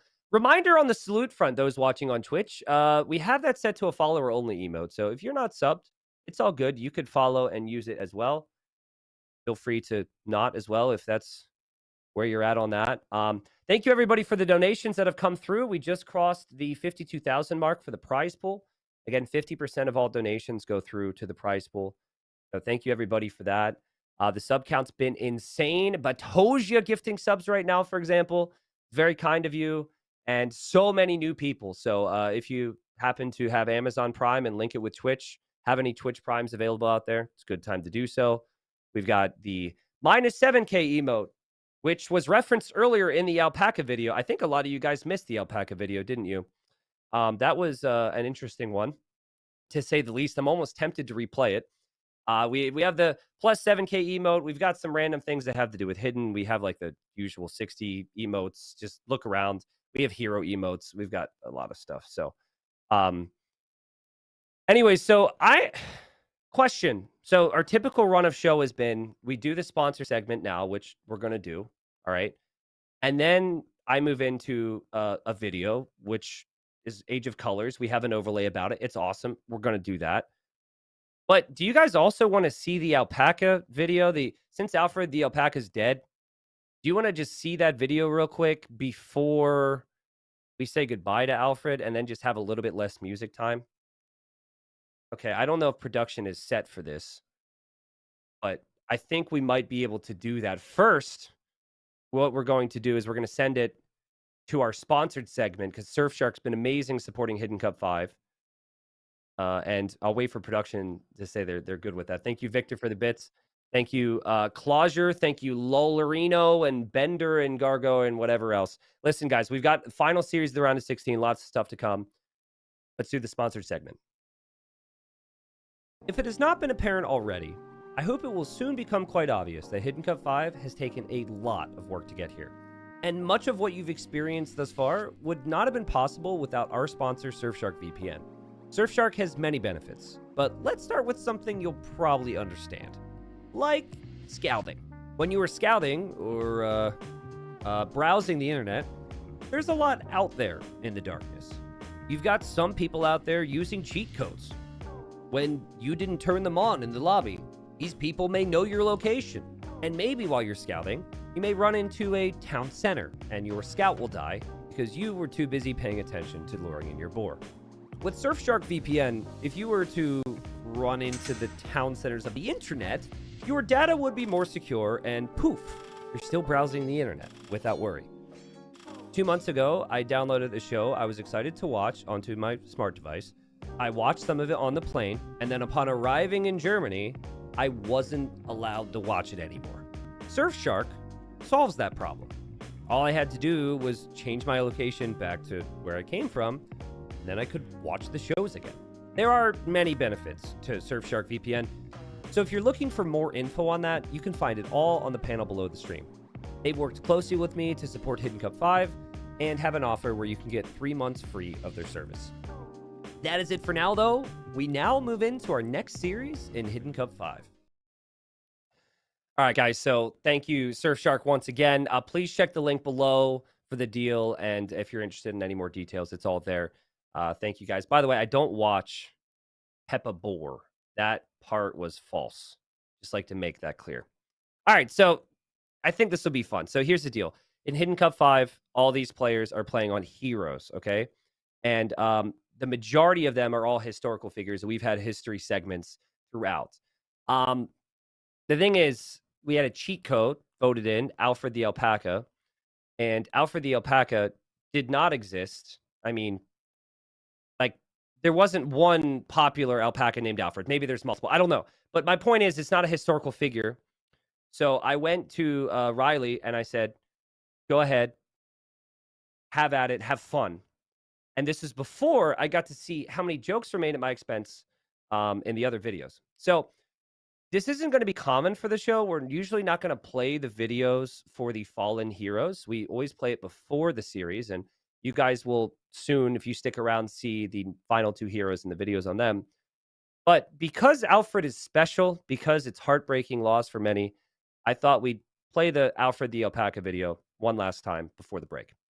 So, enjoy. Alfred the Alpaca was he was an alpaca. That part is pretty obvious, but his story is a truly fascinating one, with twists and turns, ups and downs, and an ending that you absolutely will not see coming.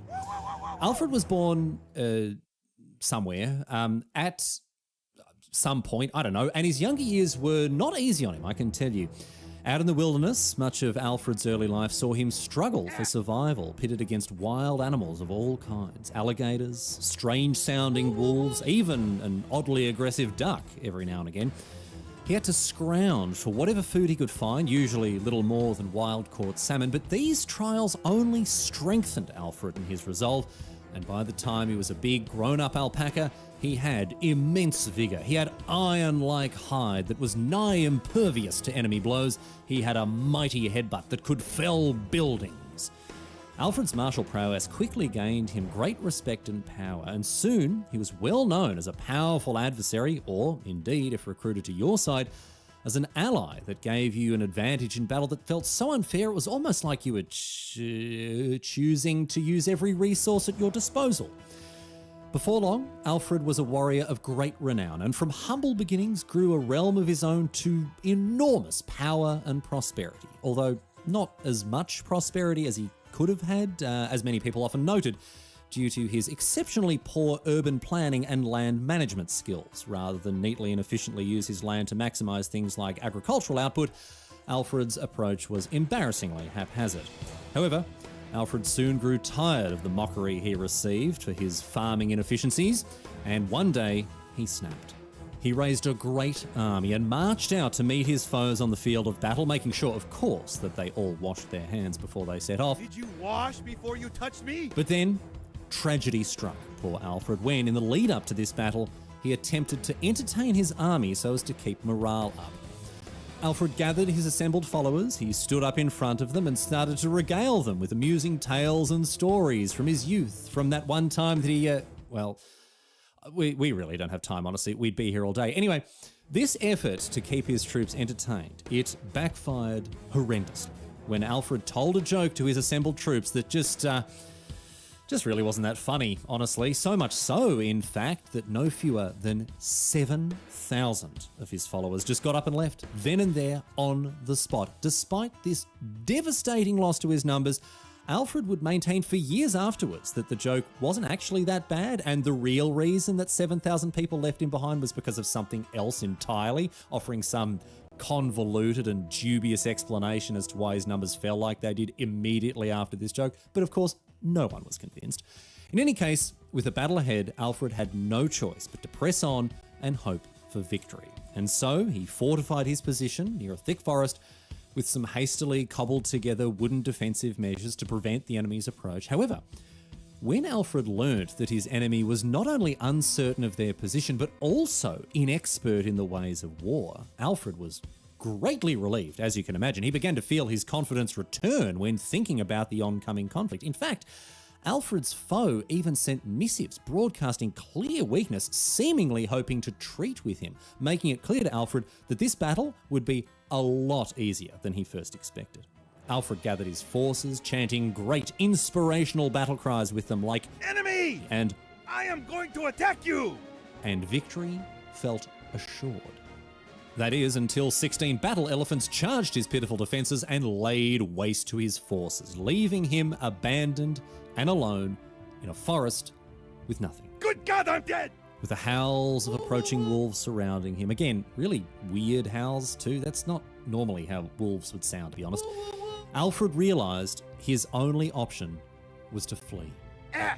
With his forces scattered, with nowhere left to turn, Alfred turned tail and ran. And ran and ran until he reached the sea, securing a berth on the first ship he saw, not caring where he ended up, knowing the rest of his life would be one of seclusion, isolation, and quiet reflection. The ship sailed eastward, eventually sighting land off in the distance, and Alfred knew almost instinctively that this was his destination, a place he could finally rest. This sparse, uninhabited island, uncountable leagues from anywhere that mattered, an obscure, forgotten place, unheeded by any who sailed by, of no strategic or economic value to anyone. And so he landed there and built 3 archery ranges. The end. That wasn't my story, it was Tristan's!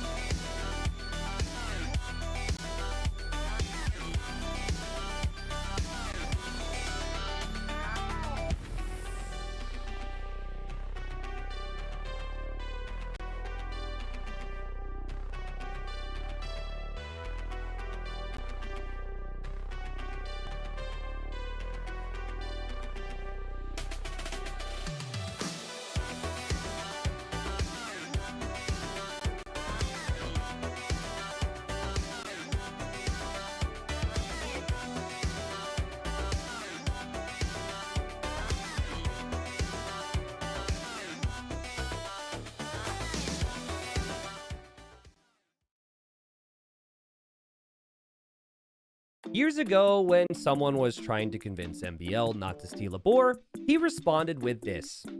Oh, let's all just play peaceful in Dark Age and live in peace. This is Age of Empires, man. It's a war game. You're supposed to take things and do stuff. I'm taking a boar. And that statement of it's a war game is worth remembering from time to time. The point of this game is to build up an army to slaughter the opponent, or slaughter the opponent's army.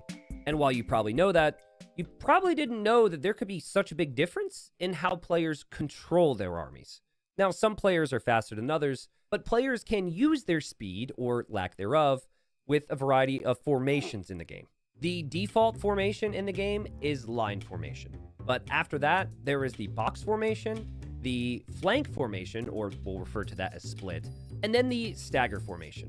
In Hidden Cup 5, we just see 16 heroes. We know there's 16 players behind these heroes, but we don't know who is who. So I wanted to dive in and look at the numbers on how these formations are utilized in a game. And the numbers are mind-blowing to me. So we're going to start off with split. Now, split or flank formation is usually used with crossbows or any ranged units as you may try and approach or depart from an enemy siege weapon. You don't have to be that experienced to know what this is. This is the most common form of micro that you'll see with crossbows, and there's something just very satisfying about it. The numbers you are seeing on screen there are the average amount of time that the split formation was utilized in a game for these players. And that's the middle of the pack. And the numbers you're seeing on screen are surprisingly low for me. We've got quite a few players there that I would expect a little bit more micro from. But at the end of the day, the split formation is a very niche use. When you think about it, players are probably splitting away from the mangonel a couple times a game, so a lot of the averages being around 3 to 4 does make sense.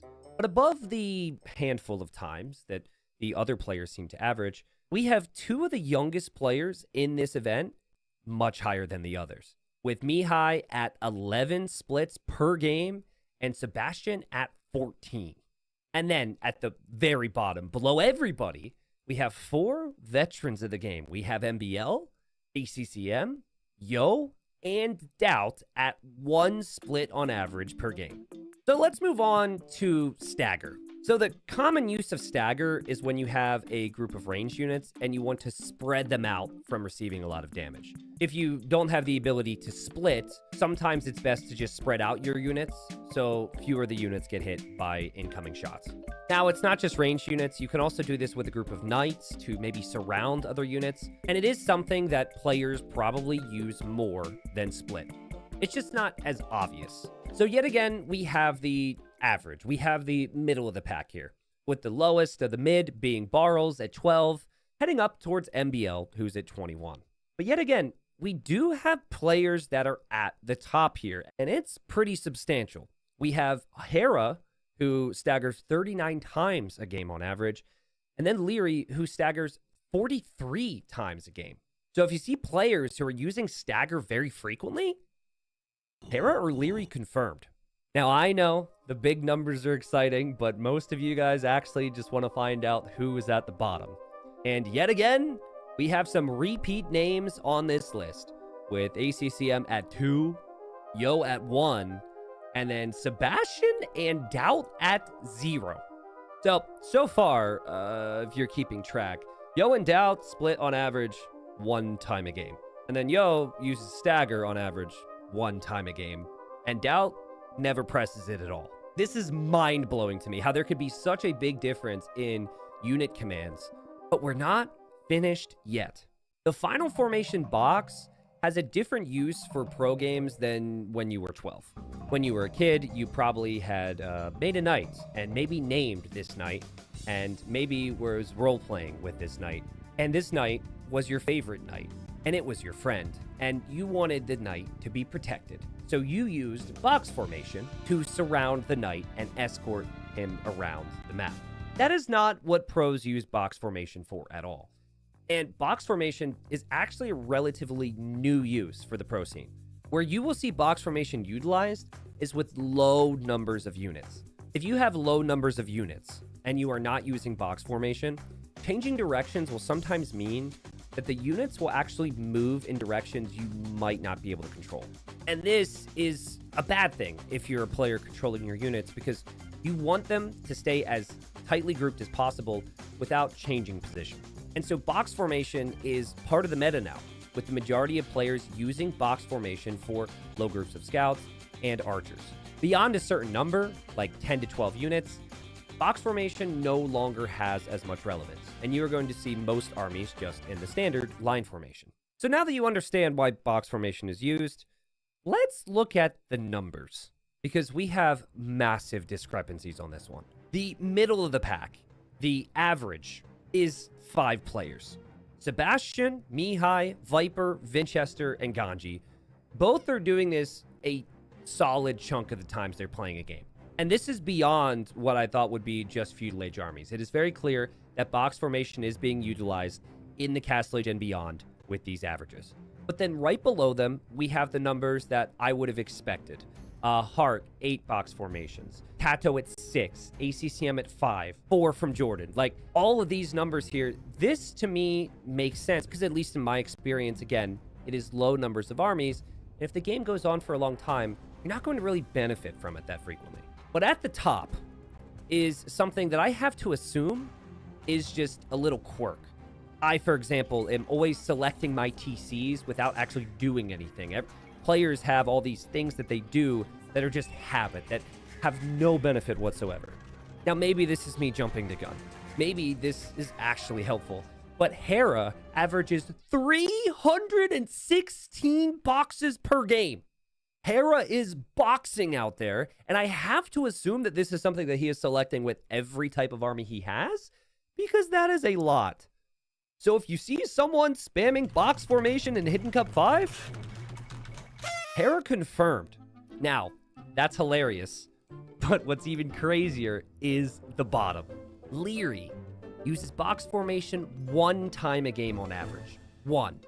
And then the others, we have MBL at 0, we have Barrels at 0, and we have Doubt, again at 0.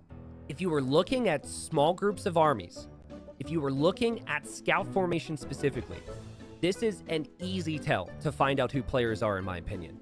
You don't have to look far to see that MBL and Doubt do not do this. You could look at clips and see they are not box formationing their scouts.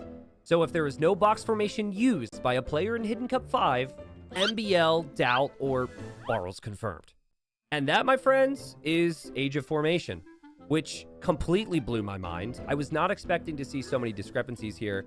And if you're adding it up, there was one player who has an average of 1 of these actions per game with 1 split a game. That is Doubt. So that is it, my friends. Thank you very much for watching Hidden Cup 5. More Hidden Cup 5 action is coming up next, so stick around. Well, again, as I said before, I found those stats very fascinating, but not necessarily exciting, which I would hope you guys find this trophy at the moment. Look at this thing.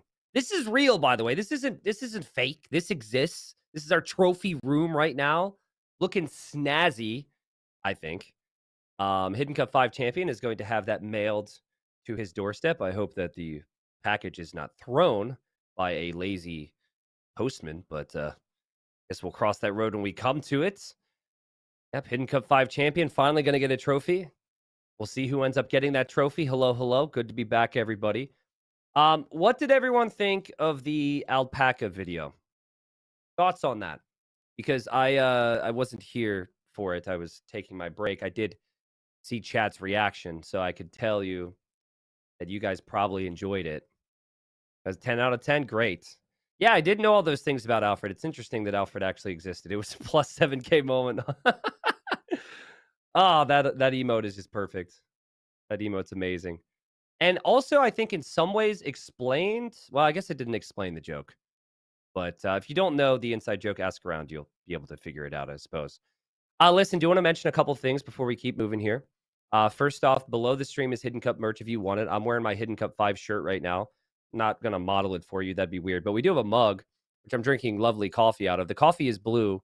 Thankfully, it's not just passing. But it's kind of tough to get like a good quality because of how I have my mic set up. But it actually has the player names on the backside too. Again, horrible zoom not good quality, but if you were looking to get merch, it is available below the stream. Also, if you like free stuff, below the stream on Twitch, sorry, YouTube, is a panel. And if you click that panel, you can enter into the giveaway for 2 tablets. Well, you'll only have a chance of winning 1. But anyways, I'm giving away 2 tablets on the final day of Hidden Cup. So if you like free stuff and wish to enter, there's a million ways you can enter. Following here on Twitch, I think on YouTube, following on Twitter, retweeting the tweet about the Hidden Cup. Subscribing gives you a bunch of extra entries too if you're still sitting on a Prime. Anyways, there's that. The other thing I want to go over is the schedule roughly. We'll go to the bracket here and kind of talk about the matchups. We have one more matchup remaining in the round of 16. But I want you guys to be back every day. And it's going to be tough to break the records that Hidden Cup 4 set. And I'm motivated to try and do so, okay? The show is only going to get better. The casting will hopefully only get better. The gameplay is going to get better because the best competitors have moved on. So there's the bracket, but that's also the schedule of when these games are happening. So Alexios Komnenos against Robert Guiscard is coming up next. Then tomorrow is the start of the round of 8. Fun fact, by the way, February 29th tomorrow. That's pretty sick. I think it's the first time I've ever casted on February 29th. And then, of course, that'll take 2 days for the round of 8. Then we're on Saturday. Once we're at Saturday, we've got the semifinals. And then Sunday is the 3rd place match and then the final. We will have 250 people at a live viewing party in Fort Lauderdale, Florida. Tickets still on sale for that, by the way. Ask around if you want one. We had sold out our venue for the UK viewing party as well. And those of you who are watching live will be able to get a look into those viewing parties come the day. So a lot has built up for this, and a lot is still continuing to be worked on as we go throughout the day. All right? So thank you, everybody, for the support. So our next matchup I introduced is Alexios Komnenos against Robert Guiscard. Before the tournament, we worked on these videos to try and give you some information on the history of the characters, because I think it's really cool that these people actually existed in history. Some people with a 2024 lens are, shall we say, less exciting to learn about. Some people are like, ooh, wouldn't have been buddies with that guy. And then other people, were more of the hero, the actual hero instead of the villain. But these two briefly encountered each other in real life, and I think even in the Age of Empires 2 campaign. So I personally do not know, or at least have memorized a lot about these, but I have a buddy named Riley who is going to tell you now about our first hero, Alexios Komnenos. What's going on, mate? This is Riley Knight from the podcast Half-Assed History, here to have a bit of a chat with you about the heroes featured in Hidden Cup 5. All the heroes the players are using to hide their true identities are real-life people from history featured as units in various Age of Empires campaigns. And while T90 is an avid history lover, his knowledge and memory of history would pretty firmly make him a historical low elo legend, I think it's fair to say. So he invited me along to tell you a thing or two about these heroes we're watching square off against one another. Let's get to know one of them a little bit better. Coming to power as the Byzantine Emperor in 1081, Alexios I Komnenos inherited a realm in the midst of collapse. 10 years previous, the Byzantines had suffered a disastrous loss at the Battle of Manzikert, crippling their power and their influence in the east of the realm, and allowing the Turks to continue their westward expansion into Anatolia, or essentially modern-day Turkey. In addition, Norman expansion into the Balkans was threatening the Byzantine Empire to the west, and with 4 different emperors ruling between 1067 and 1081, the Byzantines were not in good shape. So, it's lucky for them that Alexios came along, usurped the throne from Nicephorus III Botaniates, and steadied the ship, beginning a period of Byzantine history known as the Komnenian Restoration. His first job was to fight off those making incursions into Byzantine lands, such as Robert Guiscard, another Hidden Cup 5 competitor, but he also had internal threats to deal with, opportunistic rebels and political malcontents. But as any good Byzantine would, he defended himself from all of these threats, internal and external, building up his forces behind extra HP walls, just like we all did when playing the game for the first time as kids. And he also put the formidable Byzantine navy to use, raiding Turkish settlements along the coasts of the Black Sea. How you like all those faster-firing fast fires, huh? But Alexios also played the diplomatic game as well, making some clever alliances to aid him in fighting off his foes. For instance, with the Cumans to the north, which was terrific because now his, his palisade walls are completely impregnable. Wow. Great. Thanks for the team bonus, Cumans. Why don't you click Cuman mercenaries as well and send me a few free tiny low-damage paper mache kipchaks while you're at it. But no, more important were his attempts to normalise relations with the papacy in Rome. Constantinople and Rome weren't exactly on the best of terms at the time, but neither of them wanted hordes of Turks overrunning Christendom. Plus, always useful to have access to condottieri. Now there's a team bonus. Take note, Cumans. In 1091, Alexios sent ambassadors to Pope Urban II to request direct support in his campaigns against the Turks to the east, and the Pope obliged. This was the beginning of the First Crusade, and the Pope made it about more than just Anatolia and the Turks. Pope Urban wanted to capture the holy city of Jerusalem for Christendom as well.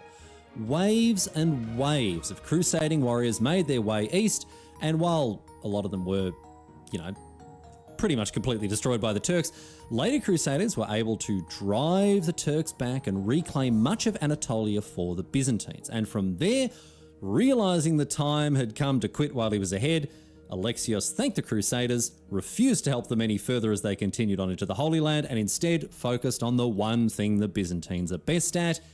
No, not rushing imp for a huge power spike. No, he focused on defence. Alexios didn't overextend into the Holy Land. Instead, he consolidated the gains he made against the Turks with the help of the Crusaders, and this is representative of his determination to pull the Byzantines back from the crisis and collapse they faced at the beginning of his realm, and I'll tell you this, it worked.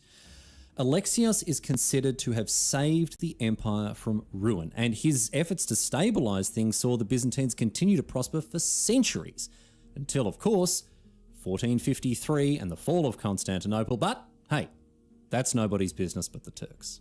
But what will the fate of Alexios Komnenos be in Hidden Cup 5? Will he once again be able to weather the storm, rely on his solid defences and see himself through bitter conflict with powerful foes? Or will he collapse this time, unable to steady the ship as he did 1,000 years ago? We'll find out as Hidden Cup 5 continues. So that is information about Alexios, which I found very fascinating. Now, you will have heard the mention in that video to the First Crusade, and age nerds are like, what? That's a Sicilian technology. Well, you'll find out more about that in our next video about our next hero. When you think of famous Norman conquerors, the name that probably comes to mind is William the Conqueror, who was so sick of being known as William the Bastard that he decided to conquer England just to get a new nickname. But there were plenty of other Norman conquerors who are, perhaps not as important as William, but were just as good at conquering, at least, and one such bloke was Robert Guiscard. This is a name that fans of T90 will know all too well. It's the nickname that U-Pudding adopted when crushing people with the Sicilian donjon rushes. And it was a very appropriately chosen nickname because Robert Guiscard himself crushed Sicily and southern Italy and brought it under his control. Guiscard was born in around 1015 in Normandy in northern France, but like many Normans at the time, he migrated to southern Italy. Many Normans worked there as mercenaries, but some actually managed to conquer and rule over land of their own. But as a sixth son, Robert was unlikely to inherit anything much, even when his brothers managed to capture some land for themselves, and so he worked as a bandit for a while, before finally being given a small castle by his brother Drogo. In the 1050s, Pope Leo IX decided he'd had enough of these Normans roving around, capturing and ruling land to the south, and so he organised an army to try to boot them out, and he failed quite badly, and Robert did so well in fighting off the papal forces that he was rewarded by the victorious Normans with a county of his own. And from there, holy moly, he did not slow down. He conquered Calabria, the toe of Italy's boot, and then eventually moved across to conquer the island of Sicily as well, which at the time was ruled by Muslims. Now, did he conquer Sicily by towering his gold piles, abusing the market, and rushing opponents down with the sergeants before they had a chance to properly respond? Historians are still divided on that point, but however he did it, Robert quickly established himself on Sicily. He fortified the towns he captured, very quickly too, you'd imagine, with the Sicilian construction bonus, and in the coming years beat back the Saracens, expanding his influence over the islands. However, unlike his Age of Empires namesake, this was a long and protracted campaign. It wasn't the blazing fast all-in you pudding strategy, it was more like the Sicilian First Crusade. It took about 1 billion years to actually get done. It wasn't until 1086 that Sicily was, once and for all, finally brought under Norman control, although Robert's brother Roger was installed as the Grand Count of Sicily all the way back in 1071. And if you've ever wondered where the inspiration for the in-game Sicilian donjon comes from, it's very likely the small castles that Roger built. Some are still around today in Sicily, and you can actually see the resemblance. Robert and Roger were very good at getting castles up, it seems. Unsurprising, again, given the Sicilian bonus. So if we ever see Robert failing to complete castles in Hidden Cup 5, we'll know why. Doubt confirmed. But it wasn't just the Italians and the Saracens that Robert fought. He mixed it up towards the end of his career by going after the Byzantines as well, fighting Alexios Komnenos, another Hidden Cup 5 competitor, and he gave them the you-pudding treatment. I can tell you, quickly diminished their influence in southern Italy and the Balkans. He even thought about an attack on Constantinople itself, but wisely decided against it. We will leave that to the Turks and their gunpowder in 1453. I think now is it's not the time. After Robert's death in 1085, Sicily and southern Italy continued to be ruled by his descendants, the Hortevilles, who had a huge impact on the history of the region. But as for Robert himself, he became known to history as Robert Guiscard. Guiscard is not a name, it's actually it's a nickname he was given. It loosely means the cunning or the resourceful. But will Robert be both cunning and resourceful enough to succeed in Hidden Cup 5? Will he donjon rush his opponents into oblivion just like he didn't do 1,000 years ago? Stick around with Hidden Cup 5 to find out. All right, so now we know our heroes, and we have our co-caster. Hello, Dash. Welcome to Hidden Cup 5. I'm happy to have you for a final series in the round of 16, my friend. Oh, I'm stoked to be here. Games have been incredible so far. Apologies for the makeshift setup as I'm in the midst of a move from one city to another, but I wasn't going to miss out on the opportunity to cast some of these incredible games alongside you. And might I say as well, I love those videos from Riley Knight. His historical genius only to be outdone by his comedic genius. Yeah, dude. I mean, I feel like a lot of people have been saying, man, I would really pay attention to history if it was presented like this. So that was kind of the angle we were going for. Exactly.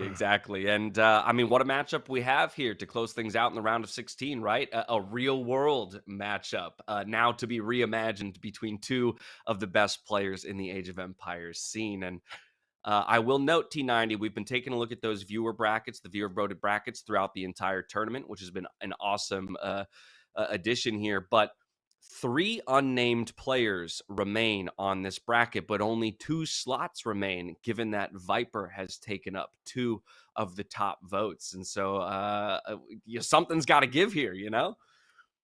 Yeah, absolutely. So the names that are missing, I believe, are Sebastian, I believe Yo, and then and Sito. Wow. I mean, and if the viewers were to be almost correct, and 2 of those 3 players would be remaining, it's going to be a banger of a series. So we know that much.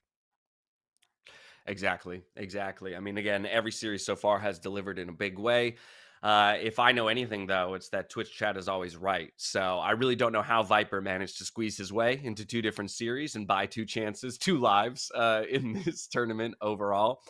But it's also been interesting to see the confidence with which some of these players have been voted. And I don't know how you feel now, a couple days removed from those earlier matchups where we had things like, you see 85% doubt, right? I mean, I was relatively confident on that one as well. MBL, 79%. I mean, that is an extraordinarily high percentage. Even Tato at 63% in terms of the vote get in that matchup. That's a lot of confidence for a lot of people in thinking that they've got this bracket figured out from the first couple days. It absolutely is, but at the same time, some of these, like maybe even the majority of these, there's not a lot of confidence. Like 25% or 24% for Ganji, 28% for Bartles, 28% for Vinch, 32% for ACCM, 19% on Hart.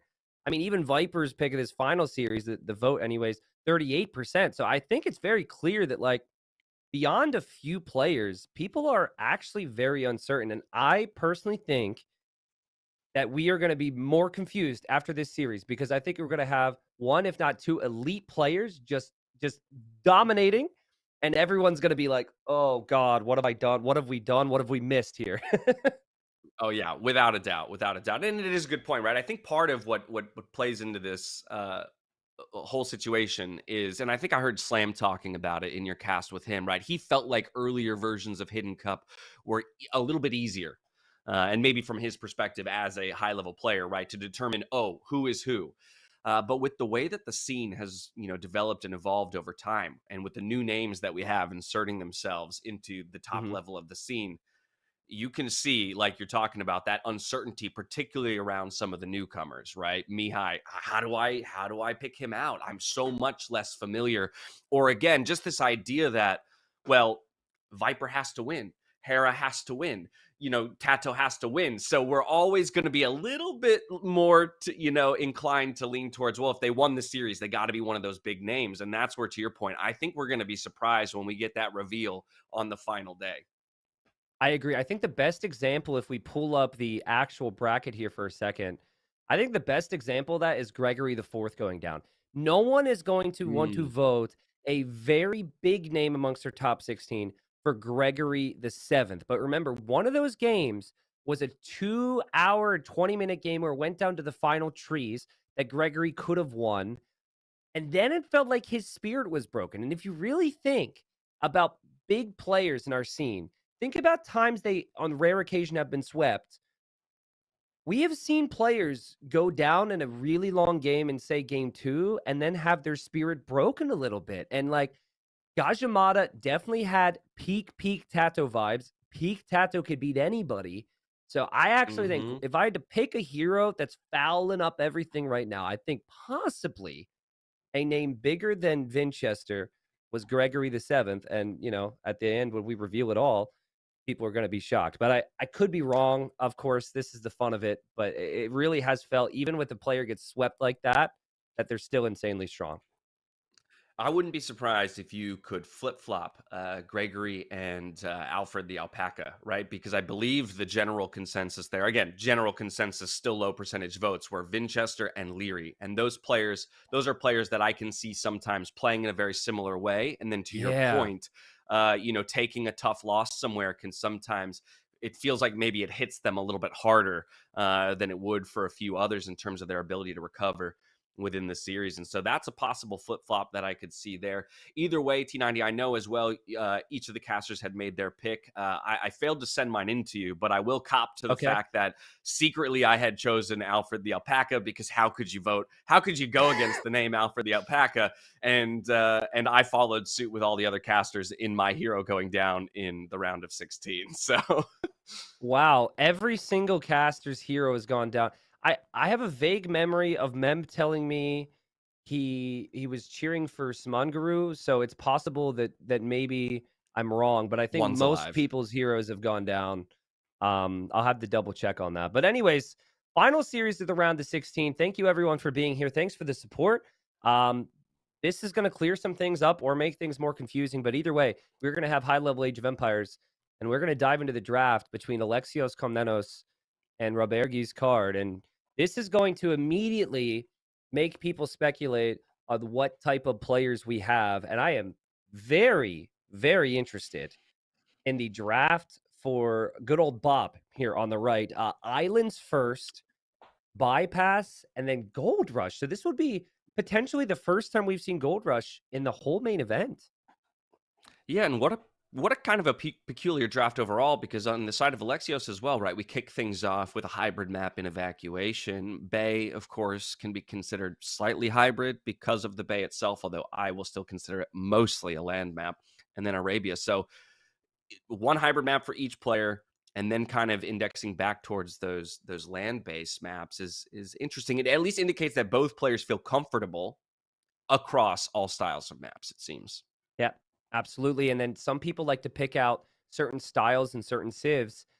I think I've said this 3 or 4 different times now this week, but I could see someone like Robert Guiscard being someone like Mr. Yo, who loves to have the Burgundians, the Lithuanians, the Berbers in there, loves his Portuguese. Like those 4 civs are all great with unique units. You got like Franks, which is super solid. You know, Alexios picked Dravidians super early. I know the community loves to laugh and meme a little bit. Some players think Dravidians are insane. Some players think Dravidians are weak. And still, I got to just say this, just to have a little one-on-one with my chat. I love how you guys continue to point out the lack of meso civs on both sides. That's a really big thing when you're talking about Yo and certain players. I do still wonder, though, if Arabia's not in the pool, if meso, or I guess Incas don't even count as meso, but if Eagle civilizations are actually that strong in the map pool. So that's something to think of here, which makes Hidden Cup so freaking difficult, Dash, to know, because the maps are so different from each other and so different than the tournament we covered last in NAC 5 in Berlin. Oh, absolutely, right. And in particular, having a couple very unique maps, right, to the tournament itself, as well as having some of the most, standard and well-known maps like Arabia in the pool.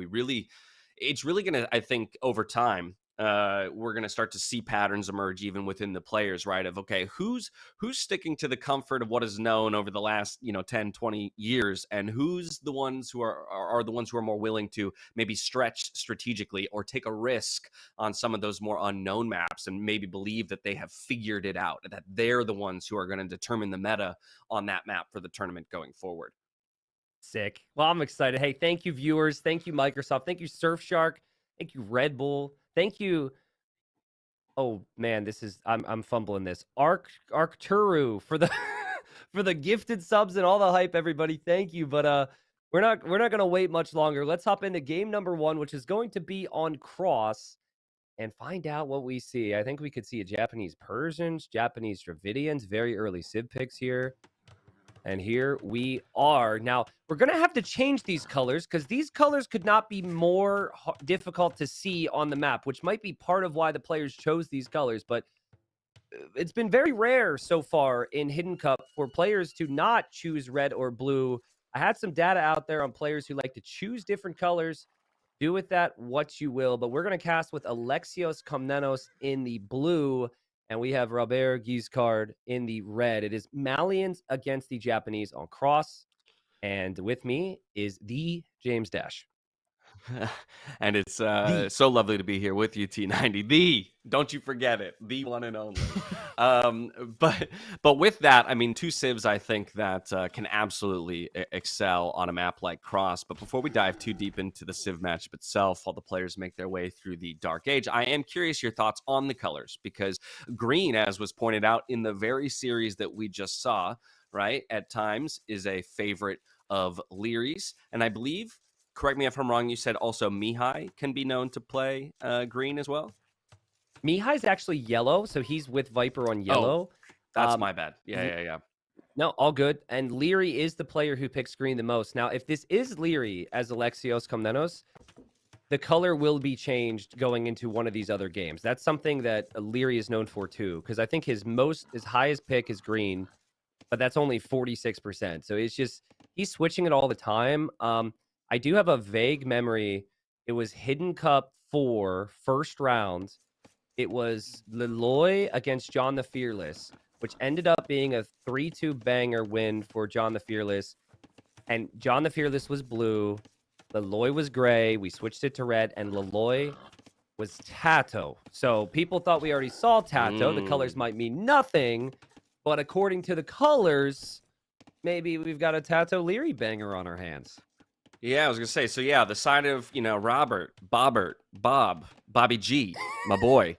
I mean, gray, right? I think I would have to, just from my own experience, feels like gray color 7 is maybe the least used color in all of Age of Empires 2.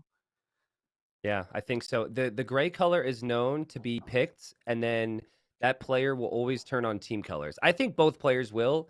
Team colors, you could just change it to red and blue on your screen, but obviously for us, we still see it. But I like it. It's fun to talk about that. I was really hoping for every series to have color mind games. So to close out the round of 16 with some color mind games, it makes me feel happy. But both these civilizations very similar in their openings here, Dash. Like the Japanese have the cheap lumber camps, mills, and mining camps. That is wood savings, which helps with the fishing aspect. But then Malians, all their buildings, you save wood. So at a certain point, the Malians are actually preferable, as you're obviously spending wood for a lot of buildings throughout the game. So I would say that like Japanese have the better start. Malians maybe a bit better overall, and we'll see how things play out. Yeah, which is interesting considering that stat that we just had pop up on the left-hand side of the screen, and that the 6 matchups that we've seen on this map between Malians and Japanese have come out on top 5 out of 6 times.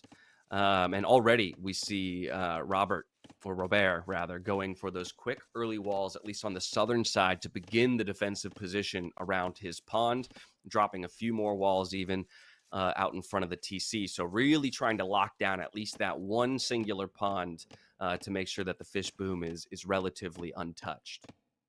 So in the previous series, we saw a player with Malay go for the early walls and then try and go for quite a few fishing ships and later fish traps.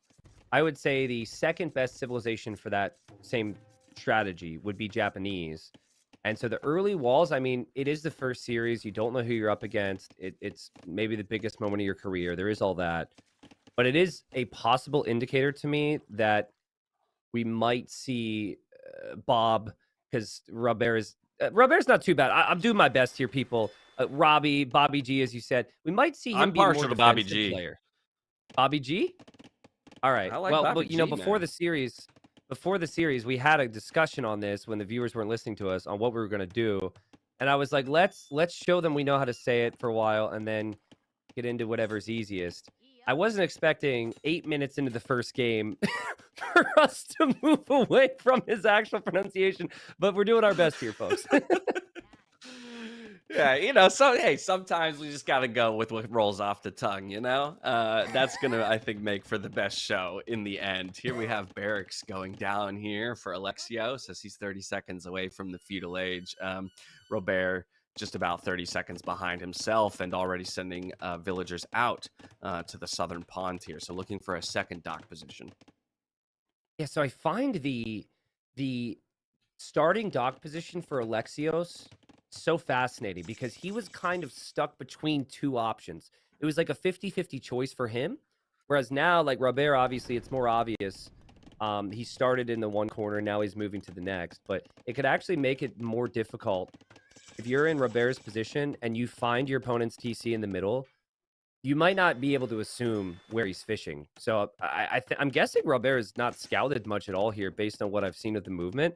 Yeah, he has no clue where the dock actually is for the opponent, which might mean that he might guess incorrectly if he wishes to attack on water.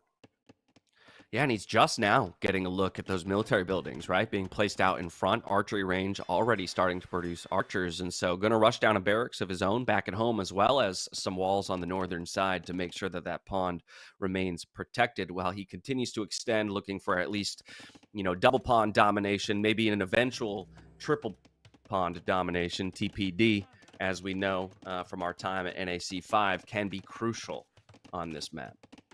Yeah, I agree. Or you could go for the this sounds a little too much like something else, but the SPD, where you just try and go for 2 docks on one pond and go for a big fish boom, which I could possibly see Robert considering because he wants to wall a lot here. But I mean, he has not had much resistance to any attacks here. And Villager down Alexios with a much better start. Yeah, T90, that's pretty brutal, right? To invest that much into walling around your base, but still leave, one gaping hole in the front, and then to already take damage in the case of a villager loss nice and early, and even struggling to get the military out to deal with these archers. One of those skirmishers already at extremely low health, bringing the scout back now, finding a good pick here, so maybe a bit of a recovery. Yeah, I like how Alexios is playing this. He's getting so much value from his starting scout, whittling down those skirms.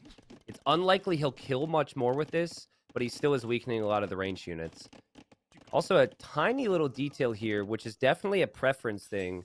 Robert has added a galley in that pond. Now, Robo's going to hate me for this, but Robo, we've got a long series here. I would love to see, again, if you can't do it, it's fine. Robo did say to me yesterday, he said it would take me 3 days to find the stat you asked for. But I want to know who in the qualifier added a galley, if you can find that, because a lot of players will build an outpost there and just get the vision on it.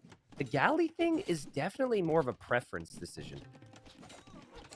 Yeah, it's an interesting development, or rather just the evolution of how players approach protecting kind of those ancillary, those secondary pawns, right? Do you build fishing ship first and use the fishing ship to patrol the shoreline? That seems to be the old way.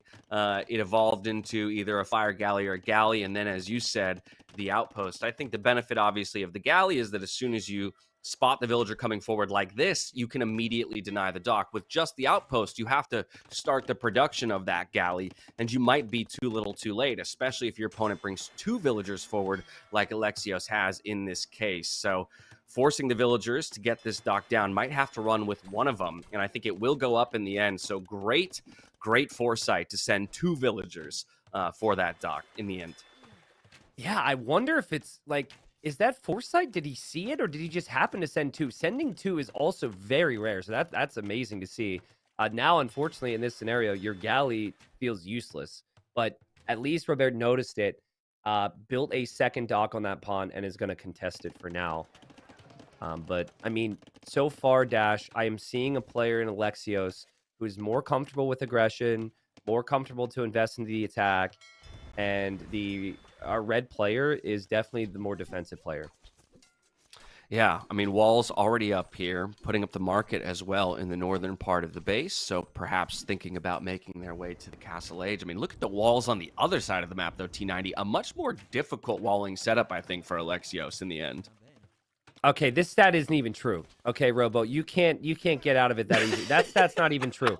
All right, we had fire galley and demos on islands. That is false information for the people, but yeah, I think maybe my request was a little too specific, but yeah, I mean, Castle Age is going to come in here for Robert. I mean, all the things you said about defense, there's a reason for it. He's collected nice amount of resources, kill the villager with the archers. The lack of walling for Alexios on the backside means he's exposed here. And man, I mean, for anyone who's ever tried to be aggressive against a good defensive player, I feel like this is so relatable, Dash. It's like you didn't do enough damage, and now you've got 3 archers in your base. Yeah, and again, you know, just speaking to a slightly more difficult to wall map, might get away with the villager. No, goes down just in time as the skirmishers arrive to play defense. Now looking for the house walls to trap them in, but won't successfully do so. Robert even looking to dive in and commit for a second villager, does end up finding it and will take the lead when it comes to the Eco KD. That's a painful one too, because if you have all your skirms on the front, it's like, if only I had my army at home for this. Yeah, that's not bad. Now, I am very curious to see how heavy we see fish traps. If we see a second dock from Robert at home in that pond where he started, I'm immediately narrowing this down as to who this could be. Someone like Jordan would fish boom. Viper would fish boom with fish traps. Sito I've seen do it. Oh, there's a weak villager there. You know, players that maybe wouldn't, like Ganji would do it. Barles would do it. I'm not sure many of the other players would go for the fish trap approach. Yeah, and I'm also going to be curious to see how those fish traps are placed, right? Because we had a stark difference between our players in the previous series, right? Between like the ultra efficient fish boom style and the I don't have time for this fish boom style of trap placement. So we'll keep our eyes out for that, as 2 TCs immediately dropped upon reaching the Castle Age here for Bobby G. So a fully defensive style and approach in this one, just looking to outboom his opponent, who has just now made it to the Castle Age himself. Yeah, and this is why I brought it up, right? We're just seeing the 3 TCs dropped. This is going to be transitioning into farming eco and villagers out of TCs. It does not seem like we are going to see heavy fish trap play at all. And Alexios still hasn't gotten these walls down. And this happened before, and maybe it was unlucky. Now you haven't walled. And now I think at this point you got to blame the player a little bit, not the start he would have wanted here. letting 2 Cav Archers right into his eco. Yeah, it definitely, left for wanting those walls to be up, right? I mean, and it's so brutal when you commit all of the resources to wall halfway across the map, as we see he's already done, and then to leave just a couple of gaps for your opponent to exploit. And Robert is taking advantage of that brilliantly. Now, I think Mapu just showed us that he has not scouted that siege workshop going up in front of his space. So curious to see how he'll respond when he finally does become aware of it. As he continues the raids, the night now rolling in. Come on! This is just, we're so used to players doing the necessary things to not create more headaches for themselves. And this is not the way you want to start a series with that in mind here as Alexios. And credit to Robert for trying to find these opportunities as well. You can't just assume your opponent's going to be defended. Is that another night? It's another night, dude. It's another night. Talk about value. Talk about value. He has invested into 4 military units here in the Castle Age, at least in terms of what's come forward. We've got more coming forward now. There's still a hole in that wall at the front of the base, T90. I'm going to lose my mind if they make it inside. Okay, Monk's now looking for a conversion, though. Okay. Woo. Okay, it was close, though. It was Wait, they can loop close. around, though. They can go under this TC. The thing is, guys... Actually, he doesn't even have the walls up in the south yet. The thing is, guys, is that, the best players, if you give them an inch, they're going to take a mile, right? You give them a tiny little opportunity, and they're going to turn that into a massive lead. Now, here, the units get deleted because they would have been converted. But Alexios has wanted to push on the front with a siege workshop we barely talked about for a while now, but he hasn't been able to do that because his army had to be in his base. Yeah, now T90, I love the quick look here at the pawns, though, because very few fishing, patches remain, right? And that is always going to be an interesting point in the game, is how the player, Bobby G here reacts to the fact that, 10, 15 fishing ships can go idle in a given moment, right? And what that will do for his eco balance and whether or not he's planning for that. So much, as we do see the Cav Archers finally becoming aware of that forward position and eliminating the villager. Alexios now feeling permission to bring his army forward, monks and skirms on the way to support that Mangonel push. This is wild to me. I mean, it's taken so long for this push to get started. Alexios has never felt comfortable leaving the siege workshop with the siege, but he has continued to produce. He's going to have 5 Mangonels. Robert is expecting to see 1, maybe 2, but 5 out of 1 siege workshop. This is something special here. Oh. Okay, T90. I know day 1 you had day 9 casting with you, and I think he asked you how many hits from a trebuchet does it take to kill a castle. How many shots from how many volleys from 5 Mangonels does it take to kill a TC? As more fantastic damage is going to be found here by Robert forward on that TC. I think it's look at it melt. I think it's 5 full volleys from 5 Mangonels. I don't really know the math. And if he continues to do this, he could maybe take out the TC. But the defense here, decent enough so far for Robert, but he's still not out of the woods yet. That's a lot of siege coming forward. He's losing his Cav Archers. That's his main gold. So there's still a good opportunity here for Alexios. Yeah, a great 2-for-1 trade, though, there for Robert to try and mount the defense, but will lose the TC. Doesn't even attempt to keep it up with villager repairs, and is just going to bring his military forward now to try and hold the position. That's the danger, though, T90. You have a lot of threat with 5 Mangonels, but it also makes for quite a few targets and a lot of micro that you have to manage as a player when you roll forward with 5 Mangonels. Another one coming out onto the field to bring the numbers back up to 3, but Knights and Light Cav, rather, looking to make quick work of them. Man, the Light Cav, at the time that he brought them forward there, was just perfect. If he just went in with Knights, he likely gets converted there, but he picked off the monks. It's still scrappy, it's still messy, and he has no gold. But that was at least good for him. But, man, I mean, I'm seeing the first game of the day vibes. I'm seeing this maybe, high-pressure vibes from these two. You could tell that the moment is so big. And behind this, Alexios is pumping out of those TCs. He's got villagers churning. He hasn't killed many villagers here, Dash. But he's given himself a really nice opportunity to... I'm sorry, can villagers build a fish trap?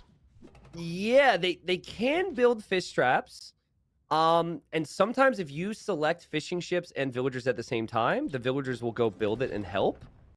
But that almost seemed like it was intentional. That was fascinating. That yeah. was wild. I mean, here's the important thing, right?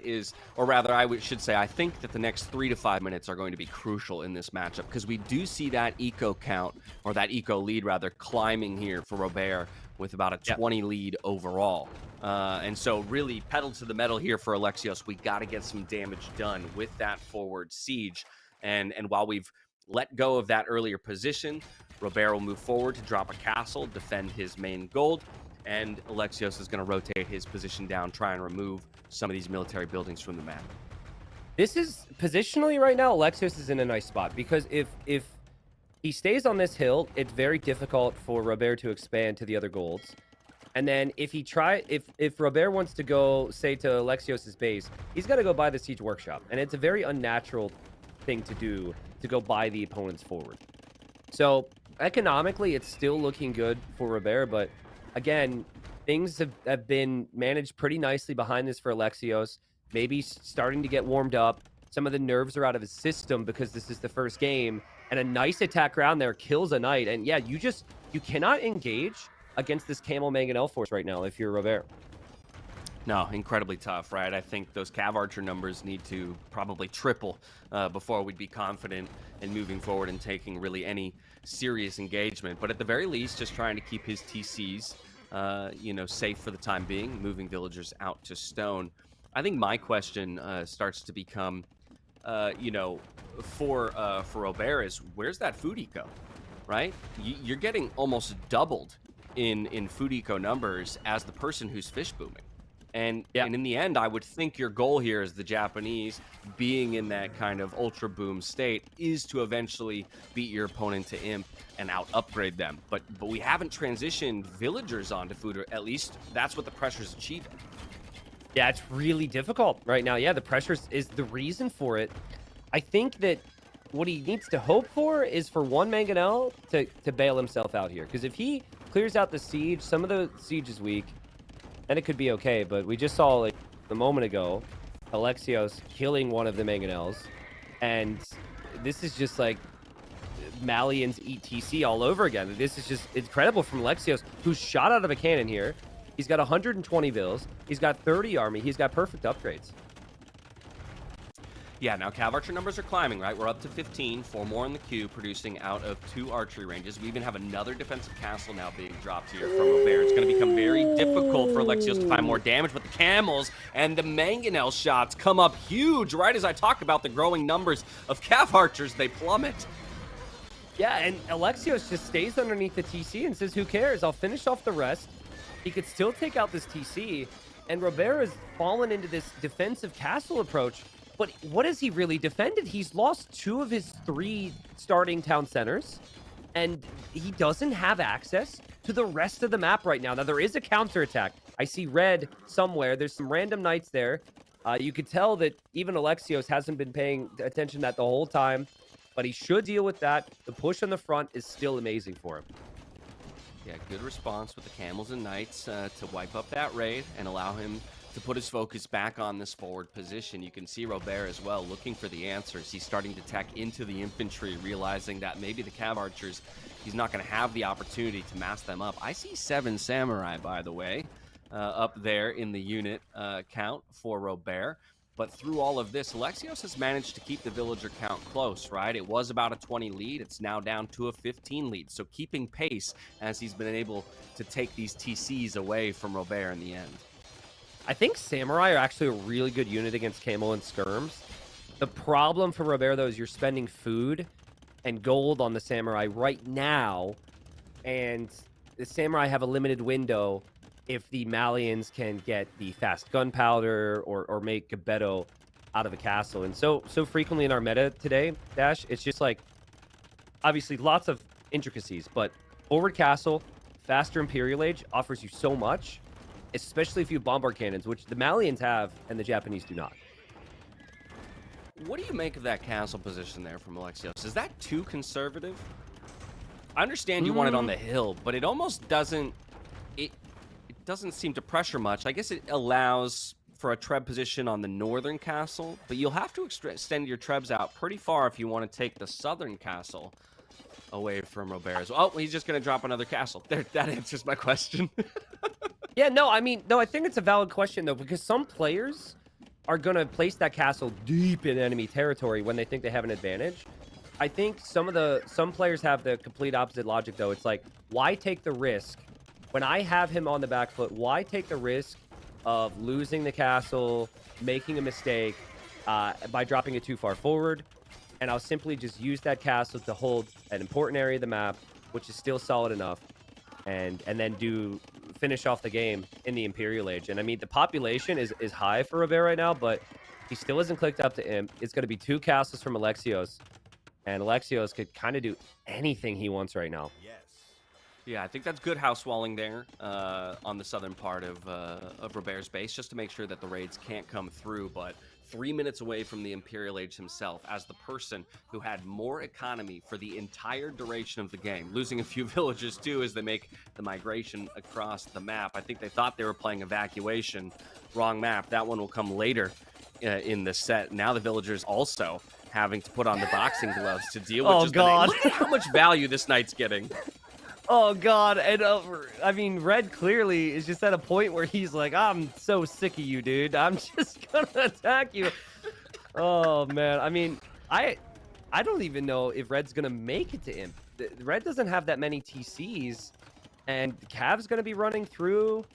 The Samurai, I guess, could do decently well, especially with the amount of camels out there, but this is Farimba Light Cav, or Farimba Cavalier we're talking about, so they will have +7 attack, and you just do not stop Farimba Cav with anything in Castle Age. Yeah, another TC goes down, now relegated to only 1 in the back of the base. Plenty of military buildings up here for Robert, but the Q just isn't quite there to deal with the pressure that's coming through, and still waiting for Imperial Age to come in to get any of those important Imperial Age techs. Did go for Guard Tower, and with Ballistics, Bodkin, that might help with some of the raids. But in the end, what an amazing job Alexios has done to kind of pincer his opponent into just this corner of the map, saying, I'm not concerned with that pawn control you have in the south if I can just choke you out on land. Yeah, you know, I'm really impressed with this comeback. Like, we've seen so many times over the years where a player doesn't do the small stuff, lets some knights and cav archers into their base, and then the opponent just overwhelms them with the greater economy. And we laughed at it when there was 5 mangonels in that Siege Workshop. But the 5 mangonels were the game changer because Robert never expected it. It was so late. It was so delayed.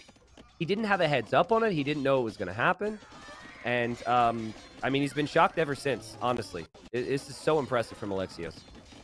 Yeah, and you got to imagine, right, that Robert was feeling so confident with the early damage that he had dealt, right? Those 2 cav archers and the single knight finding multiple Vil snipes and just forcing so much attention out of his opponent, only to realize he's got this satellite base, you know, out in front of my TC 5 minutes later, and to get surprised in such a phenomenal way. And the raids continue here for Alexios. The Cavalier, groups of Cavalier flooding the map and looking for villager kills. Now below 100 in the eco count is Robert, when just moments ago he was matched at that 140 mark. And the army numbers now eclipsing 50 here for the Malian player as well. And now I wait to see how many people in chat say yo or ACCM for Robert, because he's at 100 pop. He's completely dead. He's got no castle. And finally he resigns. The GG is called. But Alexios with an amazing comeback. I mean, it wasn't pretty at the start. Or it wasn't pretty in the mid game. But once he became the aggressor, it felt like he was never going to lose the game. So I think stylistically, Alexios, expect more of that here. Alexios will be the aggressor. Robert, clearly a player who relies a little bit more on the walls and the eco side of things. But, you know, when you collect resources, you want to invest into military with that, right?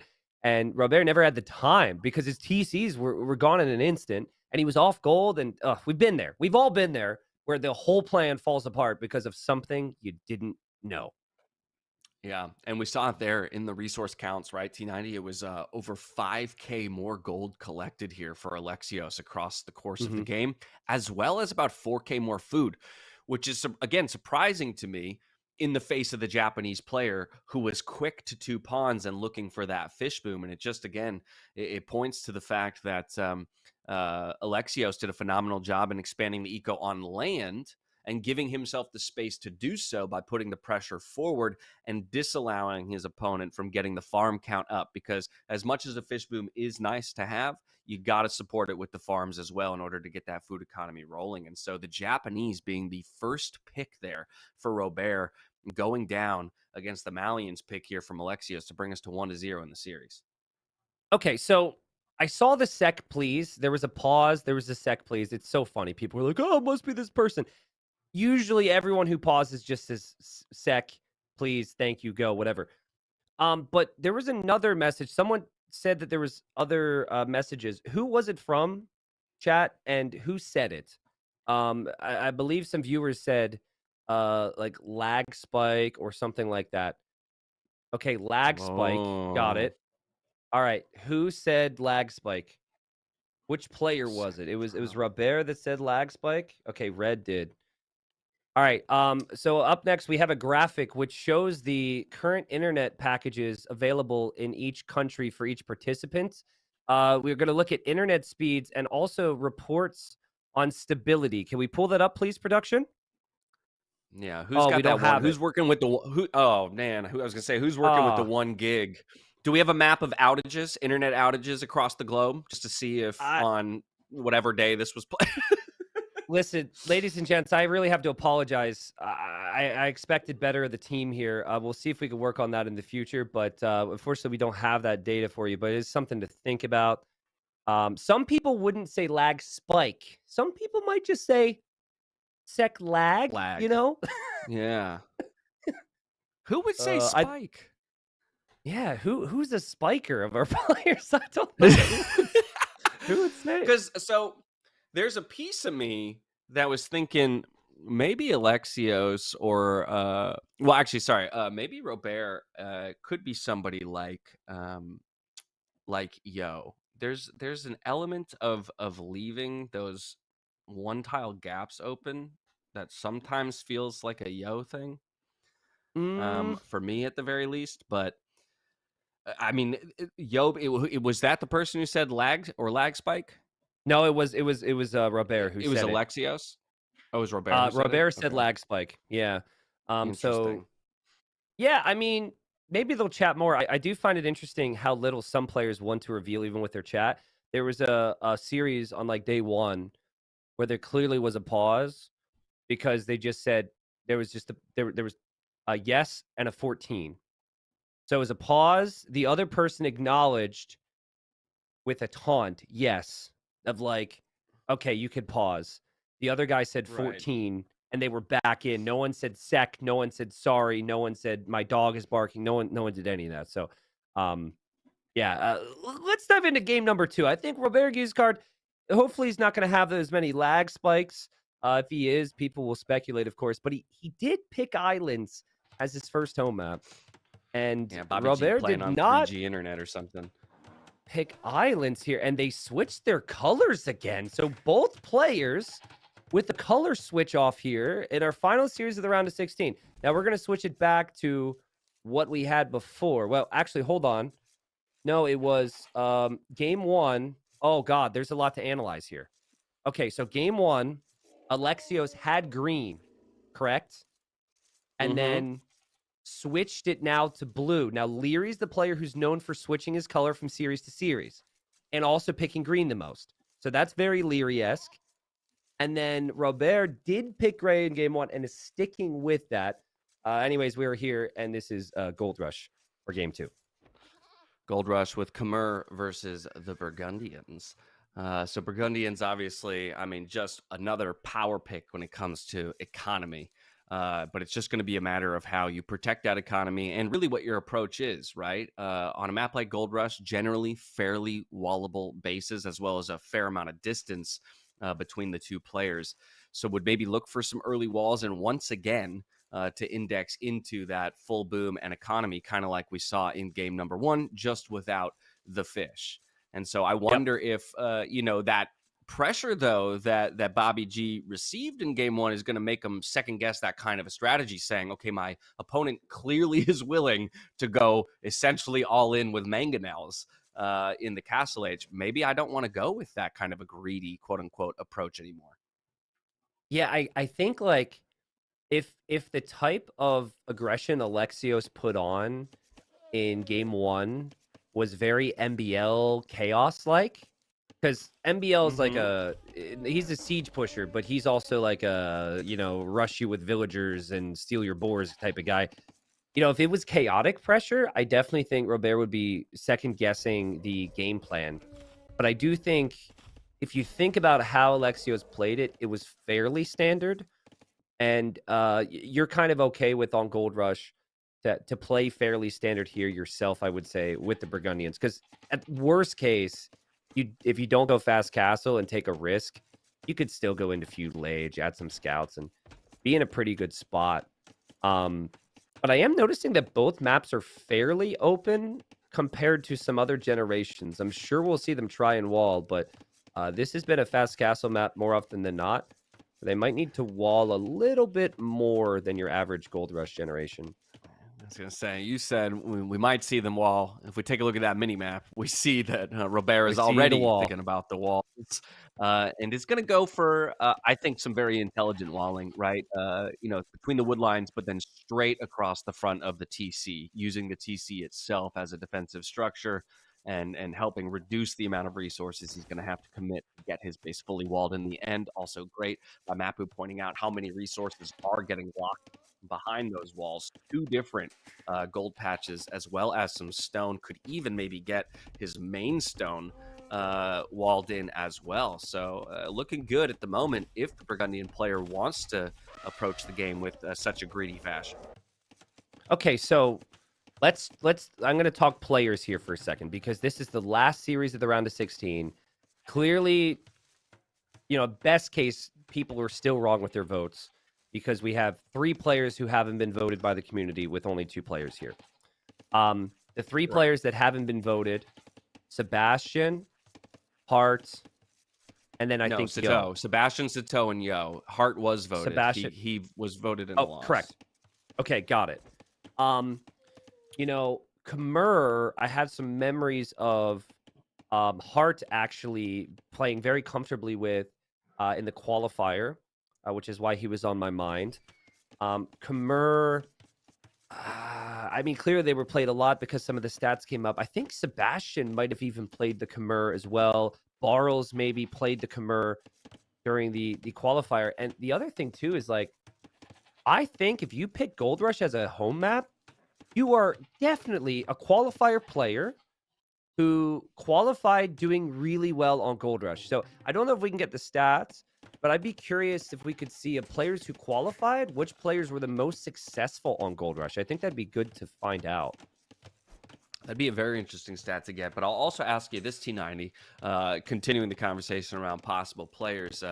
In previous Hidden Cups, you even had, I think, a video entirely dedicated to it, boar luring. When the TC usage for boar luring became a big thing, it was all about how many villagers are getting used to lure a boar. I just noticed Robert using 6 there. Do you feel like that's as much of a tell nowadays, or are players more comfortable just adjusting based on the number of villagers they have to use, either 4 or 6, whatever? It's a great question. I wanted to make that video again this year, and I looked at it, and honestly, everyone, for the most part, everyone is weakening their boars with the TCs, and it is sometimes situational. Back then, it was 70% of people were doing it, and if they were doing it, it was a certain amount of vills. The one exception to this is Doubt. As always, it seems.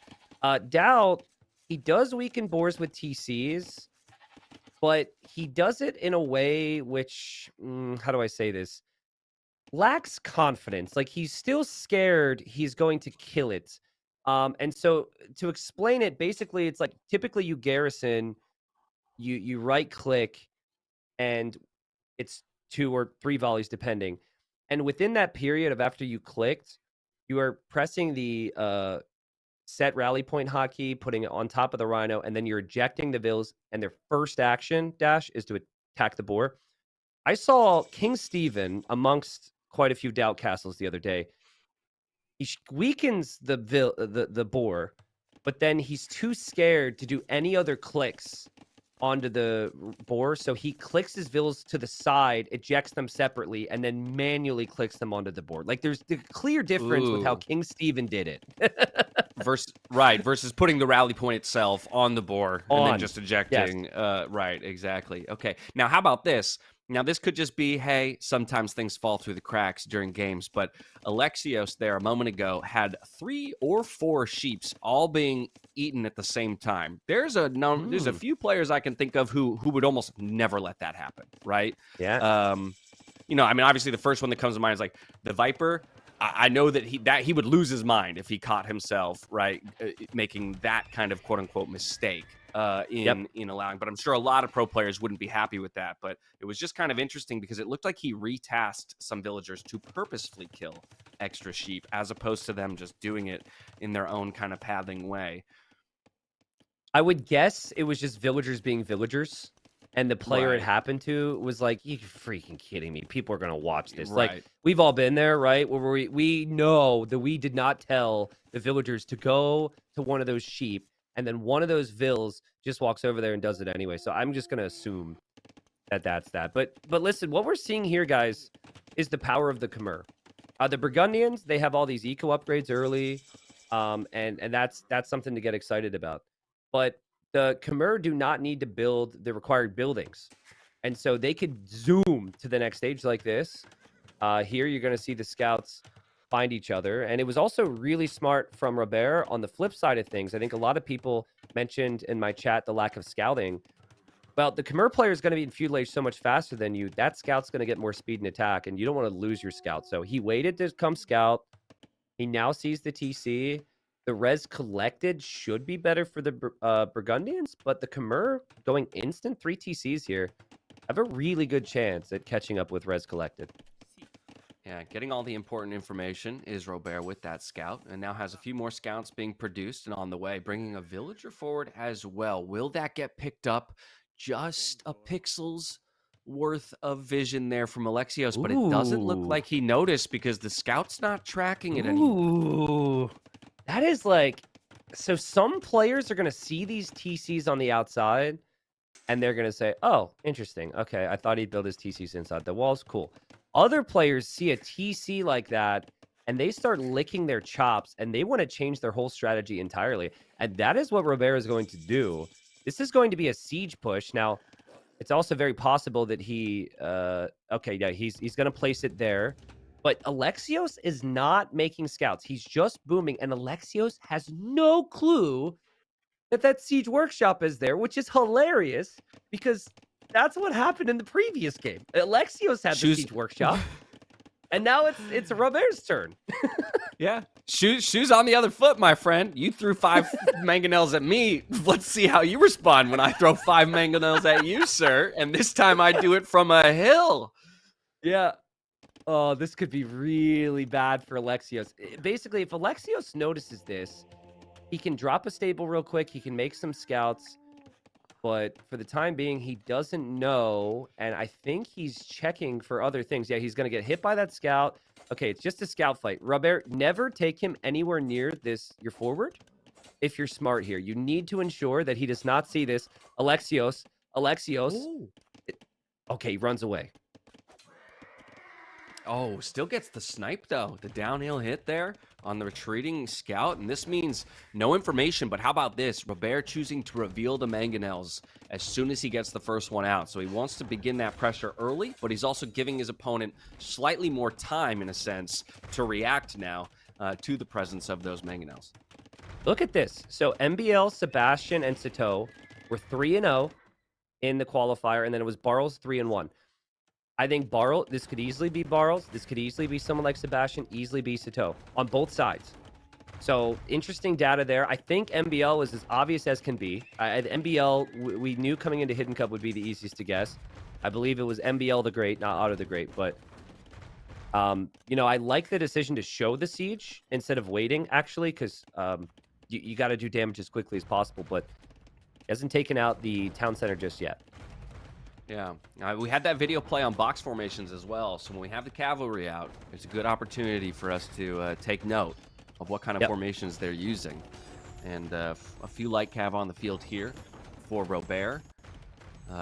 No clear indications just yet. Love these outposts as well, though, right? Just get as much information you can about what your opponent is going for in response, but an intelligent, maneuver here by Alexios to drop those stables very far back in the base, giving no information, at least as of yet, in terms of what he's building. 3 stables being created. The light cav are in, though, looking for a raid and looking for info. This is stressful, right? This is very stressful at the moment for Alexios. He needs to deal with the siege push, but the light cav are through, so that's going to be some damage. His light cav are going to be moving in towards the siege, possibly. The TC could go down any moment. He's out of wood. He has no wood to repair the TC, and now Robert knows that it's going to be light cav in defense, so he shouldn't be surprised. But the villagers come out, and the villagers go for the siege, and the light cav come in. And, well, not so good for the villagers, but actually could have been worse here for Alexios. He will clear up the siege. Yeah, well, you talked about his lack of wood, right? I think he felt like it was now or never to get that siege off the field, buy himself a little bit of breathing room. It's a good point. A number of villagers did go down in order to make that happen. Now 9-0 standing when it comes to the Eco KD. Alexios still with a small lead in terms of villagers, though, overall. So if he can keep them working efficiently, he will win out in the end. Great snipe by the light cav as well onto that monk. It looks like the push is stalled out. Yeah, it really is. I mean, and think about the investment of this. It's a lot of spears. That's a lot of siege that went down. You're focused on the push, and Robert doesn't really have the best farming eco. I'm not seeing the 27 on food that Alexios has. So Alexios, we know, is an aggressive player. And he now can use mobility to really try and pick apart this forward. So yeah, I prefer Alexios' position at the moment. I agree with you 100%. And this game 2 is kind of ringing very similar to game 1, right? Where it was Robert who put some early pressure onto the economy of Alexios. But Alexios still managed to get that food count up, like you're talking about, 25-9 in food count. And so while, yes, you do have the map control, you do have the forward position here from Robert, you seem to be running out of gas, and your opponent is only picking up steam. Yeah, now I'm very curious. Let's say that Alexios had enough stone for castle right now, Dash. Where would you place it? If the stone was 650 right now? I would want to place it right in front of this TC that's on fire, right? Okay. I would want to place it there. I don't know if it'd be possible, but I'd want to control this 3-tile gold, give myself a small position with which to push back this forward, and then maybe eventually drop a second castle up on this hill around the central position. If not that, I start to struggle for where you can drop a really effective castle, and maybe you're just looking at holding on to your farming economy at that point. Yeah, I think what we've seen some of the best players do is they loop somewhere where they know the army isn't, and still, even though it's not the gold in front of their base or even the gold in the very middle, they still just want a piece of it. So I'd say maybe right where the knights were, a castle there. It's never ideal, but and again, the downside is you don't protect yourself from the push. And the push is a problem, and the light cav are still here, and Robert's on 3 TCs. His eco's looking better than it was before, and now Alexios is certainly going to dive on this siege pike push, apparently, as he comes in with a large mix of units, and I'm not sure if this fight is good for him. Maybe it is. He's going to clear up the siege again. Yeah, I think in the end it is, right? He had the light cav come in first, making sure to get the monks off the field. Then he lets the knights swoop in to find the rest of the kills and pick off the siege. Now, this is now 4 or 5 mangonels over the course of the game that have gone down. And once again, it is still Alexios, the Khmer player, with the better economy, with better farming overall. And so I start to worry, even though the map control, again, continues here for Robert, going for that castle in the middle. This is going to be quite the surprise here for Alexios as he realizes his castle position is not possible. Yeah, I mean, that's not something you want to see. I mean, I would honestly say if Robert didn't drop his castle there and pre-wall it like that, this game might be over. Like, the res collected is looking good for Alexios. Alexios has all this army. The entire forward here for Robert is dead. But now having that hill and now being able to make some units out of that castle, I don't hate the position for Robert. I still think he's behind, but the middle hill is always so valuable in this map. Yeah, stone walls at home. I mean, okay, how many players are going stone walls at this point in the game, T90? I honestly, I can't think of many. It's great. It's a great decision because you don't want to be distracted at home. So I love the fact that he's doing that. It's amazing game sense because you'll see in a moment where Alexios chooses to go. But, you know, stone walls, I remember some stone walls from Mihai in the qualifier. I remember some stone walls from Ganji. I could see a player like Barles choosing to stonewall as well as go for a pike push like this. So we'll see if the walls actually get down. We'll see what happens here, but I think it's a good decision. Yeah, I'm thinking the only GL player that would maybe do this in my head is Tato. Outside of that, I don't really see any of the other GL players going for that. I don't see Hera going for stone walls. Don't see Leary going for stone walls. So to me, it does seem to indicate, yeah, perhaps it might be one of our newer faces to the Hidden Cup lineup, I'll say, while not necessarily new faces to the top level of the Age of Empires scene. If I had to guess right now, the central control. Yeah. If I had to guess right now, I would say that Barles or Ganji is a really solid guess for Robert, and Alexios is giving me like kind of like maybe Hart or Sebastian vibes. I know that the community voted for a lot of these players already, but it definitely does feel like Alexios is a more standard Arabia style player, and then Robert really likes to be safe. He really likes the closed maps. We see like the monks and the pikes, those types of pushes, which are rather unique to our player pool. But I don't know, man. Familiar position here, T90, with Alexios halfway to the Imperial Age. Just like game number 1, after being able to stave off the pressure and win out kind of in the economy game, the boom game, gets that food count up, gets the click to the Imperial Age, and now might have the initiative here in about a minute's time to start pushing back through the middle. Yeah, so interesting spot. Alexios will be imp much faster, and that's for Trebs. He's continuing to go Cavalier, or Knights into Cavalier. A red player seems to foresee the fact he's going to lose the middle, and he's building a castle on the back. And he's going to click imp here, but he's still going to be much later. So advantage for Alexios right now. But I do feel like the lack of... Like, look at the difference. Both players want to try and raid each other. One player stonewalled. The other guy is playing fully open. I feel like, to our point earlier, like a lot of players should maybe stonewall when they are in these types of positions. If these units continue to get into Alexios' eco, this could become a big problem for him.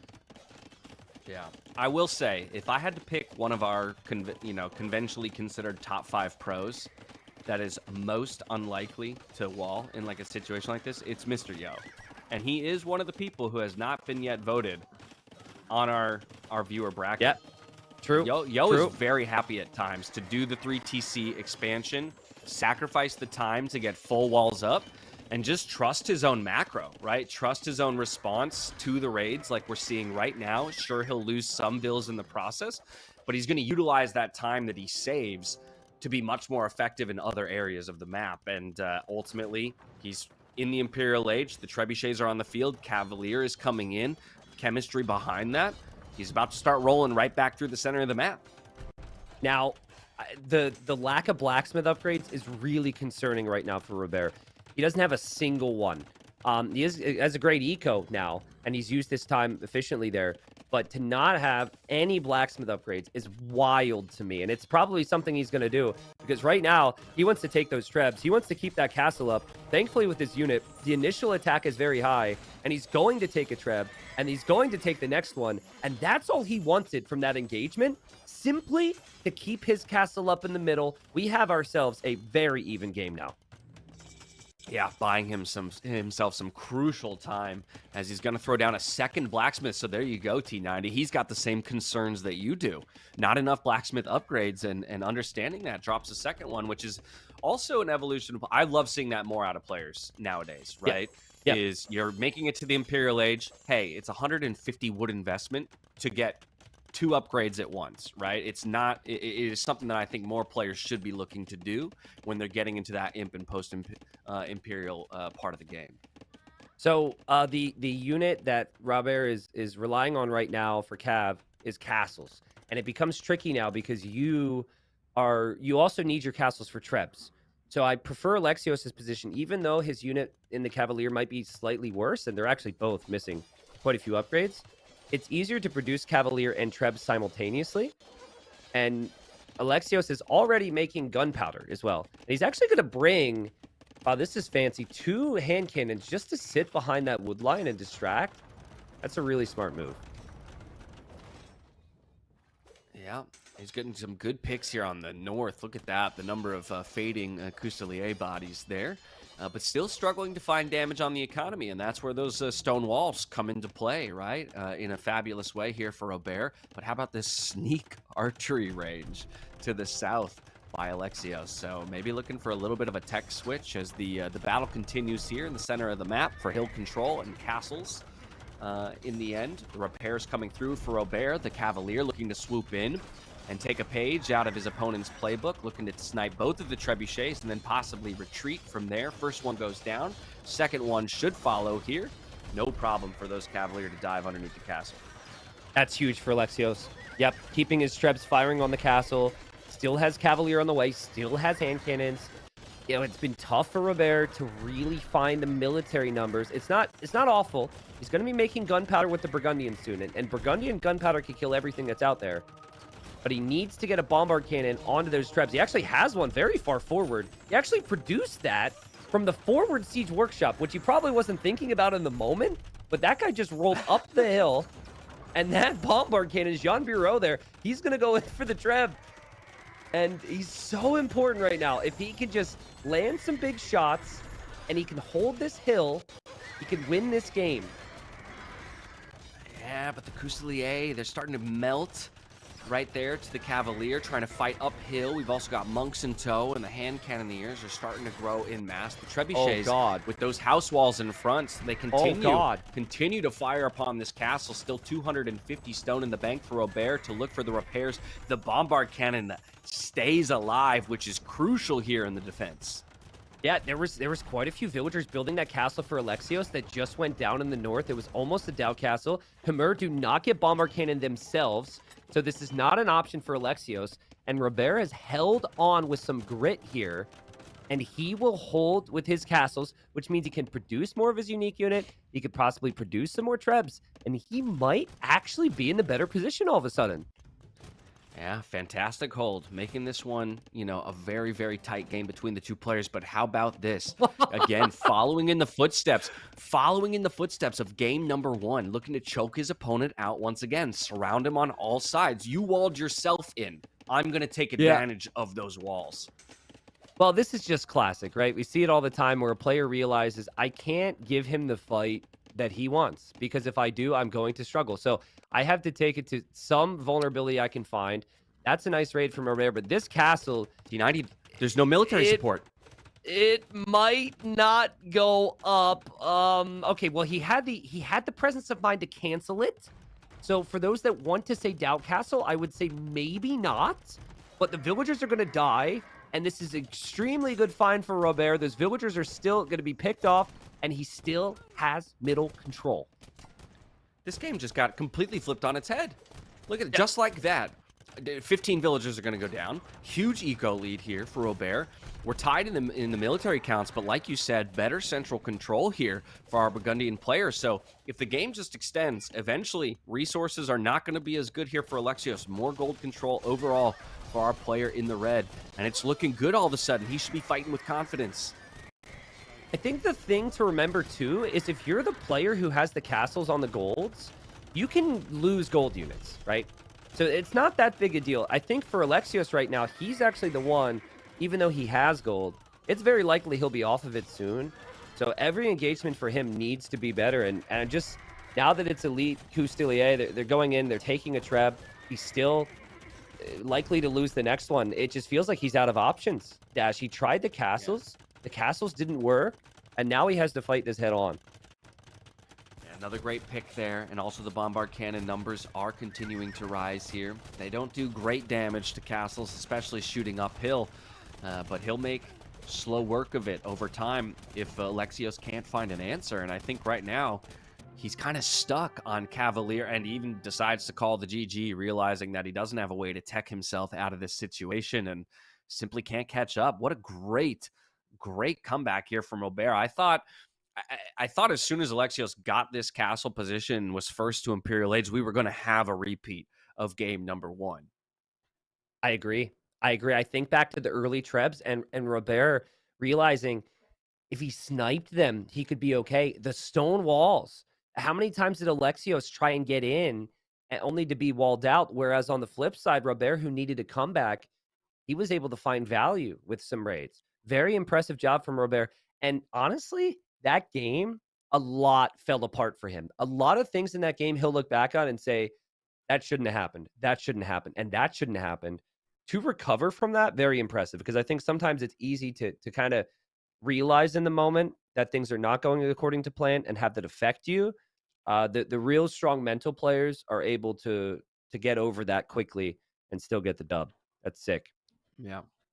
Well, now we're tied up at 1-1, but I will say, T90, already we're starting to see some patterns emerge through just 2 maps, right? The willingness for Robert to concede at least early map control. I'm talking, feudal age for the most part, right? By going for full and early walls, and then even indexing into stone walls, saying, hey, I'm going to make sure that my initial economy is ultra safe across both games as best I can before I look to extend across the map. Yes, we did have castle age aggression with the mangonels and then that castle placement in the middle.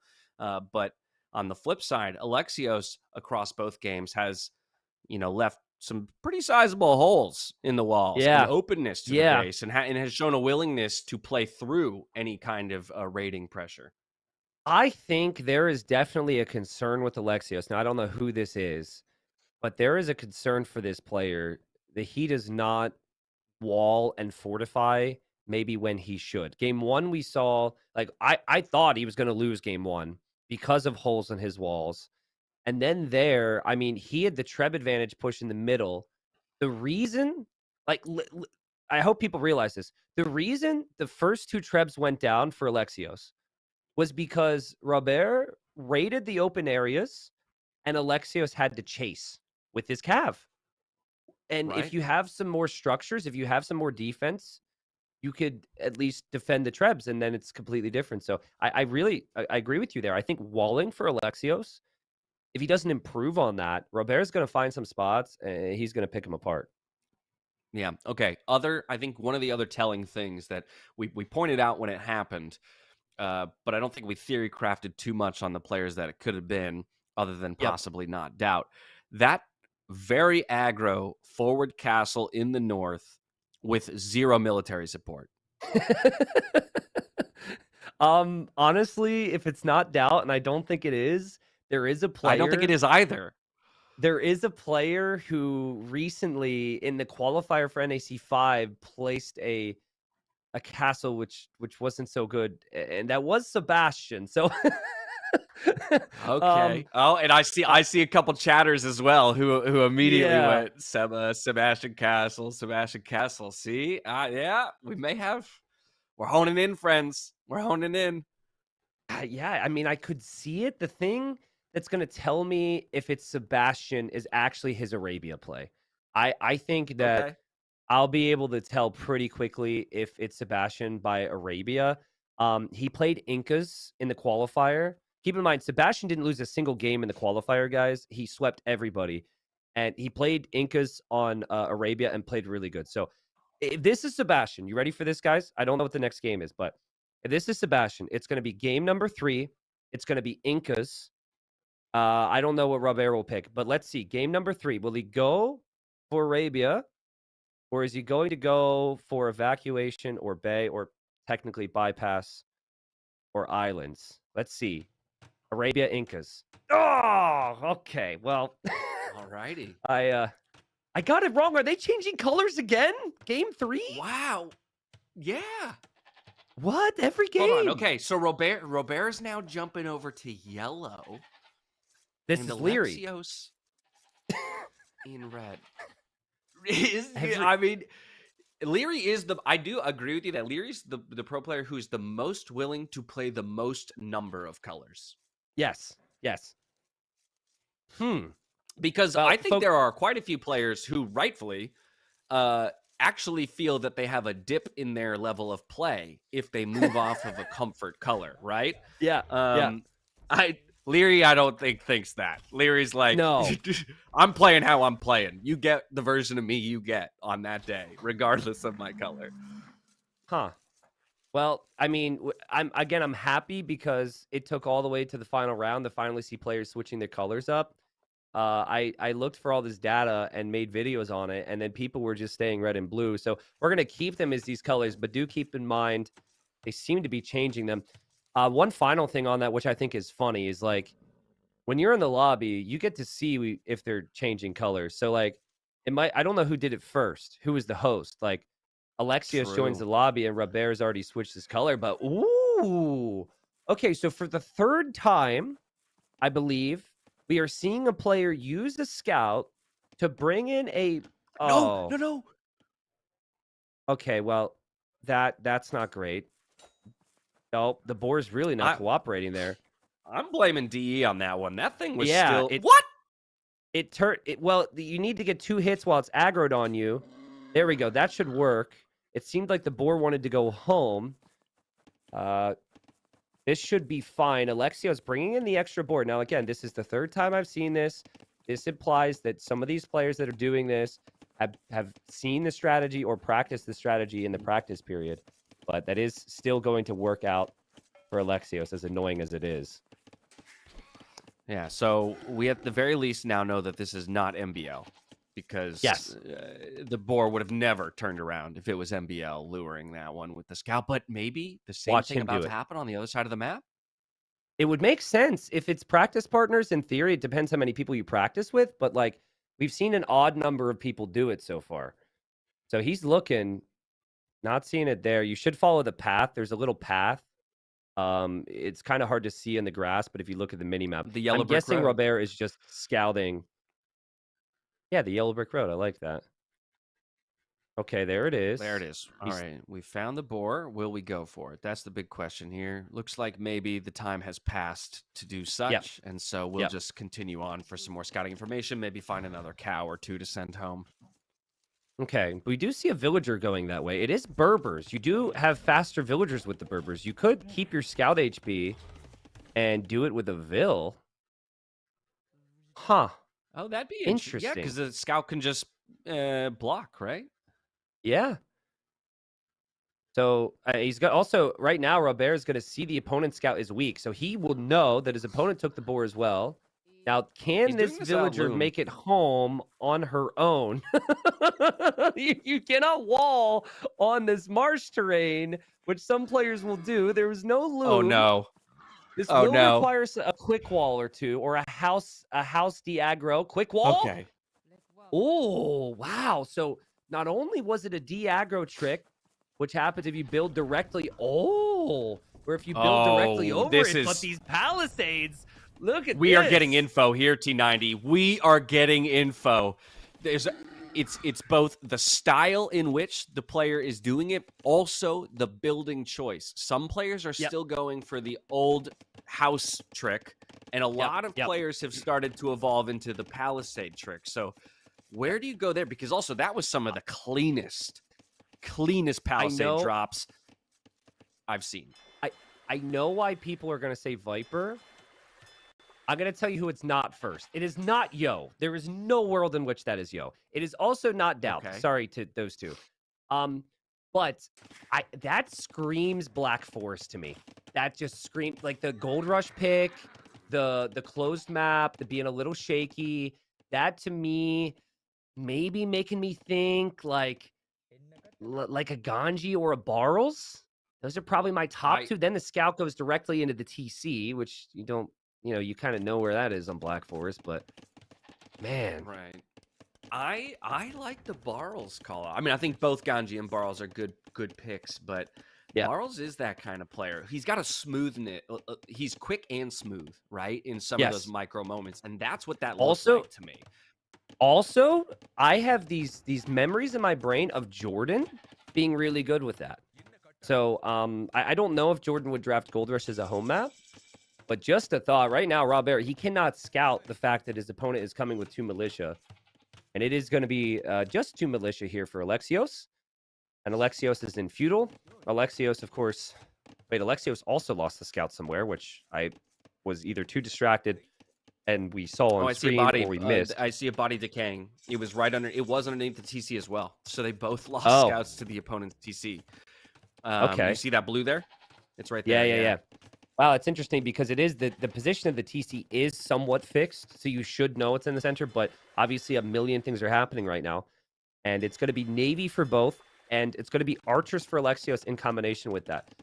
We didn't talk about the civs too much because of all the other factors, but the Dravidians with that extra wood should have the edge in what they can spend and what they can do as we see the quick walls here start a feudal age.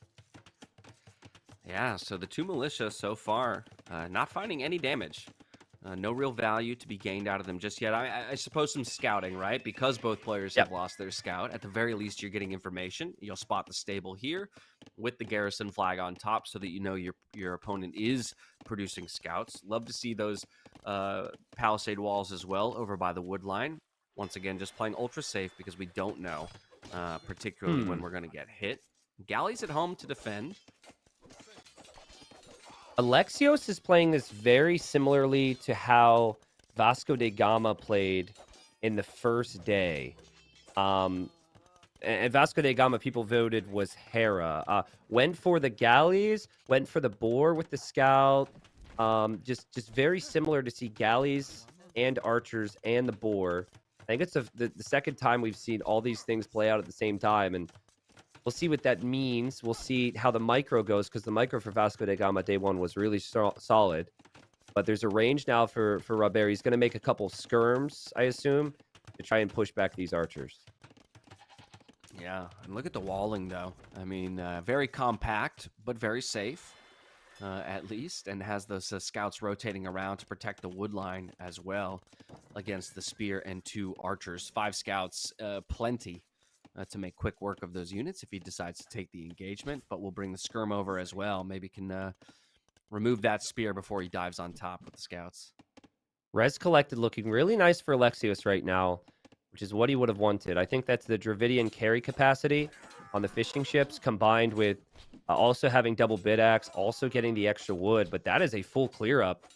But while that full clear up happens on land, there's also galleys here from Alexios. And there's just 1 fire galley here for Robert. So it is very likely that Robert's going to lose all his fish, which means he needs to really apply pressure here on land. Yeah. Now, Berbers have a fair number of naval bonuses as well. And he did run those fishing ships to the corner of the map, but actually moving his fire galley away, that's a peculiar choice here. Does go down to the galleys, has another one in the queue to try and play defense, but now up against 6 galleys on the other side, and Robert, tracking those units, decides to retreat, play defense a little bit more, so very much on the defensive here as our Berber player. If there was a unit that you would want to make a lot of against the Dravidians, it might be Skirmishers, because they do not get very good counters to Skirms. I guess they get the cheap Siege, but Skirms should be pretty solid against a Civ that's usually just going to go for ranged units themselves. But that doesn't mean you can't justify some scouts in feudal if need be. So it could be something that Alexios decides to do. But so far, Res Collected continues to be better for Alexios, who seems to have like the transitions down, the timings down. He also has so much food underneath his TC still from the extra cows and goats that he collected earlier. This is 3 games in a row where Alexios has had a much better food economy. Right? Yeah. We're looking at 18 on food to the 11 on the other side, 300 floating, already has the gold in the bank for a Castle Age click as well. Robert on the other side, 600 gold, floating, maybe looking for a market here sometime soon to start to balance out that economy. But as we hit a little bit of a lull and the players kind of dance around each other, there's that market we're talking about. T90, I'm curious for you, kind of your impressions of the way the meta on this map has developed, as it's one of the newer, to our pool here, and we don't have a ton of experience on it. Yeah, I love how everyone has had a slightly different view on how they prioritize their investment early. I assumed that the majority of pros were not going to get the extra Rhino because it could be risky to lose Scout HP. They weren't going to realize that they should take the extra. They could take the extra cows on the map.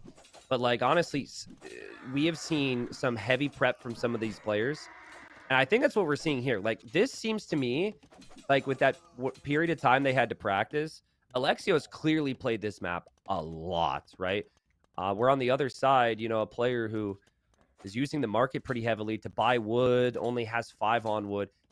Either things have gone wrong, or maybe this is just not a map that Robert is as used to. So I guess to answer your question, I've been enjoying the map, and I think the preparation has paid off for the players who've been picking this as a home map. Yeah. Are we about to see a all-in feudal here from Robert? He invests into forging. He invests into fletching. He's been using the market, but not to push himself to the castle age. Yeah, I mean, he might feel he has to. He doesn't have fish. His opponent does. He's killing some vills here. I mean, it's slow, but it's somewhat steady here. I mean, Alexios also can't make knights in the next stage. So against any other civ, you might be concerned if you're going skirm scout, and then knights could come out, but it's not a possibility. I'm noticing Alexios is like wildly confident with all this mess here. He's like not leaving the gold or towering at all, which is also pretty wild. Yeah, no, he's sitting there saying, I've got 55 military units. 40 of them are villagers, but they're also military, at least in his eyes. Oh, man, villagers going down.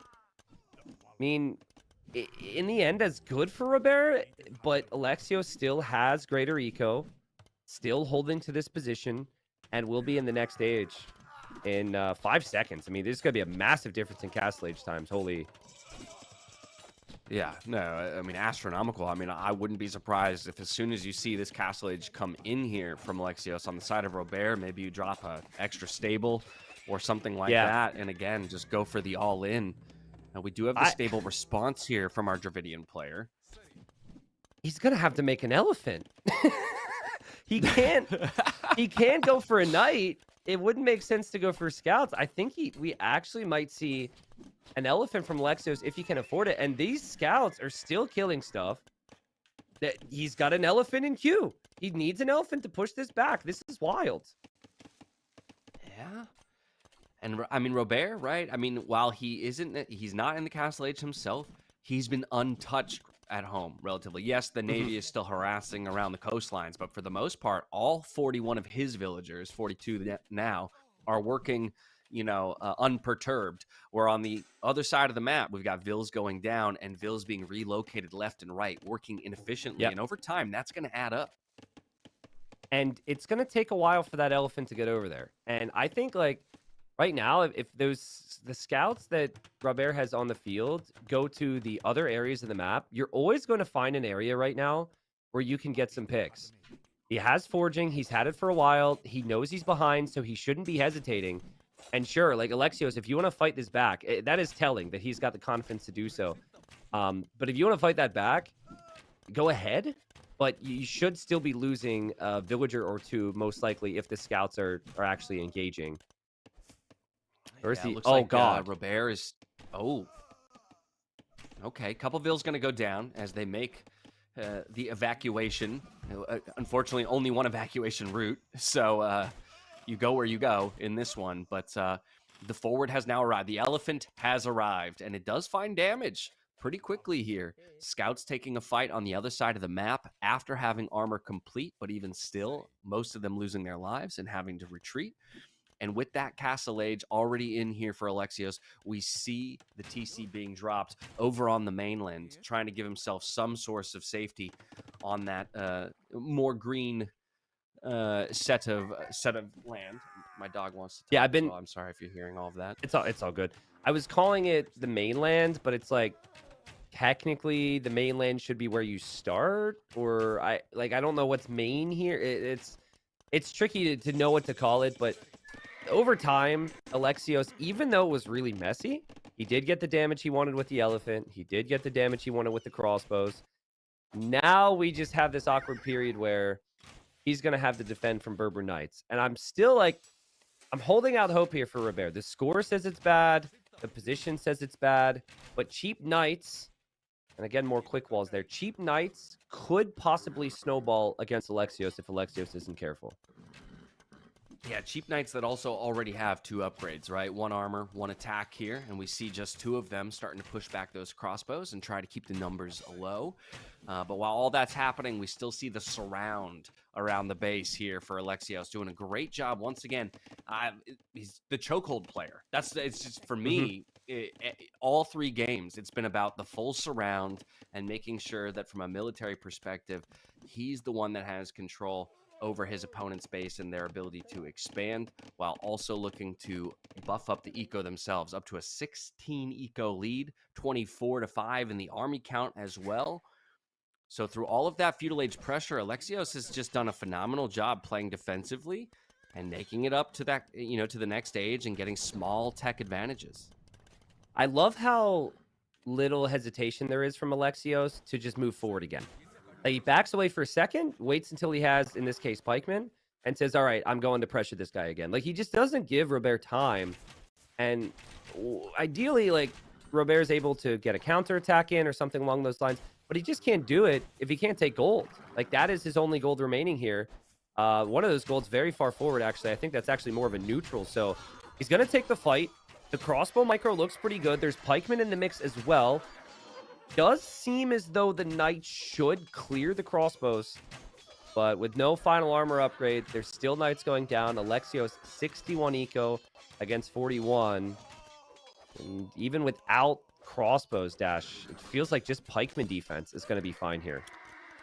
Yeah, I mean that's the real issue, right? Sure, you pushed that army back from the front of your base, but now you don't really have any option to go forward because your opponent's already building in, or rather into the counter unit to what you're building.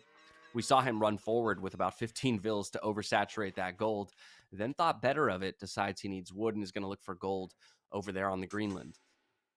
I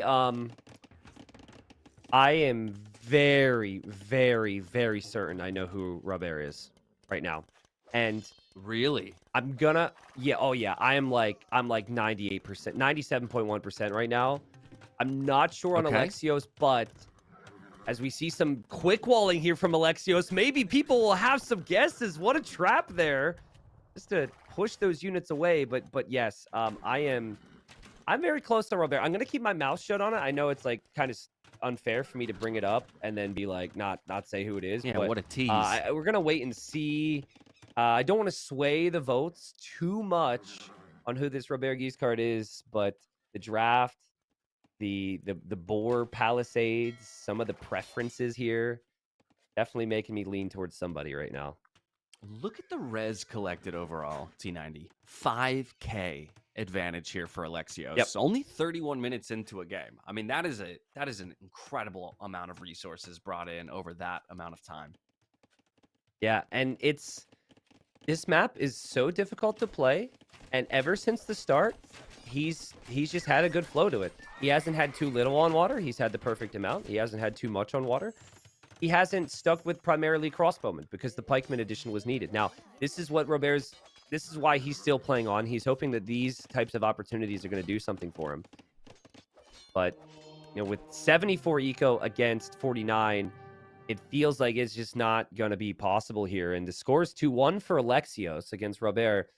And again, to repeat myself, however much practice Alexios did, paid off on this, man. He brought in the boar. He brought in like 4 or 5 extra cows. His build was sick. To kill on water, to kill on land. It was just a complete game.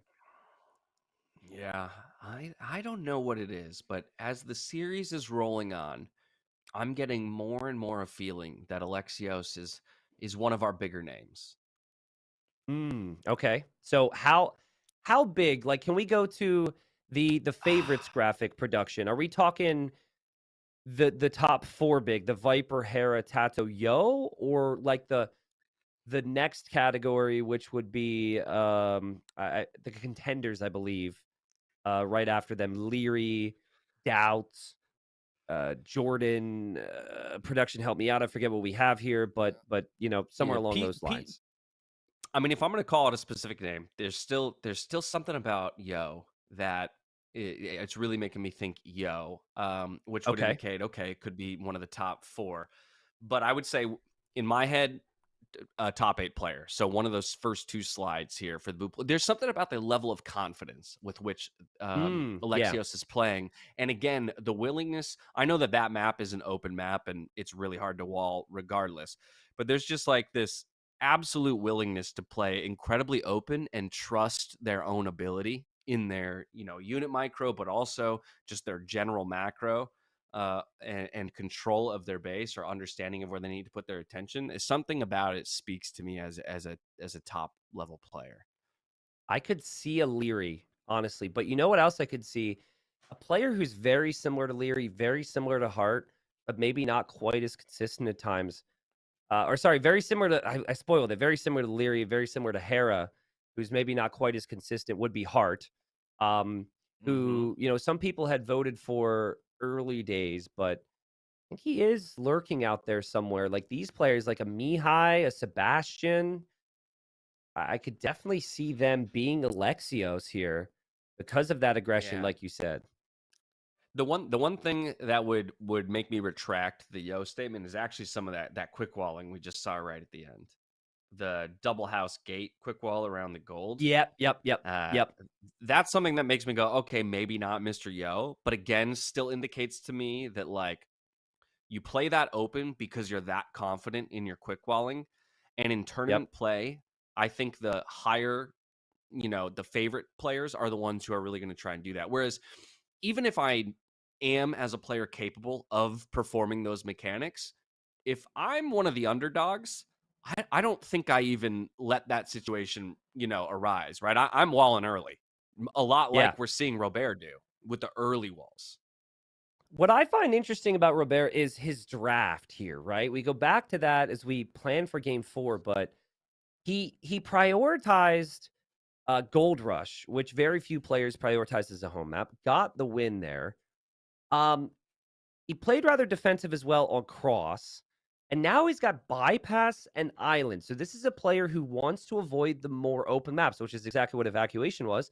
And let's be honest, he kind of struggled on Evacuation. So I would assume that Robert's going to go for Islands or Bypass next. We'll hop into it now, game 4. But, oh, man, people, I can't wait for it, okay? I can't wait for it. I got things to say, all right, about this player. But I'm going to wait until, like, the key moment. I believe that Robert is going to give us a moment. He's going to blow our minds. And, ooh, interesting sip picks here. And also color Interesting color picks. Yeah. As they have changed their color. Robert has changed his color again. I guess Alexios also changed his color because we had to change him manually back to blue. Well, I tell you this, Robert is clearly having the most fun of any pro in this tournament with the willingness to hop between colors because, like, I mean, again, we have thrown Leary's name around in terms of a pro player who's very willing to do that. But actually, now that it's happened this much, I'm starting to think it's not Leary, right? Like, I'm like, ooh, now I'm moving away from Leary again because I don't think he'd keep the bit up. That's a commitment to the bit that I don't think Leary has. I think after game 3, he'd be like, okay, now I'm settled on my color or whatever. Yeah, I mean, in the past, when people were picking colors, it never matched their identities, right? So I agree. I think that this is definitely a player who's trying to... He's watching right now. Salutes in chat, please. He's 100% watching. He's been waiting all week. He knew he was going to be the second cast on day 4, and he's looking to see what chat is saying and what people are thinking. And to that player right now who's watching, I know you, bro. I know you. I'm not going to say it yet because I want to sway it. But there's going to be a moment that you might know too. It's going to happen, Dash, okay? And that's super vague. Okay. I'm sorry, everybody. But Britons versus Turks here, we should probably talk about that. But there will be a moment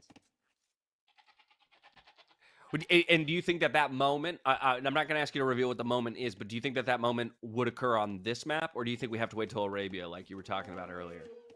I think the tendency could be on either map. Okay. Any upcoming good to map. know. I think it is a very specific thing that this player does.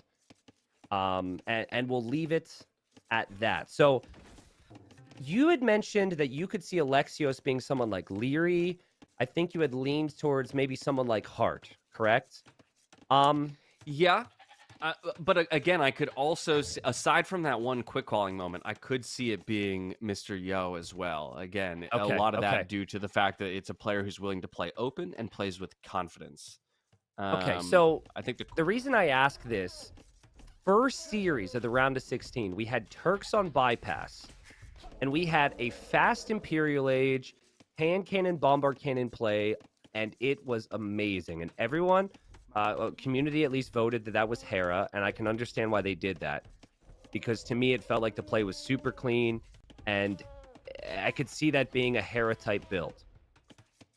I'm wondering if one of Hera's closest friends, Leary, Hart, one of his closest friends is Alexios, and we are about to see a 30 population, 20-minute fast Imperial Age from Alexios here. And look at this, bringing a villager forward early just to wall here, make sure that the Britain player doesn't have the option to go for some kind of castle drop forward. Ooh, deleted the wall though. Ville's coming forward to fight. Is Loom in? It's on the way here for Robert. It is not in for Alexios, and so the retreat has to come in looking for the block, and maybe the Ville snipe early. Oh, man. Oh, Alexios. I mean, you didn't think your opponent was going to notice that, but the villager goes down. And now Robert's like, actually, great idea, dude. I'm going to wall you. And no, don't. Okay, I was going to say, don't let him into your base. We have a villager down for Alexios and a forward wall now from Robert. Yeah, well, okay. It's a great find here for Robert. And now as the Britain's player, he's bought himself a little bit of extra space there in that central corridor.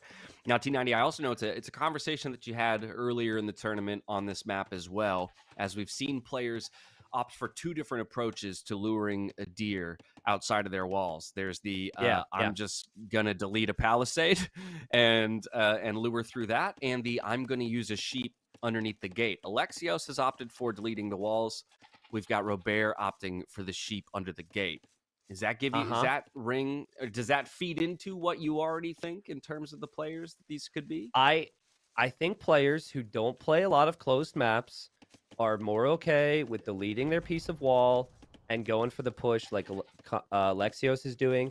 And then players who prefer the closed maps are going to go for the method that Robert is doing. Now, where the ostrich are positioned does mean that you pretty much can't push it through the gate if you're Alexios, because that would just be a longer journey. So that's kind of that's the one thing about this. But I'm looking at the Ville count right now. I want to see, is this going to be a fast Imperial Age from Alexios despite the villager loss, which again is the same thing that Vasco da Gama did in the first series. No, he clicks up. Never mind.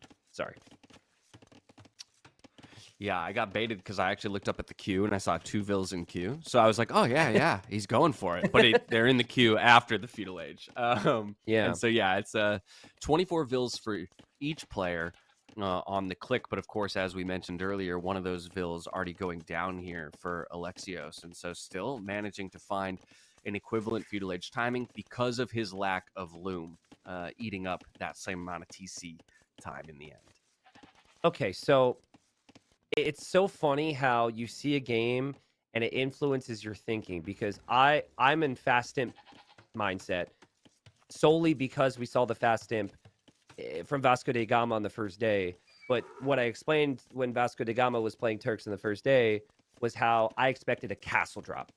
And that is the more common approach with the Turks. And that's exactly what Alexios is planning on. He's on stone. He's still pushing in some extra food. And I just really feel like a critical thing here, if you're Robert, is that you somehow sense this and you have to build something more than a palisade wall in the middle. It's got to be stone there, dude. Well, so let me ask you this, though, because your options for where the castle can go are now extremely limited, right? It was very clear Yeah. that Alexios was trying to buy himself the space to drop the castle perhaps in the middle of the map, or at least give himself a very easy forward position. Are you now thinking you got to rotate around the outside and attack from behind the opponent's base? I think. Or do you just drop the you castle can in your own base, kill the walls, and run forward with Janissaries? Yeah, I think in your own walls is fine, and there's even more reason to do it now if your opponent lost their scout. If Robert was able to run into the middle, sit on the other side of his wall, and see you're dropping a castle there, then maybe he has time to recognize what's coming, and then he has time to adapt with the stone wall. But hold on, look at what Robert's doing. He knows this is possibly going to happen, and he's going to stonewall right there. Okay, good heads up play by him then. Just making sure that at the very least he's got tons of warning before his opponent can break through those walls and make his way across to his base. Both players on the way to the castle age. We have a 1-minute advantage though here for Alexios.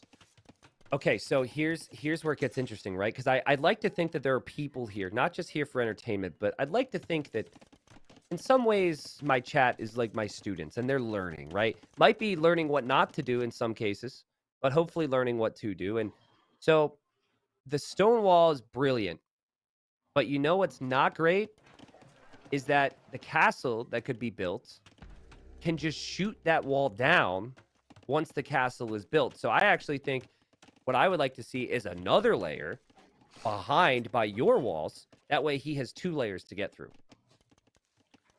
I love that idea as well, right? And so it's just a matter of whether or not you have the stone to do so. I see a clean 200 stone there, though, for the Britain player.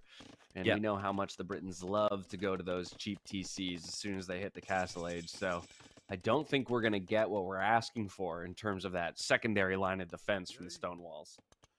Yeah, so the outpost being there is big. I'm very excited now to see where these TCs go for Robert and how he plays this. Because he's looking now. He sees his opponents in castle age. He is not seeing a castle. So he might already be in like, ooh, actually, okay, I'm kind of in a good spot. I can be greedy. He's maybe going for light cav. He's maybe, screwed up his build order or what have you. But there's TC number 2. There's TC number 3. This is all great. If you don't see a castle, they're kind of wondering when Alexios is going to build this castle, but it's coming. Yeah, 3 vills on stone, 500 in the bank. So another minute or 2 probably till he has the stone to be able to drop that castle. But having been in the castle age for quite some time and choosing not to drop TCs, I mean, this is a commitment, right? To an all-in. It still feels like the fact he hasn't dropped the castle yet, this still feels like a variation of a fast imp. Adding more farms, I could see it. Chilling out, taking his time with the castle.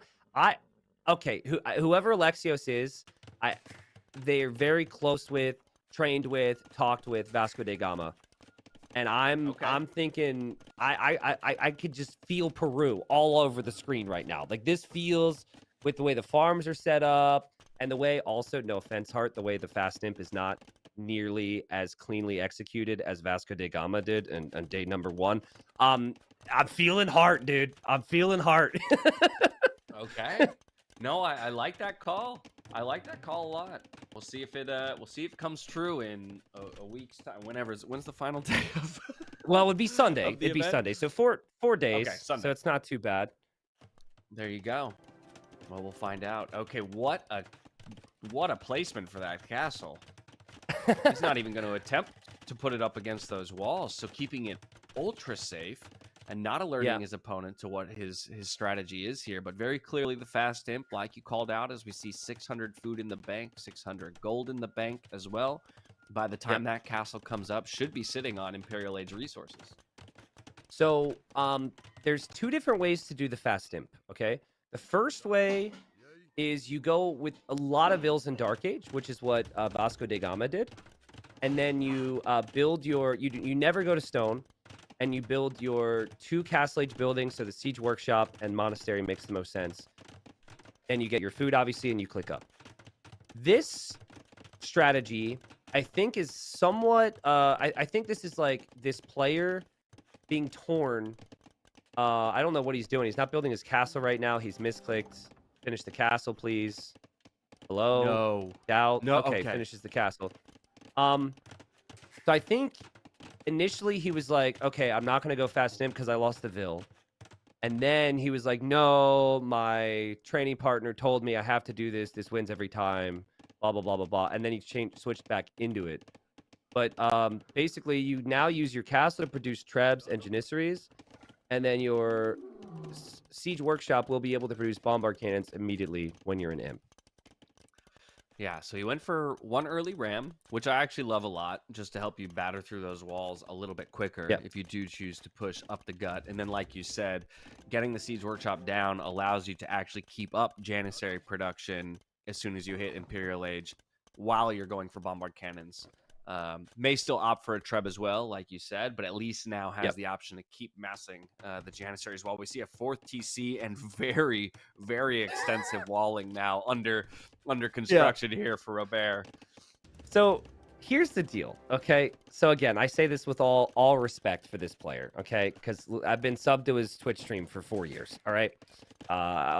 So if you're Robert on the other side isn't expecting a fast imp anymore, because if this was the fast imp that we saw from Vasco da Gama and like a really clinical, well-timed fast imp, it would have happened already. He would have been an imp at like 20, 30, or 21 minutes. So he's going to see this, and I think Robert's going to be very confused, and I'm very curious to see his reaction. Let's say, to put you on the spot, you just see a ram and janissaries right now. What's your thinking, Dash? Well, I guess at this point, I am kind of thinking maybe it's more all-in castle, right? Commitment to a castle age version of Siege and thinking, okay, maybe there's even a second castle that's about to come forward, right? Like he's invested maybe a bunch more Vils on stone. So that's why I like this yet another layer of walling, right? Thinking, okay, he's coming forward with a castle, but at the very least, I don't have to deal with the excessive range of Imperial Age Siege. But obviously, Imp comes in, the upgrade on the Hussar, and so now I'm curious how Robert reacts to the fact that he's way behind in the techs, while of course more than double the villager count.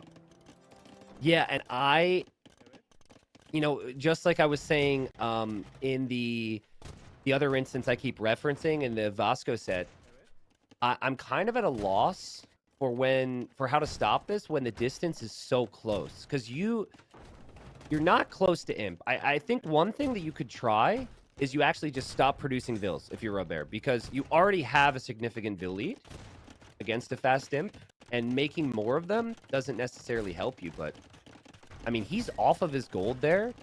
These units are gonna be through, and he's gonna start losing TCs here shortly.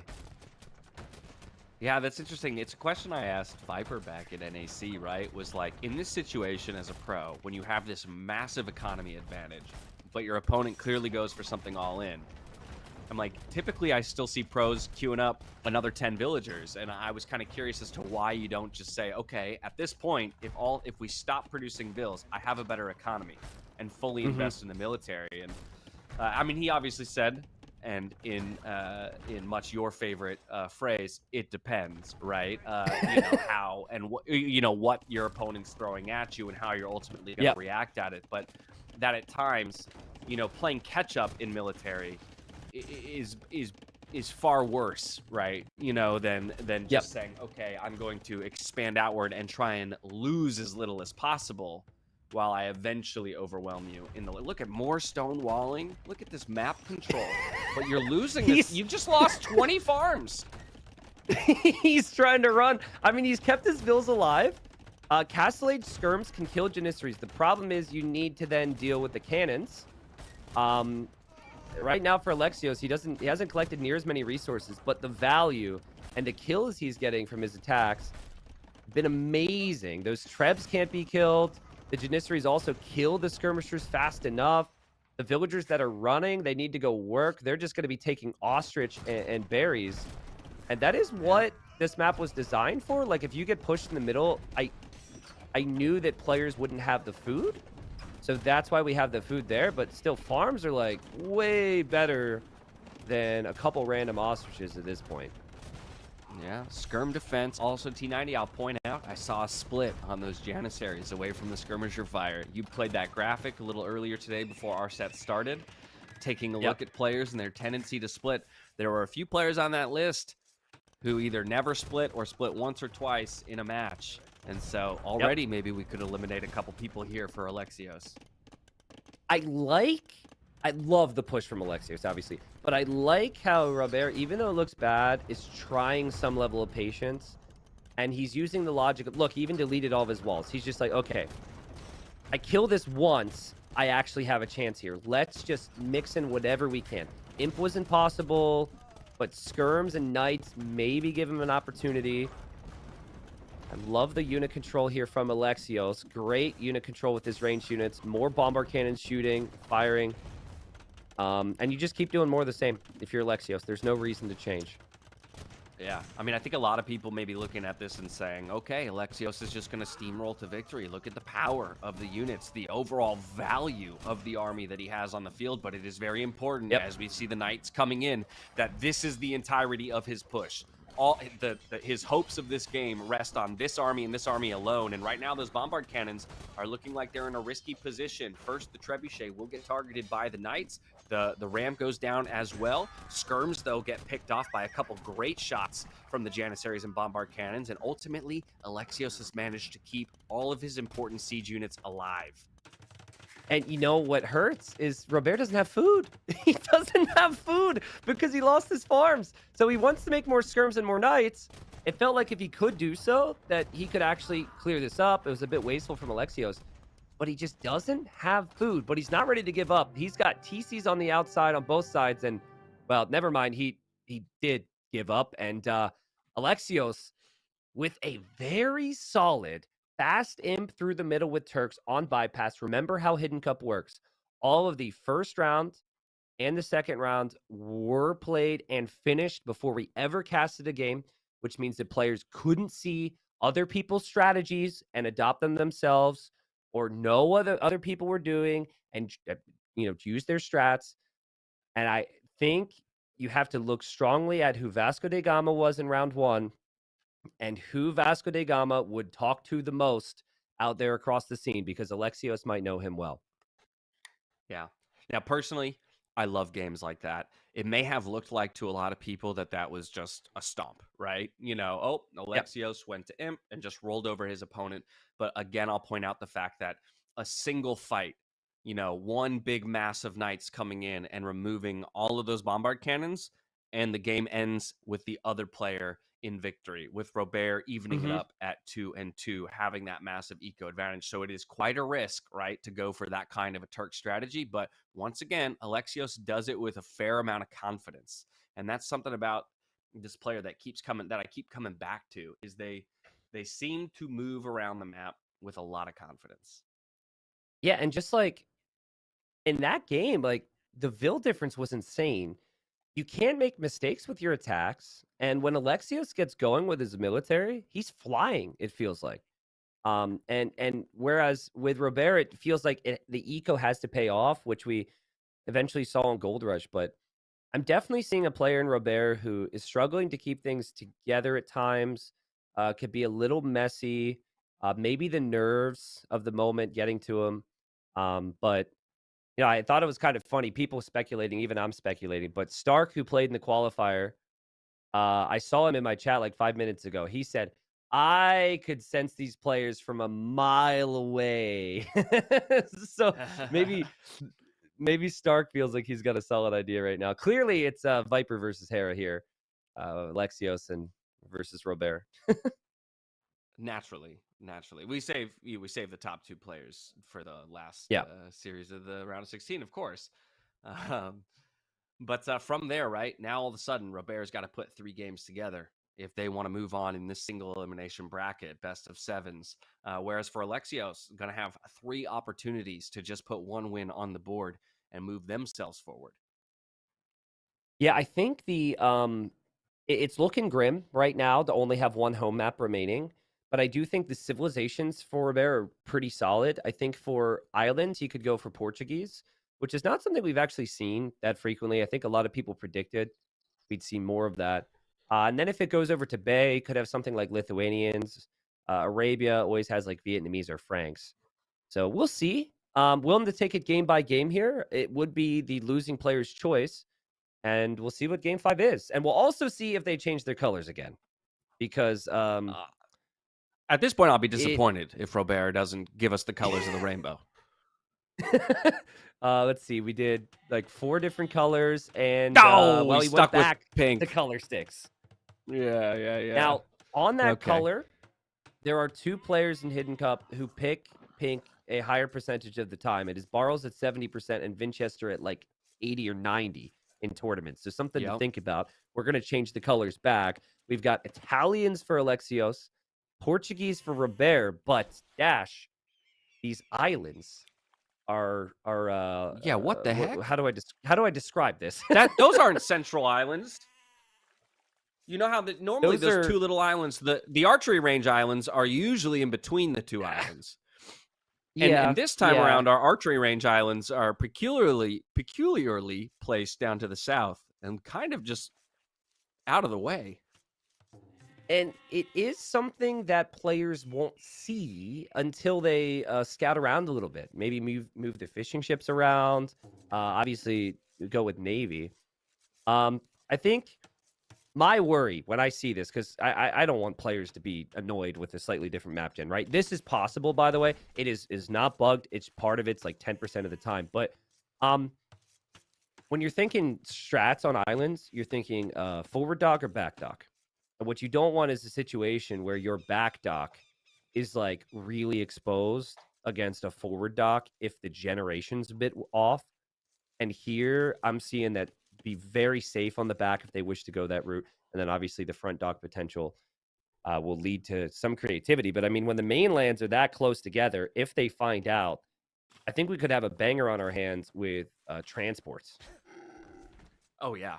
I mean, to your point about scouting, right? And I'd be curious to see if either of the players use an early fishing ship, right, to get some kind of indication of exactly where their opponent is. Because I think, given this generation, a landing could be very, very deadly for whichever player has the initiative in choosing to do so. But speaking as well to the forward and back part of the base, you see Robert here kind of going I think he conventionally thinks as the front of his island, right? You kind of think that the 2 longer stretches are the front and back of your island, but in fact, it's not so much as compared to your opponent.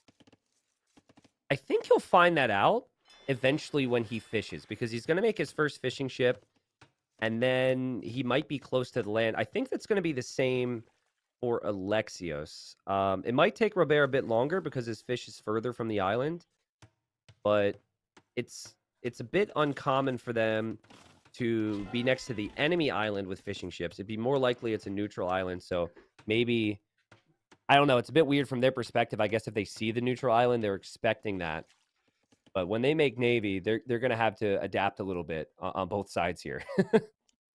Yeah, without a doubt. Now, Portuguese Italians, talking about the Civ matchup real quick, a 2 power pick water civs, right? And so I'm very curious to see who comes out the better of the naval battles, or rather what the approaches will be. Sometimes we see somebody concede the early feudal water battles for a faster castle age, looking for the tech upgrade and then re-expanding out onto water. Will they go both heavy investment into feudal, look to make quick work of the opponent's fishing ships? There's a lot of options here, I think, for both, before we even consider then what becomes of the possible landings for either player too. Whoa, this uptime for Alexios is nuts. Normally it's like 5 or 6 fishing ship, 3 or 4 fishing ships at the lowest. He's going up quickly. Now this reminds me of a build on Bay that we saw earlier. Oh, it's all coming together. Oh, it's all coming together for me. Okay. This is a very similar build to what we saw from Alfred the Alpaca earlier, right? Who people voted as Leary. So I'm just thinking, I'm seeing like one build from Alexios that people voted for Hera with. I'm seeing another build from Alexios where people voted for Leary. I should shut up More with heart the predictions confirmed here. But more heart confirmed in my mind at the moment here. Yeah, you know what? I mean, that's one of the best ways, right? Is to figure out where the pockets of practice players are, right? You know, when you start to go, Yeah. okay, I've identified which heroes have all been talking and strategizing together. And then you can start to work out, maybe given their preferences as well within those strategies, which pro click they come from. Mm-hmm. And you know, as a counter to my very strong opinion, because I once thought I'm pretty sure I bet my life on the fact that two players were the Max and Veleza, and then newsflash, I was wrong, and it was actually Tato and Doubt. It I think on a more mild level, it definitely feels like there's definitely some synergy between some of the names I've mentioned. Now, um, the strategy's certainly been shared. It's the same exact build order that we saw from Alfred, but on a different map. That does not mean it is necessarily a good build order for islands, though. We'll have galleys on the way, and it's going to be galleys from Robert as well. Yeah, so galley battles to commence, but of course the production advantage here for Alexios, just in terms of getting to feudal age first, so therefore already has two galleys on the field, and he's going to find the fishing ships immediately. I say yikes because sometimes there's this period where the players have to find each other, but Alexios just shows right up to the fish. That's exactly the start he wanted here. Now, in a galley war, it then does pretty much just come down to micro, and then the transitions behind economically. Alexios even going for a third dock right now. Yeah, third dock on the other side for Robert already, though. Probably because he was the second to the feudal age, right? So feels like he's got to catch up in production to keep his remaining fishing ships safe. One already sinking to the bottom of the seas here. Alexios just kind of poking and prodding, looking for more damage. Now retreating back to the reinforcements, so things will stall out just a little bit. So we check in with the eco numbers up top, and Alexios has built himself just the teensiest of advantages. Yeah, Robert's really struggling for villager production right now. 45 seconds of TC idle time. So must have really pulled villas off of food. Down basically a vill and a half, 2 villagers because of that. Portuguese, though, have more HP on their ships. And they are a civilization that in a wood game, in a resources running dry game, are incredibly strong. So I think, like, in general, you're thinking here with being in Robert's shoes is you could fall behind, but you'd never want to fully lose water here. This Civ, the Portuguese could bail you out of a lot of tough situations. I mean, super flexible Civ, right? We've seen them have great success on, you know, full land maps, hybrid maps, water maps, like this. And then as you just stated, when resources become scarce, one of the few civs that has options in 1v1s late into the game with the Faitoria, if we are lucky enough to get there and see that. We also saw Mapu show us the number of resources on the map. I know we've had one game go close to full exhaustion of wood, but there's a solid 79,000 wood sitting on this map, so we have a ways to go to get to that point. Oh man, we've got Robert getting housed now, down 3-1, getting population capped. Idle TC's climbing big time. It's 2 minutes now. This is all just because of the stress. You see the reaction? He makes like 6 of them, maybe out of frustration. I think we've all been there. But certainly not as clean as Alexios. And that has been the theme between these two, is the economy combined with the military, and the aggression has been incredible for Alexios here. As he moves in now, he finds nothing from his opponent to really stop him, and kills the fishing ships. No. Yeah, this is looking, but he even gets the snipe on the villager there too, Tina. I mean, this is starting to look really brutal, and like we could snowball into a quick victory here for Alexios. He's got an 8 eco advantage in a game of islands, right? Where typically you don't see this much damage done to anyone's economy this early. Even if someone has the advantage on water, you're running your ships to the corner, keeping things alive, and I think the avalanche may have begun here. Italians over Portuguese. And when it's looking rough, you then lean on the market, which Robert has had to do many times throughout this series. So he does do so, because if you don't use the market to balance things out, you're not going to have a decent uptime. But Ends up killing the scout from Alexios on the back, but Alexios still has been fishing on the front, still has nice galley mass, and the galley mass is actually looping around to cut him off from coming back towards the front. So, yeah, there's some level of inevitability about this right now because of the scoreline, I think, and how Alexios is looking. But let's see if Robert can click up the Castle Age faster here. Yeah, Robert has his sights set on that Castle Age. 200 gold just now, 800 food as well. So looking for the tech to come in, and he's on his way. The other thing I think about T90 is when you feel like you're on the back foot or when, all is lost, you got to go for one risky play. We talked earlier about the possibility of a landing.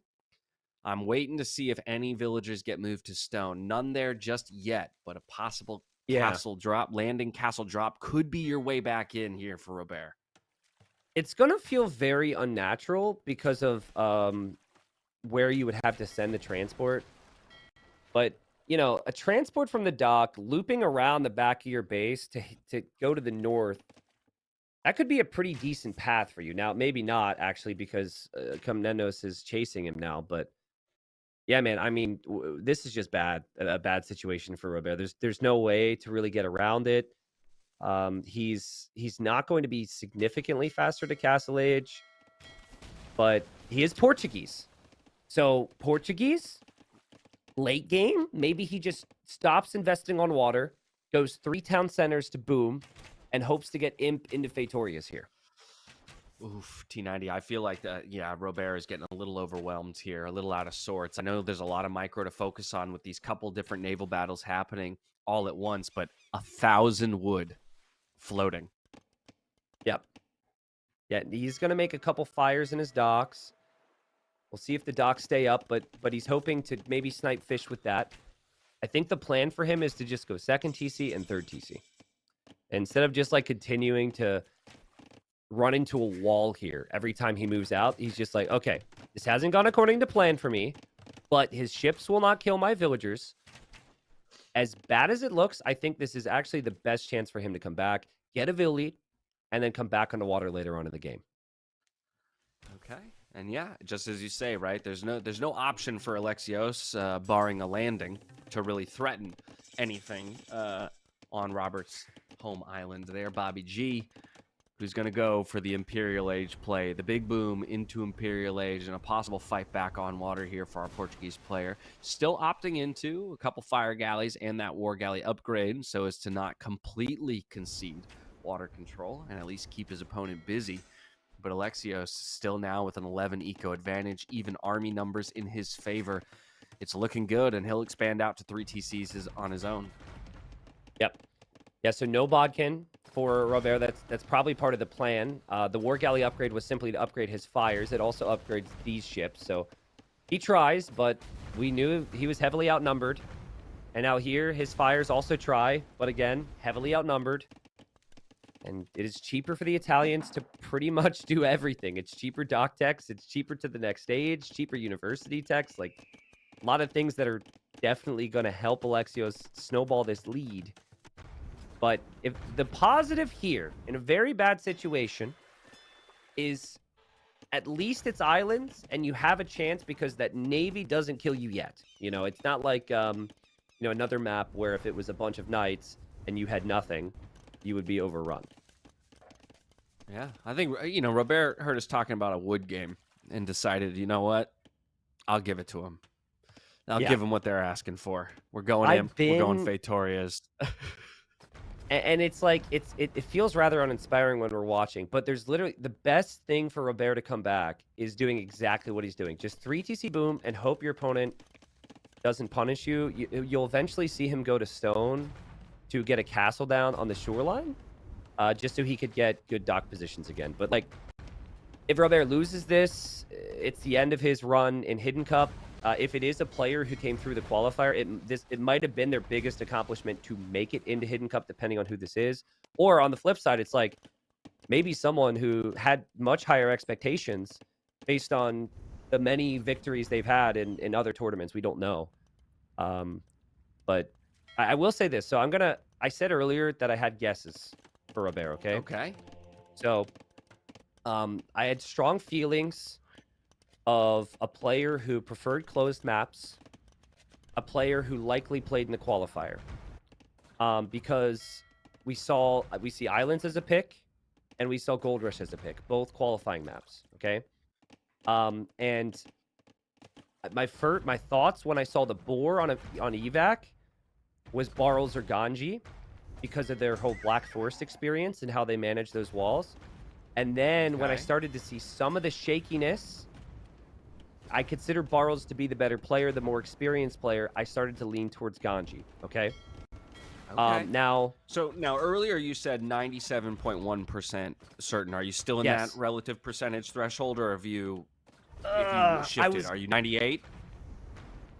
I'm gonna go down to 91 because just one comment in my chat really threw me off, and then after the day, I'm gonna have to look and I'm gonna have to think. I'm gonna stay up till 3 a.m. probably looking at stuff. But I'm gonna say this: that overlay with the GG stats that I showed, which is relatively useless. There's one player who uses the capital GG very rarely, and the lowercase GG at 50%. And I inquired as to why someone, because I was like, Ganji calls GG, what's going on? Ganji very frequently does the capital G and then the lowercase g, apparently. Which we don't have a category for. It would be amazing.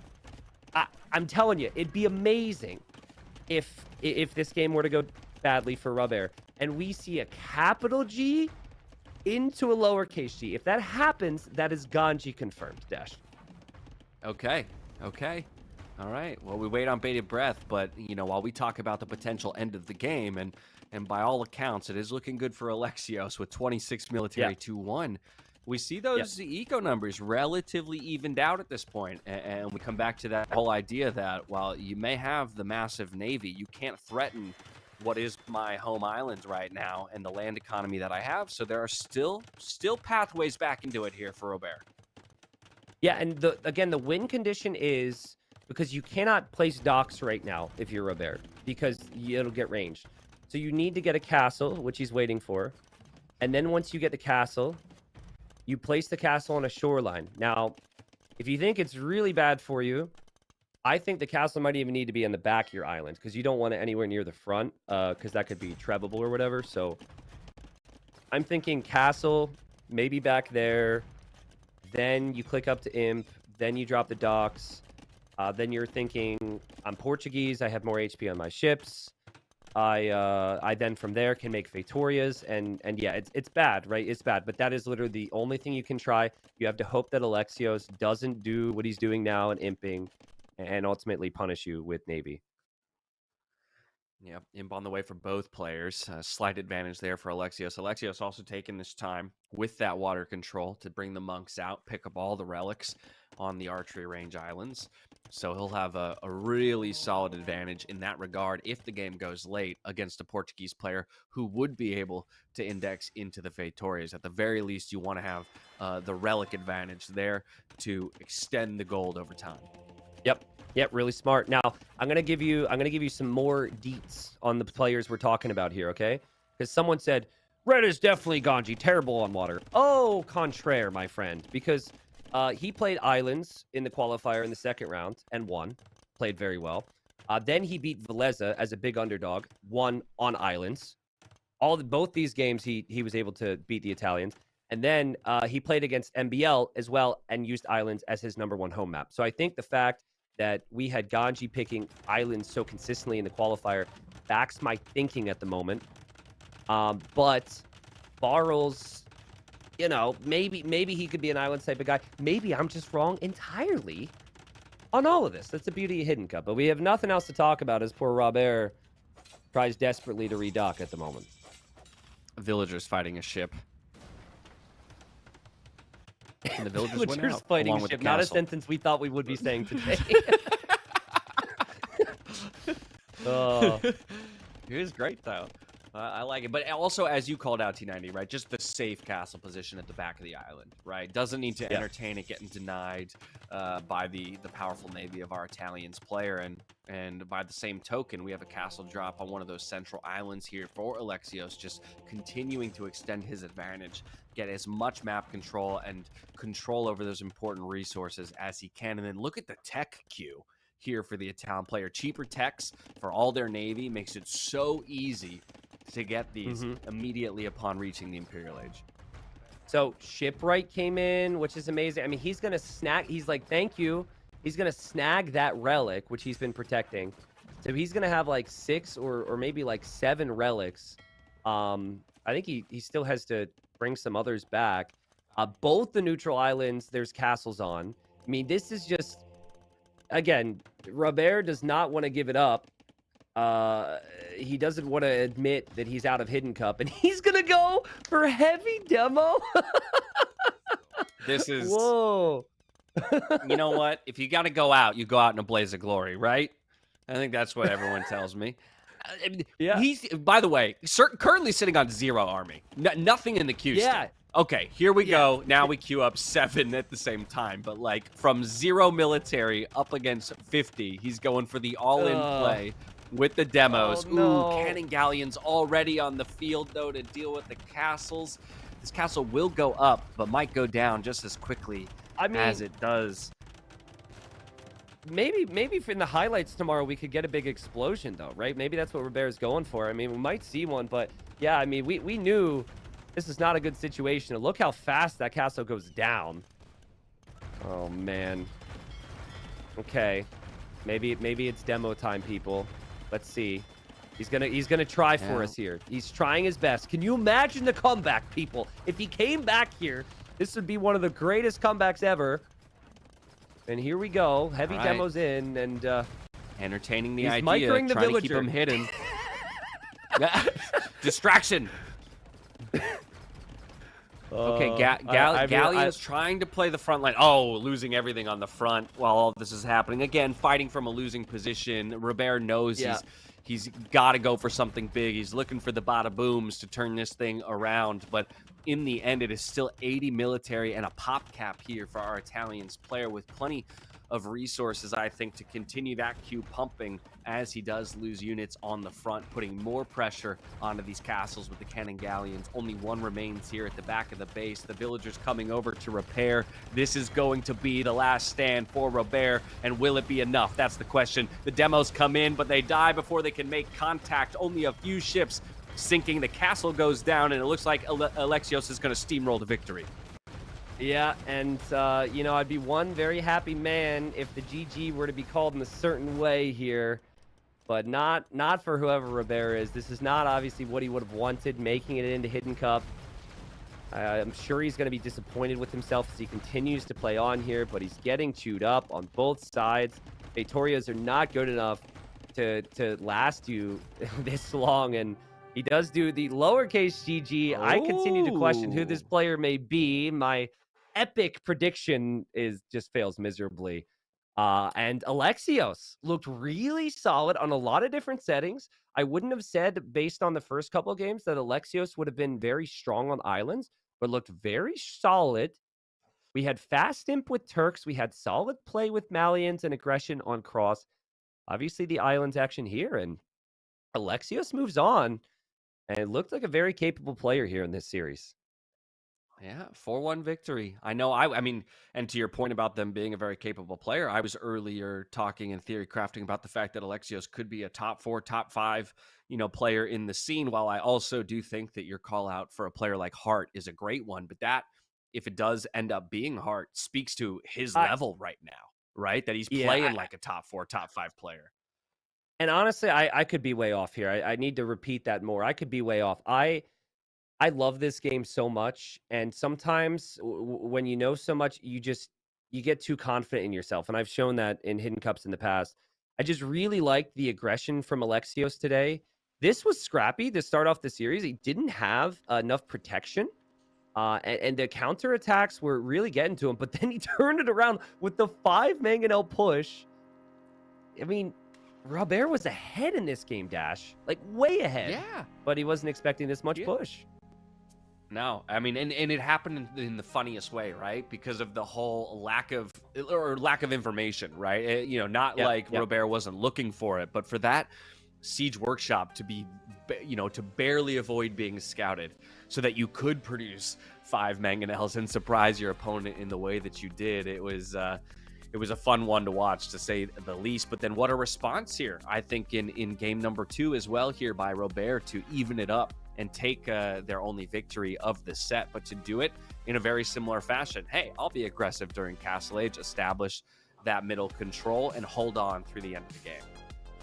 Yeah, seriously. I mean, this was close. I felt like Alexios almost had this one, but we also got to see how good Robert is at clawing his way back. He was behind by like 20 vills and then saw the TC, figured he could be aggressive there.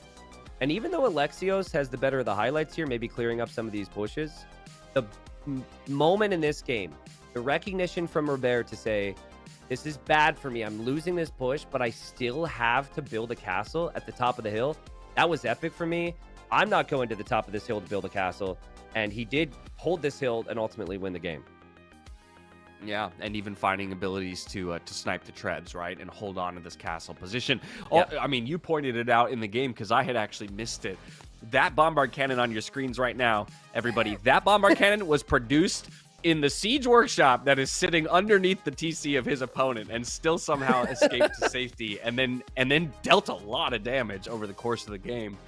We move on to map number 3, Evacuation, where Alexios would really wrestle control, I think, over the rest of the series. And we saw kind of, I think, what is the intelligence of Alexios, I think, in understanding, or at least having very specific strategies built for these maps, right? It felt like the comfortability on this map was a little bit greater for Alexios. Yeah, it was what I love. Like, it is sometimes a bit sloppy to fight back with vills, but he did it when he needed to, so he could just move forward with more army. And here's the trap here. I mean, nice gate, nice house. Beautiful play there from Alexios as he just defended with the pikeman. But at that point, he already had such a big eco lead. Like, this game was over for a while. Here, Alexios tried to be cheeky, tried to wall the front of his opponent's base, and had a disastrous start here against Robert. Robert definitely showing some experience with the forward wall strategies. Yeah, and this one was close too, right? I mean, I know a lot of people are going to look at the 4-1 end result, right? And kind of speak about it as if it was pure dominance. But really, this is a game that I think could have gone either way, in particular because of that early Ville snipe, but also, hey, if this singular push that we're watching on our screens right now gets stopped in its tracks, this was the final moment here as the Knights try and swoop in. If it goes the way of Robert, then I think we are looking at a 2-2 scoreline with just this fight going the other way. Yeah, I think it's just the tough thing here for Robert was the failure. Not failure to recognize, really, because it's hard to recognize it on bypass. That's the whole point. But he just didn't know his opponent was going to do that. And then when he saw Imp, it was almost too late. And this game, honestly, was unfortunately the worst of the bunch. It just... Both players went galley opening. The build order from Alexios was incredibly fast. And when he got the lead, he knew what he needed to do. Islands has brought us some really competitive back and forth games. This one was not it. And, Castle eventually went up. The highlight of the game was maybe the villager micro at the end here for Robert as he tried to distract with a few villagers against the projectiles. But, yeah, I mean, Alexios just played so dominant this series, man. There's nothing more to be said. I'm racking my brain with the conclusion of the series as to who these players might actually be, right? And I know that we've theory crafted plenty throughout the set itself on the different possibilities, especially considering practice partners and whatnot. I'm starting to question, though, whether or not, or rather, which players would be so willing to change colors that many times. Okay, so Leary's done it in the past. Leary has to be considered as Alexios. I know a lot of people voted him as Alfred, but the whole color thing, Leary's done that. Playstyle could possibly match as well, in all honesty. I would say though that on the flip side of things with Robert, the 4-1 loss, some of the shakiness, it all speaks to someone who's in their first Hidden Cup ever, which is 5 people. And so I would say someone like who from the people who've been in their first Hidden Cup likes to have the most fun, likes to be a little bit of trolly, likes to be a little silly. And the names of the people who are in their first Hidden Cup, you got like Ganji, you got Sebastian, you got Hart, but I'm just of the players, I'm thinking Ganji, dude. It feels like Ganji to me. And I hate to say it, because rather close with Ganji, but it felt like I'm in Hidden Cup. Let's have fun with it. Let's pick different colors. Ganji won every Islands game he played in the qualifier. So that's why he had confidence there. Gold Rush was a Stonewall type of situation. I don't know. That's just where my vibe is at the moment, though it's very tough to say. I'm gonna have to trust you. I think a bit on the Ganji pick, but just because he's arguably the player in the 16 that I'm the least familiar with, and so in that regard, it's tougher for me to make a call for sure. But man, I also when I think back to like players who are willing to have fun, and not that I don't think that either of these player is the Viper. But like sometimes the top level pros are the ones who are most willing early on to do some really crazy stuff. Like we've even seen pros not just choose other colors, but change the way that they type, right? Change the way that we speak. I can think of a couple examples where the Viper in previous Hidden Cups did exactly that. Again, not suggesting the Viper was one of these 2 players, but definitely curious to see who the goofballs are at the end of this tournament. I can't help but draw parallels between Alexios and Vasco in their approach. They both brought in the Rhinos. They both picked blue sometimes. They both brought in the Rhinos on evacuation, or not the Rhinos, sorry, the extra boar, which was rare. They also both went fast imp Turks. So I think if you feel strongly that Vasco is a certain player, I would guess it is a player that probably frequently interacts with and discusses things with Alexios. So that's my vibe. Now, what do you think, community? Vote away. Keep in mind, we are all going to be proven wrong potentially at the big reveal on the final day on Sunday. But vote for who you think the winner was, because we have had there's 3 people that have never been voted. So keep that in mind. I guess that means one person will have never been picked. And Sebastian. That's true. We will end the round of 16 with one player at least not getting the majority vote in any for any specific matchup or hero. But it looks like we've got some people leaning towards Hart and Leary. Yeah, I mean, like Hart and Leary are both good guesses. My thing is, when I think of Hera, Leary, and Hart, which again I consider to be very similar in some ways, and I know they're all best friends, they're probably chatting all the time. My thing is, the Hart is not quite maybe the same caliber of consistency as them, and I think he sees the game similarly. Even with some of the Civ stats we have from like Hart, it's very similar to like someone like Hera, but it just felt like at times Alexios was a little sloppy here or there, compared to a Hera or maybe a Leary, which is why I think Hart is a pretty solid guess. I think so too, generally. I think, and our audience agrees with us, 35% for Hart, followed up by Leary.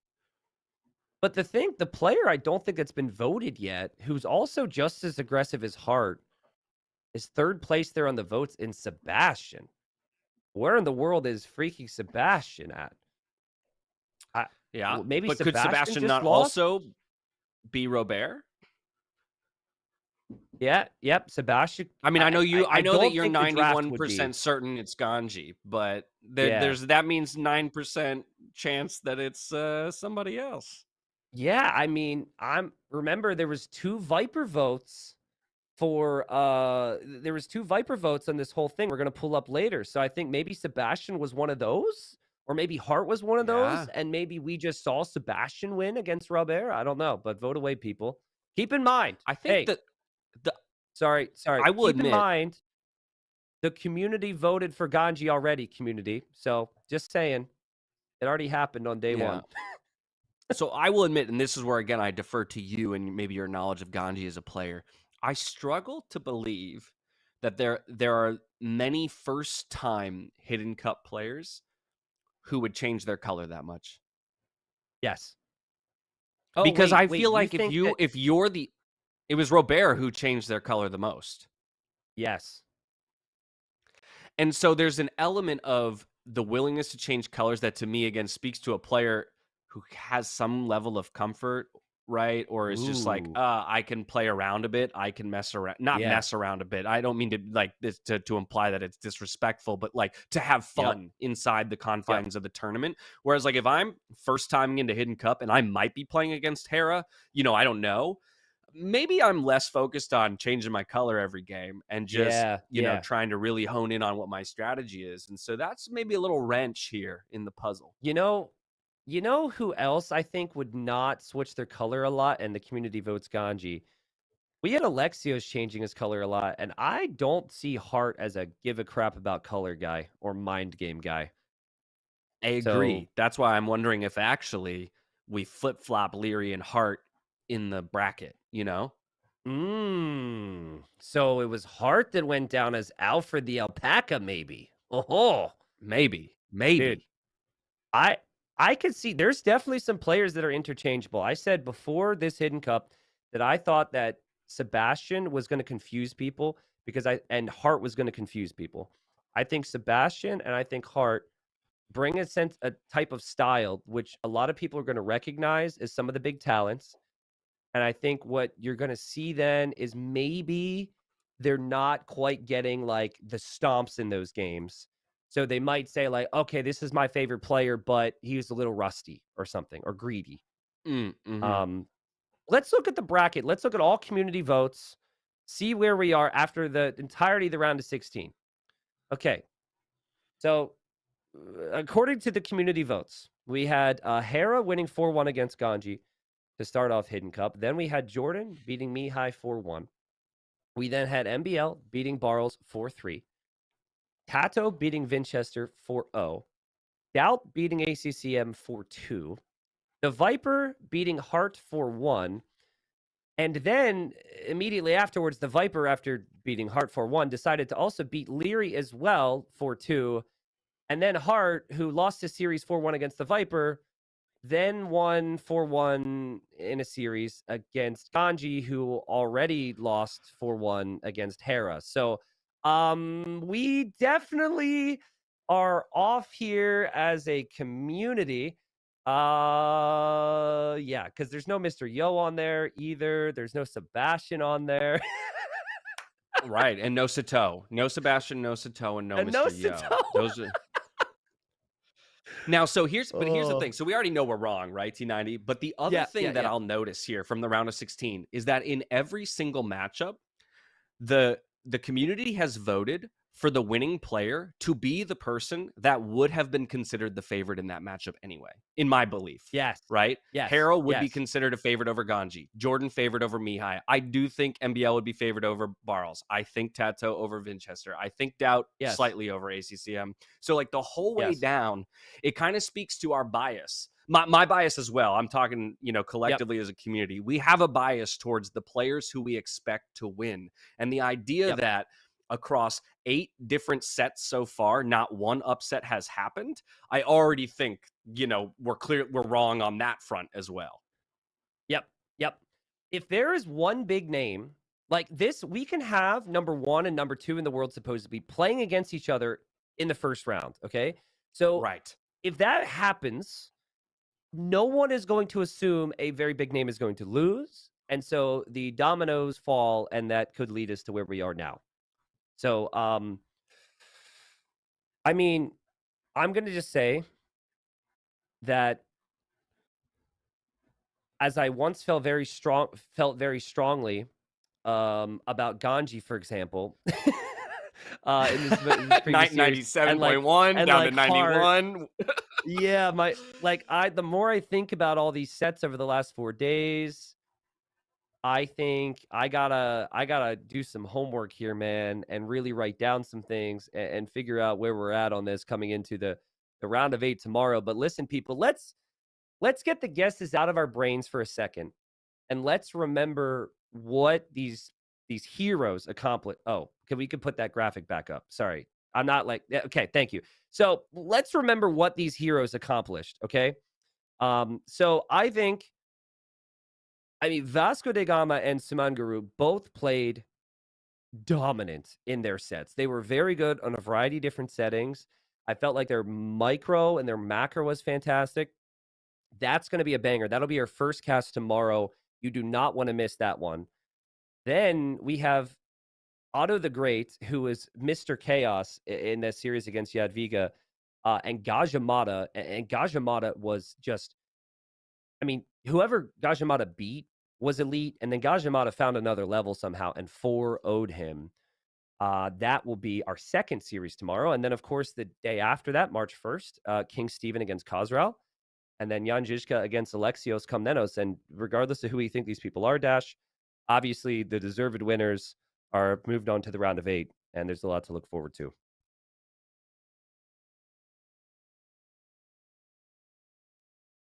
I think Dash's internet just dropped, guys.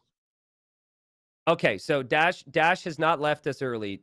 He's still very excited to be here, but his internet has disappeared. But we could bring it back to me. I think this is a good time. Maybe the universe is saying that we should salute Dash for showing up today, because we're pretty much close to the end. I want to say thank you again, everyone, for showing up. But listen, here's the deal, okay? These matchups tomorrow, they're probably going to change our thinking on who we thought these players were. I think in some cases it might reinforce it, but I think it's going to be really fun to break down. And so, Dash and I would have talked about this for a few minutes here. This is the fun of Hidden Cup. And the other important thing to remember, we have the knowledge of how these players played in the first round, okay?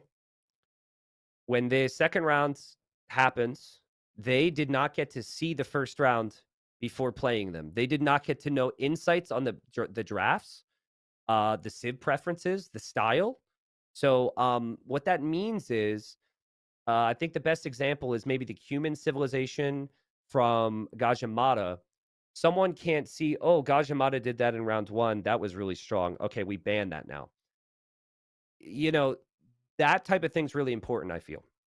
And so that's what makes it fun, because we will know this player did this last time. Will he do it again? And so the strategies could potentially clash. So, did I sway chat a little bit too much in the first round? I just can't help myself, dude. I just cannot help myself in just trying to guess who these freaky players are. I feel so strongly. And then I rewatch the rerun and I'm just like, what are you saying, you idiot? And it just, I'm sorry. I'm really sorry. I cannot help myself, and I felt so strongly. But I will say, I am more confused right now than I was at the end of yesterday, and I thought everything was going to be cleared up. Because from what we've seen, Jan Zizka looked elite, Khosrau looked elite, Gajamata looked elite, Sumanguru looked elite. Vasco da Gama looked elite. Got 5 players. I'm trying to think where I put people. Like King Stephen was definitely doubt, and it was doubt-esque. Super strong strategy. Otto the Great, I definitely feel is MBL. Alexios Komnenos, I don't know. This is tough. All right, so fun fact for you. Last Hidden Cup, and we're going to do it this time too. At the very end, right before we do the big reveal, you guys can input all your guesses for these heroes. And you can only do one player identity for a hero, right? So you guys will have that opportunity this time. We had thousands of entrants last time, and we had only 100 people get all 16 people correct. So you will have an opportunity to put your well, not your money where your mouth is, but, to guess. And we'll be doing that. But you got to do it all right before the reveal, which will be happening on Sunday. Okay, so let's go over, again, the schedule. Go to the bracket real quick. Go through that. Thanks again, Dash. Salutes, please, for Dash for showing up. Sorry his internet crapped out, but at least we got to finish the series here. So tomorrow, guys, we have Vasco da Gama against Sumanguru to start it off. Second series is Otto the Great versus Gajimata.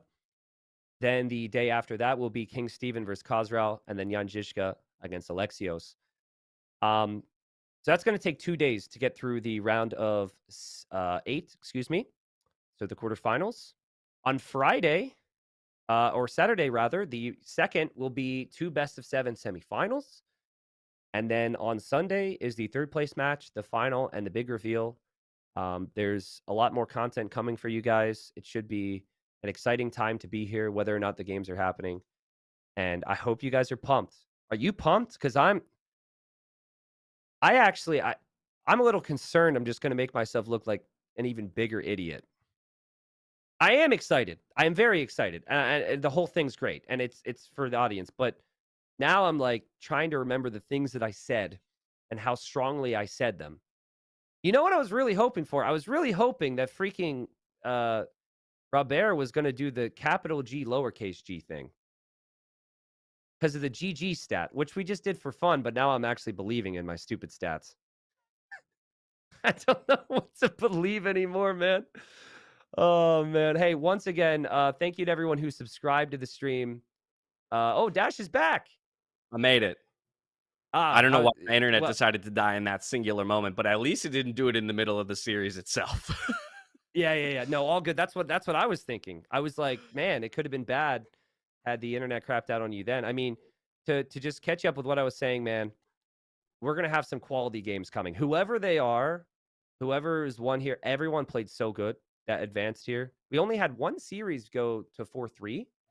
So most of the winners were fairly, what's the word I'm looking for? Fairly clear, fairly vocabulary, fairly... Because it's not necessarily dominant, right? Like some of the series were close, convincing. But they were convincing. I like that word. Yeah, fairly convincing. So, any particular series? I know you watched some of the early rounds. Might not have caught all of it. Any particular like player or series that stands out to you that you're excited about? Here. Well, I mean, so Gajimata versus Otto, right? Because directly referencing what you were just talking about, that is our 4-3 matchup versus our 4-0 matchup. So just kind of this idea of like, I am very curious the relative power level of both of those players, because who knows, maybe Otto the Great is Hera beating Viper, and that should be a 4-3.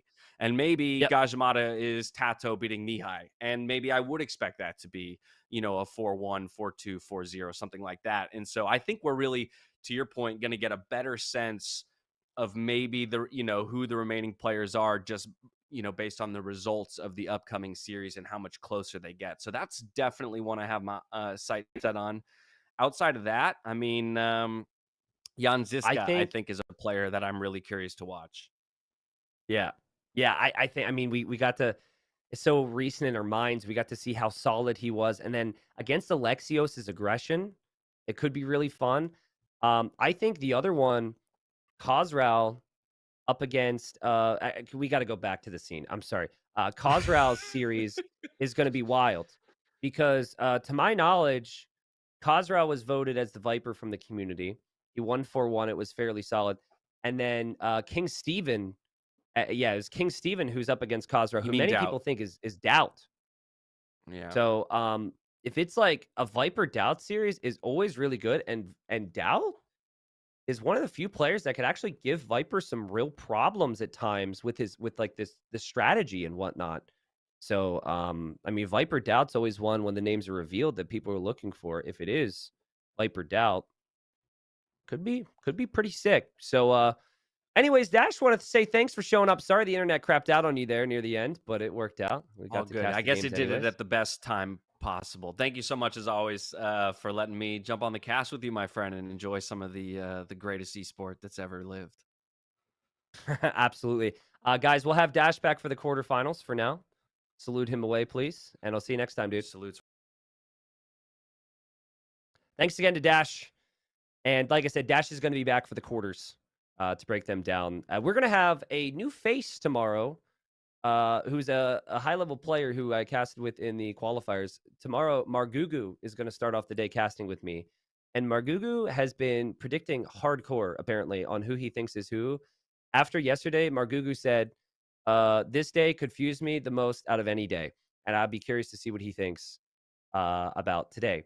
Also, we're gonna have Dave close out the day tomorrow. You're gonna see a lot more of Dave over the next couple days as we ramp up. But again, quarterfinals tomorrow. Please don't miss it. To get back to where I was before Dash popped back in, thanks everyone so much for the support. The amount of views has been insane for early rounds weekdays on YouTube and on Twitch. I always have this feeling I got to find what I can do to be better. And I actually am kicking myself right now for predicting so much. I'm sorry if that was an issue. It might not be for you guys, but I can't help myself. The whole event took so much to make happen. I've really hoped that a lot of the content with it has been enjoyable for you guys and that the games have been high level. And I think the games are going to be better come tomorrow. Tomorrow should be some long ones with some excellent content in between. All right. So thank you. Thank you very much. To the longtime subs, new subs, thank you. The sub count's been flying. Thank you everyone for the donos. Which have gone 50% towards the prize pool. Most recent one, someone said, "I don't know anymore. Help." Sorry if I confused you there, but thank you for donating. It meant a lot. 4 more days of Hidden Cup, guys. 4 more days. I looked at the numbers last night, and the numbers with viewership when compared to Hidden Cup 4 were keeping pace. But the record which Hidden Cup 4 brought us 3 years ago, is going to be tough to match. So I'll need each and every one of you. Again, the content will be better. The game should be better. Hopefully the casting is better and everything's awesome. All right. So that's it for the day. I'll see you guys tomorrow. For those watching on Twitch, we will have a rerun, which starts shortly after the stream goes offline. Thank you, everybody. I will see you then. 4 more days of Hidden Cup 5. Can't believe it, man. I hope it's going to be a banger. It should be a banger. It'll be awesome. I'll see you then. Expected this if you were Jan Zizka, and he doesn't lose as much as you would expect here. He's going to get Elite Skirm and Bodkin, but he doesn't have the upgrades yet. The scouts are getting some nice hits. Micro is of utmost importance, and it feels like, but again, a ridiculous eco lead for Jan Zizka, actually. Almost an unbelievable eco lead, but then there's unbelievable micro from both players here with the Siege, and Alfred the Alpaca refuses to lose his Siege. A whole lot more difficult to deal with than a few random light cap. Absolutely. This is exactly what we wanted to see from Alfred the Alpaca, just swooping around those archers at an angle that you don't necessarily expect. And that's kind of what you can accomplish on a map like Bay, because there's so much, the direct path to the Alpaca now sends in, he actually ejects the crossbows from the TC. He's got the condos running in to kill this big blob of blue. Still no braces, still no chemistry on these crossbows. These are just castellated crossbows. But the micro, why a lot of players ban this map. And there we go, the fires hop out, and boom, the demo connects. And good luck with that pond, Jan Zizka. Man, you just really have to appreciate how now that could be there's still a big lead for Jan Zizka. Alfred didn't go for it, but I think he could have actually destroyed it with the initial volley. Can he range any of the villagers here? Oh no! He wanted to gets to see all these builds, and Alfred the Alpaca has completely misjudged this. Oh no! I mean, he's Berbers, so he can run away a bit faster, but that is not what he needed right now. No, they did practice together at some point. Got another dock incoming, though. Oh, the tower! And it seems like Alfred the Alpaca's not going to go away quietly. I just ask the questions as they come to me, man. There is no pointed argument made behind them. Well, I mean, only one relic's going to make it back home. From both, but because of the lack of ballistics, that transport will be able to make it home as we have a big ship battle in the middle of the map.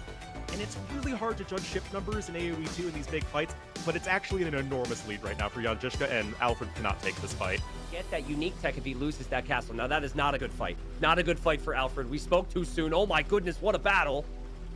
Even my chemistry isn't in for Jan Zizka yet. Alfred getting completely massacred. Where you just try and go for 2 docks on 1 pond and go for a big fish boom, which I could possibly see Robert considering, because he wants to wall a lot here, but I mean, he has not had much resistance to create more headaches for themselves, and this is not the way you want to start a series with that in mind here as Alexios. And credit to Robert for trying to find these opportunities as well. You can't just assume your opponent's going to be defended. Is that another knight? It's another night, dude. That's another knight. Talk about value. Damage is going to be found here by Robert forward. I on mean, that TC. I that's think trying to it's drop. like- Oh I think my! it's Look at like- it melt. I think it's like 5 full volleys from 5 mangonels. I don't really know the math. And if he continues to do this, he could maybe take out the TC, but the defense here, decent enough. Producing out of 2 archery ranges. We even have another defensive castle now being dropped here from Robert. It's going to become very difficult for Alexios to find more damage, but the camels and the mangonel shots come up huge. Right as I talked about the growing numbers of cav archers, they plummet. Yeah, and Alexios just stays there. But the villagers come out, and the villagers go for the siege, and the light cap come in, and, well, not so good for the villagers, but actually could have been worse here for Alexios. He will clear up the siege. Yeah. So important right now. If he can just land some big shots, and he can hold this hill, he can win this game. Yeah, but the Fusilier, they're starting to melt right there to the Cavalier, trying to fight uphill. We've also got monks in tow, and the hand cannoneers are starting to grow up to the castle age. Yeah, I mean, he might feel he has to. He doesn't have fish. His opponent does. He's killing some vills here. I mean, it's slow, but it's somewhat steady here. I mean, Alexios also can't make knights in the next stage. So against any others.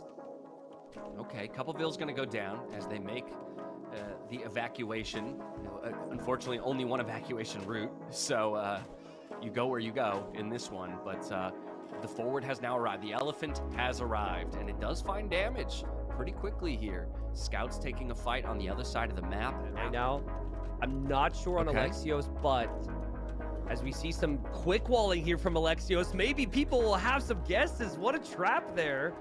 Just to push those. And so the retreat Ooh. has to come in looking for the block, and maybe the Vill snipe early.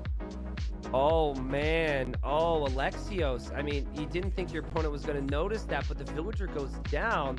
And now Robert's like, actually, great idea, dude. I'm going Your to... opponent clearly goes for something all in. Like, typically I still see pros queuing up another 10 villagers, and I was kind of curious as to why you don't just say, okay, at this point, if we stop producing vills, I have a better economy and fully invest in the military. More bomber cannons shooting, firing.